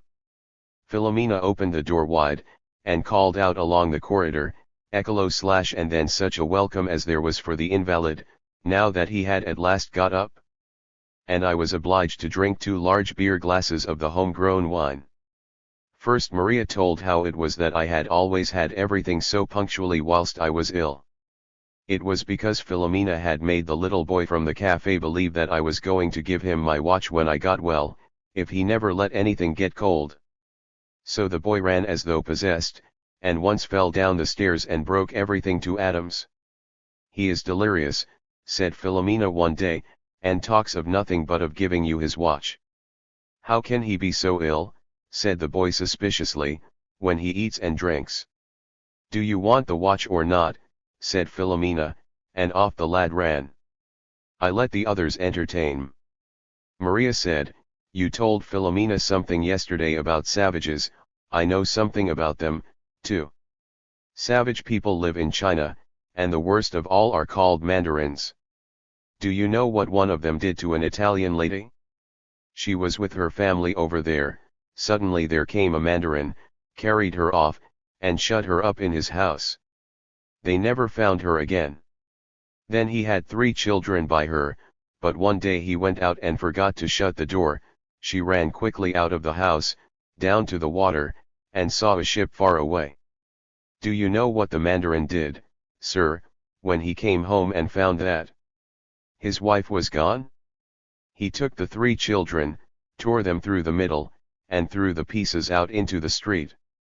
It reminded one of Lucy Darius, and other medieval legends. Then our good Zio, the honest uncle, began, and told Maria and Filomena the history of Napoleon I, fairly correctly. He had heard it from his master Leonardo, who taught him his trade. The man had taken part in 5 of the campaigns. The only egregious mistake he made was that he thought the Austrians had gradually poisoned the Duke of Reichstadt, because he threatened to become even more formidable than his father. But that the old grenadier might easily have believed. The thing that astonished me was that the narrative did not make the slightest impression upon either Maria or Filomena. I asked Filomena if she did not think it was very remarkable. But she clearly had a suspicion that it was all lies. Besides, what has happened in the world before her day is of as little importance to her as what goes on in another planet. Finally, she abominates war. Zio concluded his story with childlike self-satisfaction. When I learnt about all this, I was only an apprentice, now I am Mastro Nino. These last few days that I have been able to stumble about the room a little, I have had a feeling of delight and happiness such as I have hardly experienced before. The very air is a fate. The little black-haired youngsters, running about this picturesquely steep street, are my delight, whenever I look out of the window. All that is in front of me, the splendors of Rome, the summer, the art of Italy, Naples in the south, Venice in the north, makes my heart beat fast and my head swim. I only need to turn round from the window and see Philomena standing behind me, knitting, posed like a living picture by Kitchener to feel, with jubilation, I am in Rome. Sarada came today at 12 o'clock, and saw me dressed for the first time. I had put on my nicest clothes. I called Philomena, had 3 dinners fetched, and seated between him and her, I had my banquet. I had just said, I will not eat any soup today, unless it should happen to be zuppa di herba. Philomena took the 368 lid off and cried, 4 punto. This is how all my wishes are fulfilled now. I had a fine, light red wine. It tasted so good that if the gods had known it they would have poured their nectar into the washtub. Philomena poured it out, singing. El acqua fa mare. Il vino fa cantare. Il sciugo della gresta. Fa giro la testa. Water is bad for one, wine makes one sing, the juice of the grape makes the head swim. Tomorrow I may go out. After Sunday, I shall leave off dining at home. On Sunday Philomena goes to Camerino. Reflections on the Future of Denmark. Conversations with Giuseppe Sarada. Frascati. Native Beauty. New Susceptibilities. Georges Neufard's Influence. The Sistine Chapel and Michelangelo Raphael's Loggia's A Radiant Spring. Areto said to me one day, I am not going to flatter you, I have no interest in doing so, but I am going to give you a piece of advice, which you ought to think over. Stay in Italy, settle down here, and you will reach a far higher position than you can possibly attain in your own country. The intellectual education you possess is exceedingly rare in Italy. What I can say, without exaggeration, is that in this country it is so extraordinary that it might be termed an active force. Within 2 years you would be a power in Italy. At home, you will never be more than a professor at a university. Stay here. Villery and I will help you over your first difficulties. Write in French, or Italian, which you like, and as you are master of the entire range of Germanic culture, which scarcely any man in Italy is, you will acquire an influence of which you have not the least conception. A prophet is never honored in his own country. We, on the other hand, need you. So stay here. Take Max Miller as an example. It is with individuals as with nations, it is only when they change their soil that they attain their full development and realize their own strength. I replied, I am deaf to that sort of thing. I love the Danish language too well ever to forsake it. Only in the event of my settlement in Denmark meeting with Oppo. 369. 370. Scission, and being rendered impossible, shall I strap on my knapsack, gird up my loins, and hie me to France or Italy. I am glad to hear that the world is not so closed to me as I had formerly believed. My thoughts were much engaged on my sick bed by reflections upon the future of Denmark. The following entry is dated March 8, 1871. What do we mean by our national future, which we talk so much about? We do not purpose to extend our borders, to make conquests, or play any part in politics. For that, as is well comprehensible, we know we are too weak. I will leave alone the question as to whether it is possible to live without, in one way or another, growing, and ask, what do we want? To continue to exist. How exist? We want to get Schleswig back again, for as it is we are not existing, we are sickening, or else we are living like those lower animals who even when they are cut in pieces, are quite nimble, but it is a miserable life. We are in a false position with regard to Germany. The centripetal force that draws the individual members of one nationality together, and which we in Denmark call Danishness, that which, further, draws nationalities of the same family together, and which in Denmark is called Scandinavianism, must logically lead to a sympathy for the merging of the entire race, a kind of Gauto-Germanism. If we seek support from France, we shall be behaving like the Poles, turning for help to a foreign race against a nation of our own. I accuse us, not of acting imprudently, but of fighting against a natural force that is stronger than we. We can only retard, we cannot annihilate, the attraction exerted by the greater masses on the lesser. We can only hope that we may not live to feel the agony. Holland and Denmark are both threatened by Germany, for in this geography is the mighty ally of Germany. The most enlightened Dane can only cherish the hope that Denmark, conquered, or not conquered, will brave it out long enough for universal civilization, by virtue of the level it has reached, to bring our independence with it. As far as the hope which the majority of Danes cherish is concerned, including the noble professors of philosophy, of a time when Nemesis, reminiscence of theology, shall descend on Prussia, this hope is only an outcome of foolishness. And even a nemesis upon Prussia will never hurt Germany, and thus will not help us. But the main question is this: if we either through a peaceable restoration of Schleswig, or after fresh wars, or through the dawning of an era of peace and civilization regain our integrity and independence, shall we exist then? Not at all. Then we shall sicken again. A country like Denmark, even including Schleswig, is nowadays no country at all. A tradesman whose whole capital consists of 10 rigsdaler is no tradesman. The large capitals swallow up the small. The small must seek their salvation in associations, partnerships, joint stock companies, etc. Our misfortune lies in the fact that there is no other country with which we can enter into partnership except Sweden and Norway, a little, unimportant state. By means of this association, which for the time being, is our sheet anchor, and which, by dint of deploying enormous energy, might be of some importance, we can at best retard our destruction by a year or two. But the future? Has Denmark any future?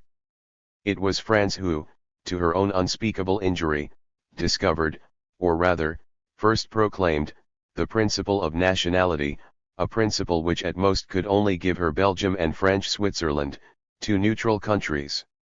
Second, longer stay abroad continued 371. Guaranteed by Europe, but which gave Italy to Piedmont, Germany to Prussia, and which one day will give Russia supremacy over all the Slavs.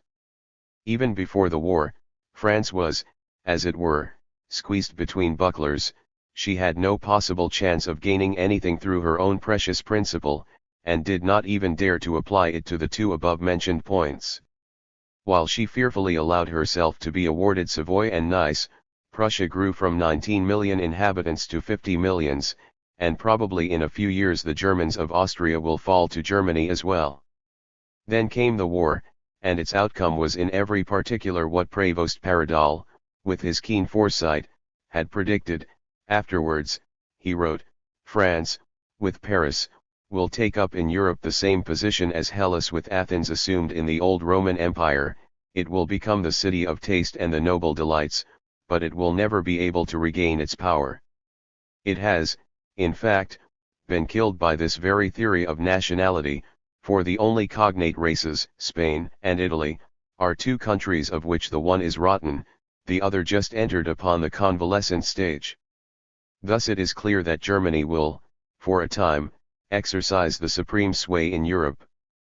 But the future belongs neither to her nor to Russia, but, if not to England herself, at any rate to the Anglo-Saxon race, which has revealed a power of expansion in comparison with which that of other nations is too small to count. Germans who go to North America, in the next generation speak English. The English have a unique capacity for spreading themselves and introducing their language, and the power which the Anglo-Saxon race will acquire cannot be broken in course of time like that of ancient Rome, for there are no barbarians left, and their power is based, not on conquest, but on assimilation, and the race is being rejuvenated in North America. How characteristic it is of our poor little country that we always hear and read of it as one of the oldest kingdoms in the world. That is just the pity of it. If we were only a young country. there is only one way by which we can rejuvenate ourselves. First, to merge ourselves into a Scandinavia, then, when this is well done and well secured, to approach the Anglo-Saxon race to which we are akin. Moral, become an Anglo-Saxon and study John Stuart Mill. And I studied Mill with persevering attention, where he was difficult, but instructive, to follow, as in the examination of Hamilton's philosophy, which renews Berkeley's teachings, and I read him with delight where, accessible and comprehensible, he proclaims with freshness and vigor the gospel of a new age, as in the book on liberty and the one akin to it, representative government. 2. During the months of February and March, my conversations with Giuseppe Saretta had been all I lived for.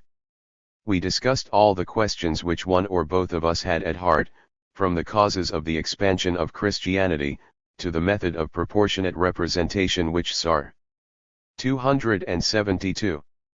Edo knew, and correctly traced back to André. When I complained that, by reason of our different nationality, we could hardly have any recollections in common, and by reason of our different languages, could never cite a familiar adage from childhood, or quote a common saying from a play, that the one could not thoroughly enjoy the harmony of verses in the language of the other, Saretta replied. You are no more a Dane than I am an Italian, we are compatriots in the great fatherland of the mind, that of Shakespeare and Goethe, John Stuart Mill, André, and Cavour. This land is the land of humanity. Nationality is milk, humanity is cream. What is there in all the world that we have not in common? It is true that we cannot enjoy together the harmony of some northern verses, but we can assimilate together all the great ideas, and we have for each other the attraction of the relatively unknown, which fellow countrymen have not. He very acutely characterized his Italian compatriots. Our intelligence amounts to prudence and common sense. At a distance we may appear self-luminous, in reality we are only passivity and reflected light. Solferino gave us Lombardy, Sadoa gave us Venice, Sedan gave us Rome. We were just active enough to take advantage of fortunate circumstances, and passively clever enough not to wreck our advantage by stupidity. In foreign novels we are scoundrels of the deepest dye, concoctors of poisons and wholesale swindlers. In reality we are indifferent and indolent. Dolce far niente, these words, which, to our shame, are repeated in every country in Italian, are our watchword. But things shall be different, if it means that the few amongst us who have a little share of head and heart have to work themselves to death, things shall be different. Massimo d'Azeglio said, now we have created an Italy, there remains to create Italians. That was a true saying. Now we are creating the new people, and what a future there is before us. Now it is we who are taking the leadership of the Latin race, and who are giving back to our history its brilliance of the 16th century. At present our art is poor because we have no popular type, but wait. Eine few. Second longer stay abroad continued 373 years. Italy will show a profile no less full of character than in the days of Michelangelo, and Benvenuto Cellini. 3. Then the moment arrived when all abstract reflections were thrust aside once more by convalescence. I was well again, after having been shut up for over 4 months. Still felt the traces of the mercury poisoning, but I was no longer tied to my bed, and weak though I was, I could walk. And on the very first day, it was March 25, armed with a borrowed stick, I possessed none, having never used a stick before, and equipped with a little camp stool, I took the train to Frascati, where there was a Madonna fete. It was life opening out before me again. All that I saw, witnessed to its splendor. First, the scenery on the way, the Campagna with its proud ruins, and the snow-covered Sabina mountains, the whole illuminated by a powerful summer sun, the villas of old Romans, with fortress-like thick walls, and small windows, then the fertile lava soil, every inch of which was under vineyard cultivation. At last the mountains in the neighborhood of Frascati. A convent crowned the highest point. There, in olden days, the first Italian temple to Jupiter had stood, and there Hannibal had camped. Underneath, in a hollow, like an eagle's nest, lay Rocca di Papa. By the roadside, fruit trees with violet clusters of blossoms against a background of stone pines, cypresses, and olive groves. I reached Frascati station. There was no carriage to be had up to the town, so I was obliged to ascend the hill slowly on foot, a test which my legs stood most creditably. In the pretty marketplace of Frascati, with its large fountain which, like Aqua Paula, was divided into three and flung out a tremendous quantity of water, I went into an osteria and asked for roast goat with salad and Frascati wine, then sat down outside, as it was too close within. Hundreds of people in gay costumes, with artificial flowers and silver feathers in their headgear, filled the square in front of me, crowded the space behind me, laughed and shouted. 374. The people seemed to be of a grander type, more lively, animated and exuberant, than at the fair at Fiesole. Women were like Junos or Venuses, the men, even when clad in abominable rags, looked like Vulcans, blackened in their forges, they were all of larger proportions than northern men and women. A Roman beau, with a riding whip under his arm, was making sheep's eyes at a young local beauty, his courtship accompanied by the whines of the surrounding beggars. A signora from Albano was lecturing the waiter with the dignity of a queen for having brought her meat that was beneath all criticism, yes, she even let the word porcheria escape her. A brown-bearded fellow came out of the inn with a large bottle of the heavenly Frascati wine, which the landlords here, even on festival occasions, never mix with water, and gave a whole family, sitting on donkeys, to drink out of one glass. Then he went to two little ones, who were holding each other round the waist, sitting on the same donkey, to two youths who were riding another, to a man and wife, who sat on a third, and all drank, like the horsemen in Wouwerman's pictures, without dismounting. I got into an old, local omnibus, pulled by 3 horses, to drive the 2 miles to Grotta Ferrata, where the fair was. But the vehicle was hardly about to start uphill when, with rare unanimity, the horses reared, behaved like mad, and whirled it round 4 or 5 times. The driver, a fellow with one eye and a grey cap with a double red camellia in it, being drunk, thrashed the horses and shouted, while an old American lady with ringlets shrieked inside the omnibus, and bawled out that she had paid a franc beforehand, and now wanted to get out. The road was thronged with people walking, and there was just as many riding donkeys, all of them, even the children, already heated with wine, singing, laughing, and accosting everybody. Many a worthy woman supported her half-drunk husband with her powerful arm.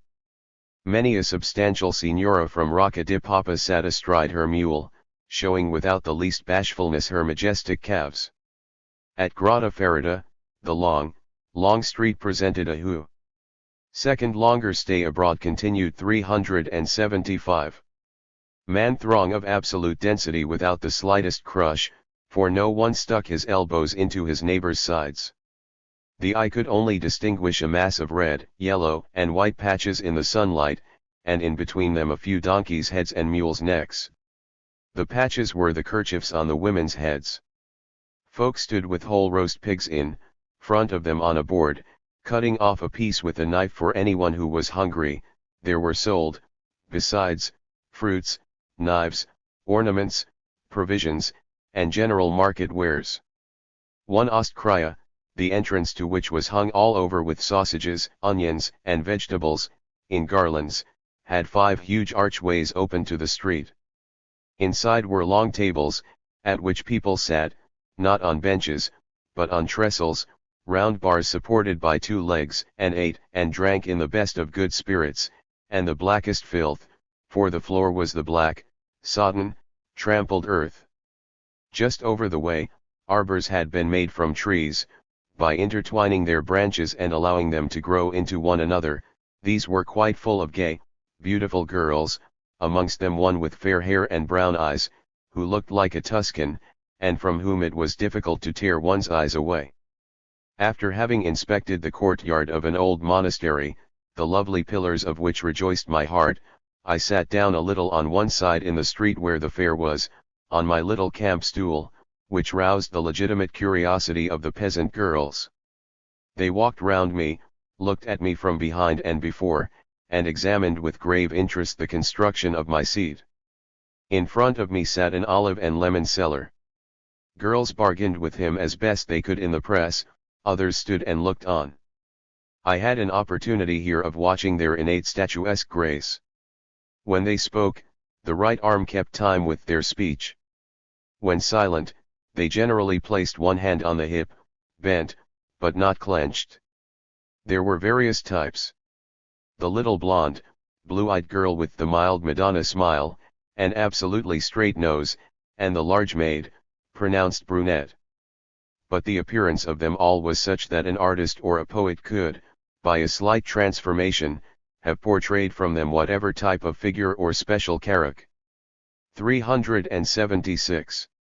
Terroristic he required.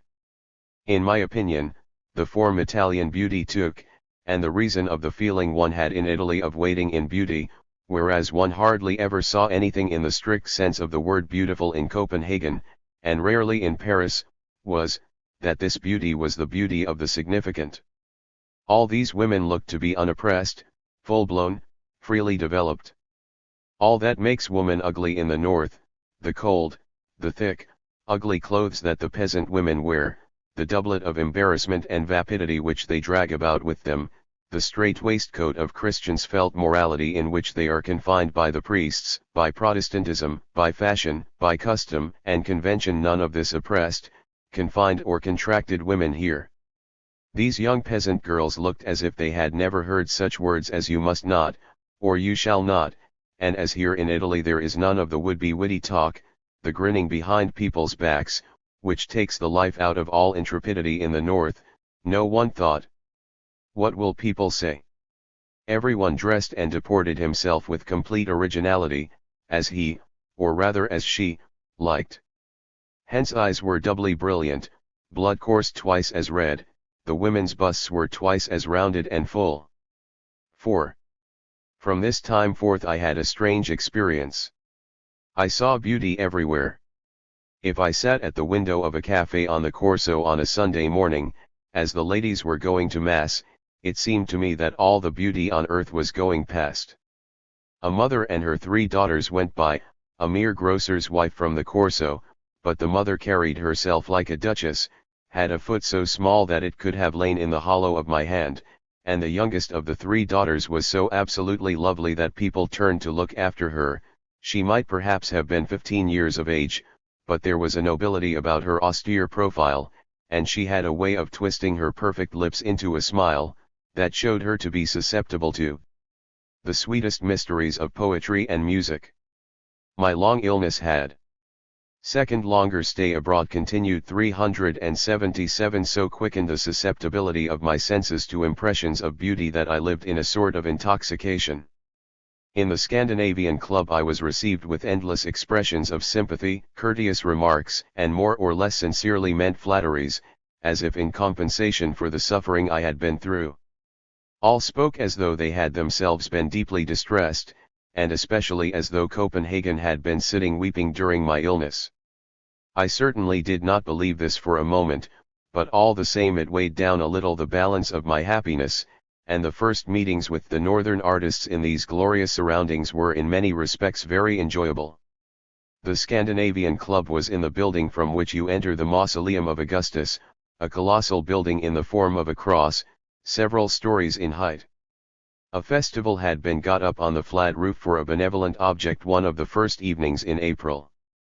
You mounted the many flights of stairs and suddenly found yourself, apparently, in an immense hall, but with no roof save the stars, and brilliantly illuminated, but with lights that paled in the rays of the Italian moon.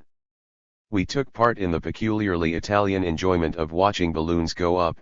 They rose by fire, which exhausted the air inside them and made them light. Round about the moon we could see red and blue lights, like big stars. One balloon ignited up in the sky, burst into bright flames, and looked very impressive. Troops of young women, too, were sitting there, and dazzled anew a young man who for a second time had given the slip to the old gentleman with the scythe. There was one young servant girl from the country, in particular, a child of 13 or 14, to whom I called the attention of the painters, and they went into ecstasies over her. The type was the same as that which Raphael has reproduced in his Sistine Madonna. Her clear, dark blue eyes had a look of maidenly shyness, and of the most exquisite bashfulness, and yet a look of pride. She wore a string of glass beads round her lovely neck.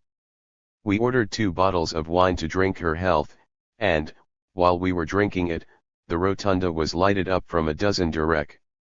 378. Shins with changing Bengal fire. The ladies looked even handsomer, the glass lamps dark green in the gleam, the fire-born balloons rose, the orchestra played, the women smiled at the homage of their friends and lovers all on the venerable mausoleum of Augustus. 6. I made the acquaintance that evening of a young and exceedingly engaging Frenchman, who was to become my intimate friend and my traveling companion. He attracted me from the first by his refined, reserved, and yet cordial manner. Although only 35 years of age, Georges Neuflard had traveled and seen surprisingly much. He was now in Italy for the second time, New France and Germany, had traveled through Mexico and the United States, had visited Syria, Egypt, Tunis, and Algiers to the last oasis. When the conversation touched upon art and music, he expressed himself in a manner that revealed keen perception, unusual knowledge, and a very individual taste. The following morning, when we met on the Corso, he placed himself at my disposal. If he could be of use to me, there was nothing he had arranged to do. He asked where I was thinking of going. As he knew Rome and its neighborhood as well as I knew my mother's drawing room, I placed myself in his hands. We took a carriage and drove together, first to the baths of Caracalla, then to the catacombs, where we very nearly lost our way, and thought with a thrill of what in olden times must have been the feelings of the poor wretches who fled there, standing in the dark and hearing footsteps in the distance, knowing that it was their pursuers coming, and that they were inevitably going to be murdered, where there was not even room to raise a weapon in their own defense. Next we drove to San Paolo Fuori le Mura, of the burning of which Thorwaldsen's museum possesses a painting by Leopold Robert, but which at that time had been entirely rebuilt in the antique style. It was the most beautiful basilica I had ever seen. We enjoyed the sight of the courtyard of the monastery, nearly 1,700 years old, with its fine pillars, all different, and so well preserved that we compared, in thought, the impressions produced by the 2 mighty churches, San Paolo and San Pietro. Then we dined together and plunged into interminable discussions until darkness fell. From that day forth we were inseparable. Our companionship lasted several months, until I was obliged to journey north. But the same cordial relations continued to subsist between us for more than a quarter of a century, when death robbed me of my friend.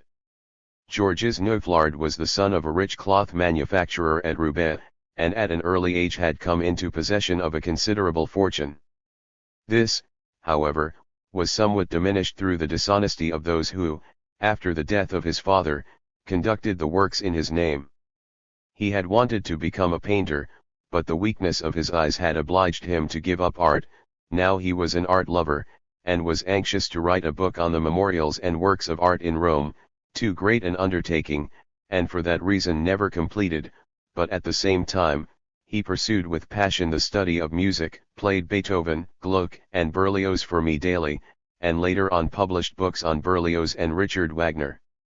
As a youth he had been an enthusiast such as, in the Germanic countries, they fancy is impossible elsewhere, to such an extent indeed as would be regarded even there as extraordinary. At 17 years of age he fell in love with a young girl who lived in the same building as himself. He was only on terms of sign language with her, had not even secured so much as a conversation with her. Nonetheless, his infatuation was so great that he declared to his father that he wished to marry her. The father would not give his consent, and her family would not receive him unless he was presented by his father. The latter sent him to America with the words, "Forget your love and learn what a fine thing industrialism is." He traveled all over the United States, found all machinery loathsome, since he had not the most elementary knowledge of the principles of mechanics, and no inclination for them, and thought all the time of 380. The little girl from whom they wished to separate him. It did not help matters that the traveling companion that had been given him lived and breathed in an atmosphere of the lowest debauchery, and did his best to initiate the young man into the same habits. On his return home he declared to his father that he persisted in his choice. "Good," said his father, "Asia Minor is a delightful country, and so is Northern Africa. It will also do you good to become acquainted with Italy." So he set off on his travels again, and this time was charmed with everything he saw. Then his father died, and he became pretty much his own master and free to do as he liked. Then he learned that the father of the girl had been guilty of a bank fraud. His family would not receive hers, if, indeed, herself. So he gave up his intention. He did not wish to expose her to humiliation and did not wish himself to have a man of ill fame for his father-in-law. He set off again on his travels, and remained a long time away. "The proof that I acted wisely by so doing," he said in conclusion, "is that I have completely forgotten the girl. My infatuation was all fancy." When he commenced by telling me that for 3 years he had loved, and despite all opposition, wished to marry a girl to whom he had never spoken, I exclaimed, "Why, you are no Frenchman." When he concluded by telling me that after remaining constant for 3 years he had abandoned her for a fault that not she, but her father, had committed, I exclaimed, "How French you are, after all." While mutual political, social, and philosophical interests drew me to Giuseppe Saratou, all the artistic side of my nature bound me to Georges Neuflard. Saratou was an Italian from a half-French part. He was born at Savona, near Chambéry, and his culture was as much French as Italian. Neuflard was a Frenchman possessed by such a love for Italy that he spoke the purest Florentine, felt himself altogether a Southerner, and had made up his mind to take up his permanent abode in Italy. He married, too, a few years afterwards, a lovely Florentine woman, and settled down in Florence. What entirely won my heart about him was the femininely delicate consideration and unselfish devotion of his nature, the charm there was about his manner and conversation, which revealed itself in everything he did, from the way in which he placed his hat upon his head, to the way in which he admired a work of art. But I could not have associated with him day after day, had I not been able to learn something from him. When we met again 10 years later, it turned out that we had nothing especially new to tell each other. I had met him just at the right moment.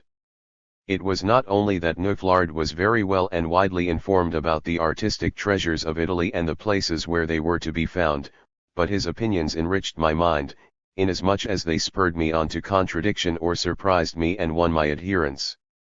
Fresh as Julius Lange's artistic sense had been, there was nevertheless something doctrinaire and academic about it. An artist like Bernini was horrible, and nothing else to him. He had no sympathy for the sweet, half-sensual ecstasy of some of Bernini's best figures. He was an enemy of 18th-century art in France, saw it through the moral spectacles which in the Germanic countries had come into use with the year 1800. It was easy for Neuflard to remain unbiased by northern doctrines, for he did not know them.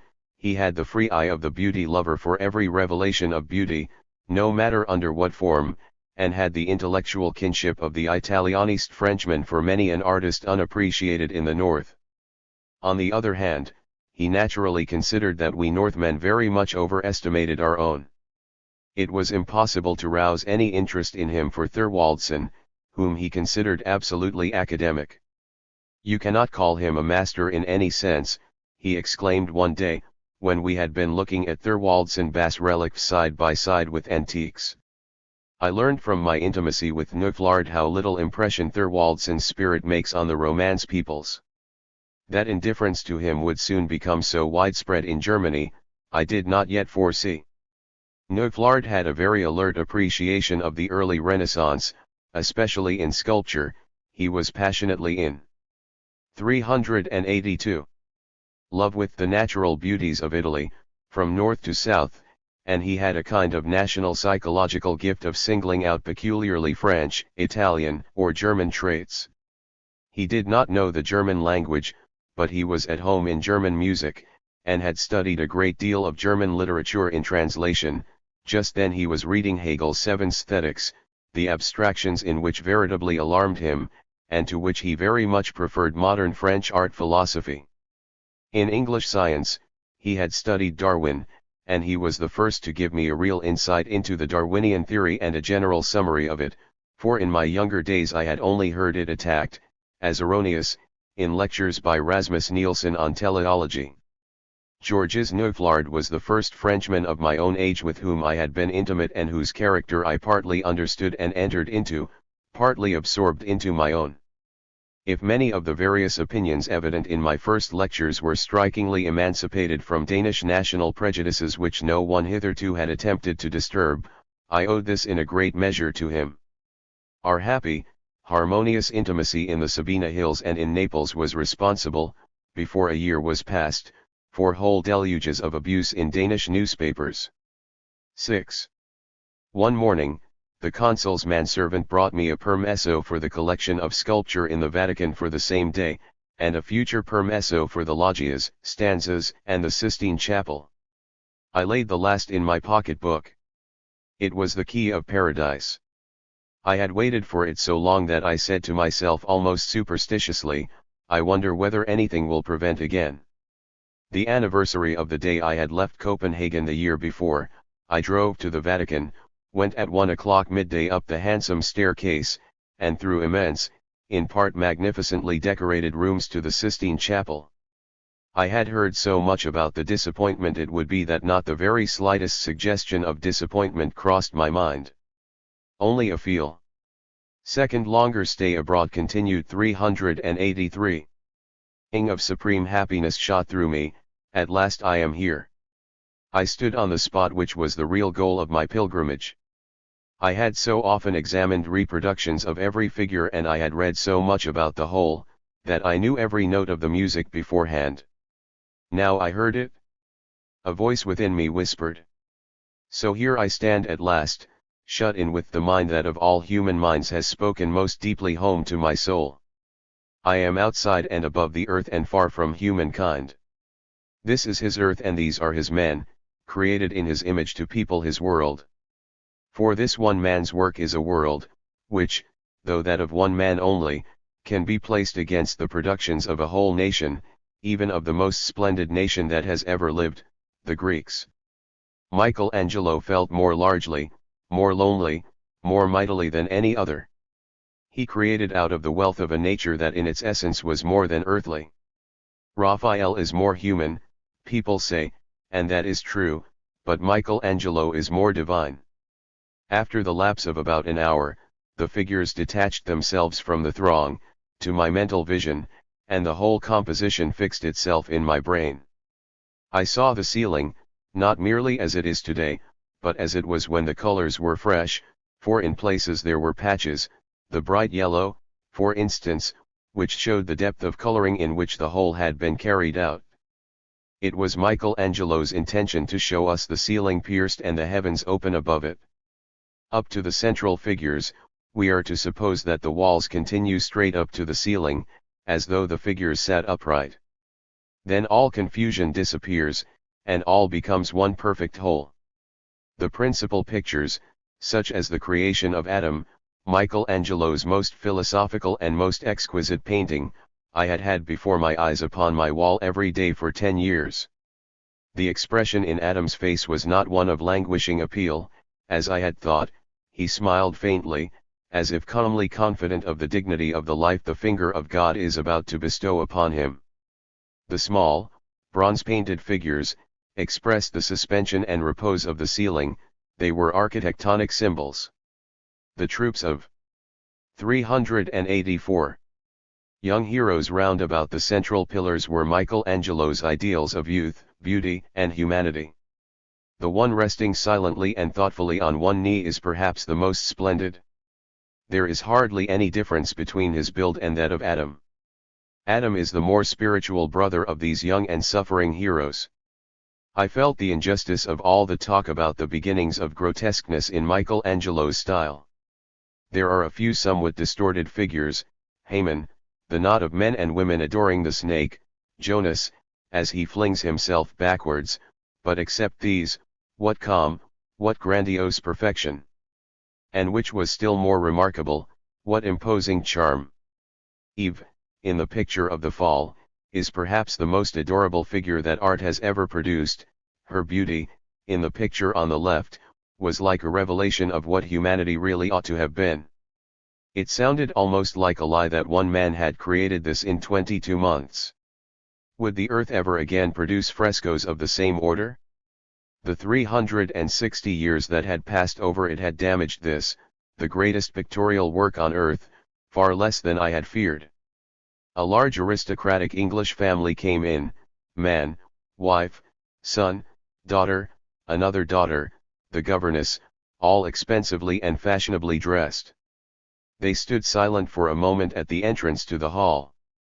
Then they came forward as far as about the middle of the hall, looked up and about a little, said to the custodian, * will you open the door for us, and went out again very gracefully. 7. I knew Raphael's loggias from copies in l'École des Beaux-Arts in Paris. But I was curious to see how they would appear after this, and so, although there was only 3/4 of an hour left of the time allotted to me on my permesso, I went up to look at them. My first impression, as I glanced down the corridor and perceived these small ceiling pictures, barely 2 feet across, was, good gracious! This will be a sorry enjoyment after Michael.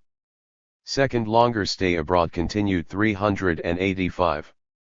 Angelo. J looked at the first painting, God creating the animals, and was quite affected. There goes the good old man, saying paternally, come up from the earth, all of you, you have no idea how nice it is up here. My next impression was, how childish. But my last was, what genius! How charming the picture of the fall, and how lovely Eve! And what grandeur of style despite the smallness of the space! A god a few inches high separates light from darkness, but there is omnipotence in the movement of his arm. Jacob sees the ladder to heaven in his dream, and this ladder, which altogether has 6 angels upon it, seems to reach from earth to heaven, infinitely long and infinitely peopled. Above, we see God the Father, at an immense distance, spread his gigantic embrace, which covers a space the length of 2 fingers. There was the favorite picture of my childhood, Abraham prostrate before the angels, even more marvelous in the original than I had fancied it to myself, although it is true that the effect of the picture is chiefly produced by its beauty of line. And there was Lot, departing from Sodom with his daughters, a picture great because of the perfect illusion of movement. They go on and on, against the wind and storm, with horror behind them and hope in front, at the back, to the right, the burning city, to the left, a smiling landscape. How unique the landscapes on all these pictures are, how marvelous, for instance, that in which Moses is found on the Nile. This river, within the narrow limits of the picture, looked like a huge stream, losing itself in the distance. It was 5:30. My back was beginning to ache in the place which had grown tender from lying so long. Without a trace of fatigue I had been looking uninterruptedly at pictures for 4 hours and a half. 8. Neuflard's best friend in Rome was a young lieutenant of the Bersaglieri named Ottavio Cerati, with whom we were much together. Although a Roman, he had entered the Italian army very young, and had consequently been, as 386. It were, banished. Now, through the breach at Porta Pia, he had come back. He was 24 years of age, and the naivest Don Juan one could possibly meet. He was beloved by the beautiful wife of his captain, and Neuflard, who frequented their house, one day surprised the 2 lovers in tears. Cerati was crying with his lady love because he had been faithless to her. He had confessed to her his intimacy with 4 other young ladies, so she was crying, and the end of it was that he cried to keep her company. At meals, he gave us a full account of his principal romance. He had one day met her by chance in the gardens of the Palazzo Corsini, and since that day, they had had secret meetings. But the captain had now been transferred to tyranny, and tragedy had begun. Letters were constantly within an ace of being intercepted, they committed imprudences without count. He read aloud to us, without the least embarrassment, the letters of the lady. The curious thing about them was the moderation she exercised in the expression of her love, while at the same time her plans for meetings were of the most foolhardy, breakneck description. Another fresh acquaintance that I made in those days was with three French painters, Hamann, Sain, and Benner, who had studios adjoining one another. Hamann and Sain both died long since, but Benner, whom I met again in Paris in 1904, died, honored and respected, in 1905. I was later on at Capri in company with Sain and Benner, but Hamann I saw only during this visit to Rome. His pretty, somewhat sentimental painting, Ma sur N'est pas, hung, reproduced in engraving, in every shop window, even in Copenhagen. He was painting just then at his clever picture, Triste Rivage. Hamann was born in Brittany, of humble, orthodox parents, who sent him to a monastery. The prior, when he surprised him drawing men and women out of his head, told him that painting was a sin. The young man himself then strongly repented his inclination, but, as he felt he could not live without following it, he left the monastery, though with many strong twinges of conscience. Now that he was older, he was ruining himself by drink, but had manifested true talent and still retained a humorous wit. One day that I was with him, a young man came to the studio and asked for his opinion of a painting. The man talked the whole time of nothing but his mother, of how much he loved her and all that he did for her. Hamann's patience gave out at last. He broke out, "And do you think, sir, that J have murdered my mother? I love her very much, I assure you, not enough to marry her, grant, but pretty well, all the same." After that he always spoke of him as the young man who loves his mother. 9. I felt as though this April, this radiant spring, were the most glorious time in my life. I was assimilating fresh impressions of art and nature every hour. The conversations I was enjoying with my Italian and French friends set me day by day pondering over new thoughts. I saw myself restored to life, and a better life. At the beginning of April, moreover, some girls from the north made their triumphal entry into the Scandinavian Club. Without being specially beautiful or remarkable, they absolutely charmed me. It was a full year since the language of home had sounded in my ears from the lips of a girl, since I had seen the smile in the blue eyes and encountered the heart-ensnaring charm, in jest or earnest, of the young women of the north. I had recently heard the entrancing castrato singing at St. Peter's, and, on conquering my aversion, could not but admire it. Now I heard once more simple, but natural, Danish and Swedish songs. Merely to speak Danish again with a young woman, was a delight. And there was one who, delicately and unmistakably and defenselessly, showed me that I was not indifferent to her.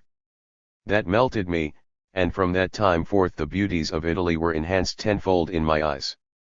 All that I was acquainted with in Rome, all that I saw every day with George's Neuflard, I could show her and her party, from the most accessible things, which were nevertheless fresh to the newcomers, such as the Pantheon, Acqua Paola, San Pietro in Monte Orto, the grave of Cecilia Metella. 388. And the grottos of Egeria, to the great collections of art in the Vatican, or the Capitol, or in the wonderful Galleria Borghese. All this, that I was accustomed to see alone with Neuflard, acquired new splendor when a blonde girl walked by my side, asking sensible questions, and showing me the gratitude of youth for good instruction. With her 19 years I suppose she thought me marvelously clever. But the works of art that lay a little outside the beaten track, I likewise showed to my compatriots. I had never been able to tolerate Guido Reni, but his playing angels in the chapel of San Gregorio excited my profound admiration, and it was a satisfaction to me to pour this into the receptive ear of a girl compatriot. These angels delighted me so that I could hardly tear myself away from them. The fine malice, the mild coquetry, even in the expression of the noblest purity and the loftiest dignity, enchanted us. I had been in the habit of going out to the environs of Rome with George's Neuflard, for instance, to the large, handsome gardens of the Villa Doria Pamphili, or the Villa Madama, with its beautiful frescoes and stucco work, executed by Raphael's pupils, Giulio Romano and others, from drawings by that master. But it was a new delight to drive over the Campagna with a girl who spoke Danish by my side, and to see her northern complexion in the sun of the south. With my French friend, I gladly joined the excursions of her party to Nemi, Albano, Tivoli. Never in my life had I felt so happy as I did then. I was quite recovered. Only a fortnight after I had risen from a sick bed that had claimed me 4 months and a half, I was going about, thanks to my youth, as I did before I was ill. For my excursions, I had a comrade after my own heart, well-bred, educated, and noble-minded. I fell in love a little a few times a week. I saw lakes, fields, olive groves, mountains, scenery, exactly to my taste. I had always a permesso for the Vatican collections in my pocket. I felt intoxicated with delight, dizzy with enjoyment. It seemed to me that of all I had seen in the world, Tivoli was the most lovely. The old temple of the Sibyl on the hill stood on consecrated ground, and consecrated the second longer stay abroad continued 389. Whole neighborhood. I loved those waterfalls, which impressed me much more than Trollhättan had done in my childhood. In one place the water falls down, black and boiling, into a hollow of the rock, and reminded me of the descent into Tartarus. In another the cataract runs, smiling and twinkling with millions of shining pearls, in the strong sunlight. In a third place, the great cascade rushes down over the rocks. There, where it touches the nether rocks, rests the end of the enormous rainbow which, when the sun shines, is always suspended across it. Neufillard told me that Niagara itself impressed one less. We scrambled along the cliff until we stood above the great waterfall, and could see nothing but the roaring, foaming white water, leaping and dashing down. It looked as though the seething and spraying masses of water were springing over each other's heads in a mad race, and there was such power, such natural persuasion in it, that one seemed drawn with it, and gliding, as it were, dragged into the abyss. It was as though all nature were disembodied, and flinging herself down. Like Aladdin, Neufillard personified it all. He saw the dance of nymphs in the waves, and their veils in the clouds of spray. My way of regarding nature was diametrically opposite, and pantheistic. I lost consciousness of my own personality, felt myself one with the falling water and merged myself into nature, instead of gathering it up into figures. I felt myself an individuality of the north, conscious of my being. XX. One afternoon a large party of us had taken our meal at an inn on the lake of Nemi. The evening was more than earthly. The calm, still, mountain lake, the old, filled-up crater, on the top of the mountain, had a fairy-like effect. I dropped down behind a boulder and lay for a long time alone, lost in ecstasy, out of sight of the others. All at once I saw a blue veil fluttering in the breeze quite near me. It was the young Danish girl, who had sat down with me. The red light of the evening, Nemi, and she, merged in one. Not far away some people were setting fire to a blaze of twigs and leaves. One solitary bird warbled across the lake, the cypresses wept, the pines glowered, the olive trees bathed their foliage in the mild warmth. One cloud sailed across the sky, and its reflection glided over the lake. One could not bear to raise the voice. It was like a muffled concert. Here were life, reality, and dreams. Here were sun, warmth and light. Here were color, form, and line, and in this line, outlined by the mountains against the sky, the artistic background of all the beauty. Neufillard and I accompanied our northern friends from Albano to the station. They were going on as far as Naples, and thence returning home. We said goodbye and walked back to Albano in the mild summer evening. The stars sparkled and shone bright, Cassiopeia showed itself in its most favorable position, and Charles's wain stood, as if in sheer high spirits, on its head, which seemed to be its recreation just about this time. It, too, was evidently a little dazed this unique, inimitable spring.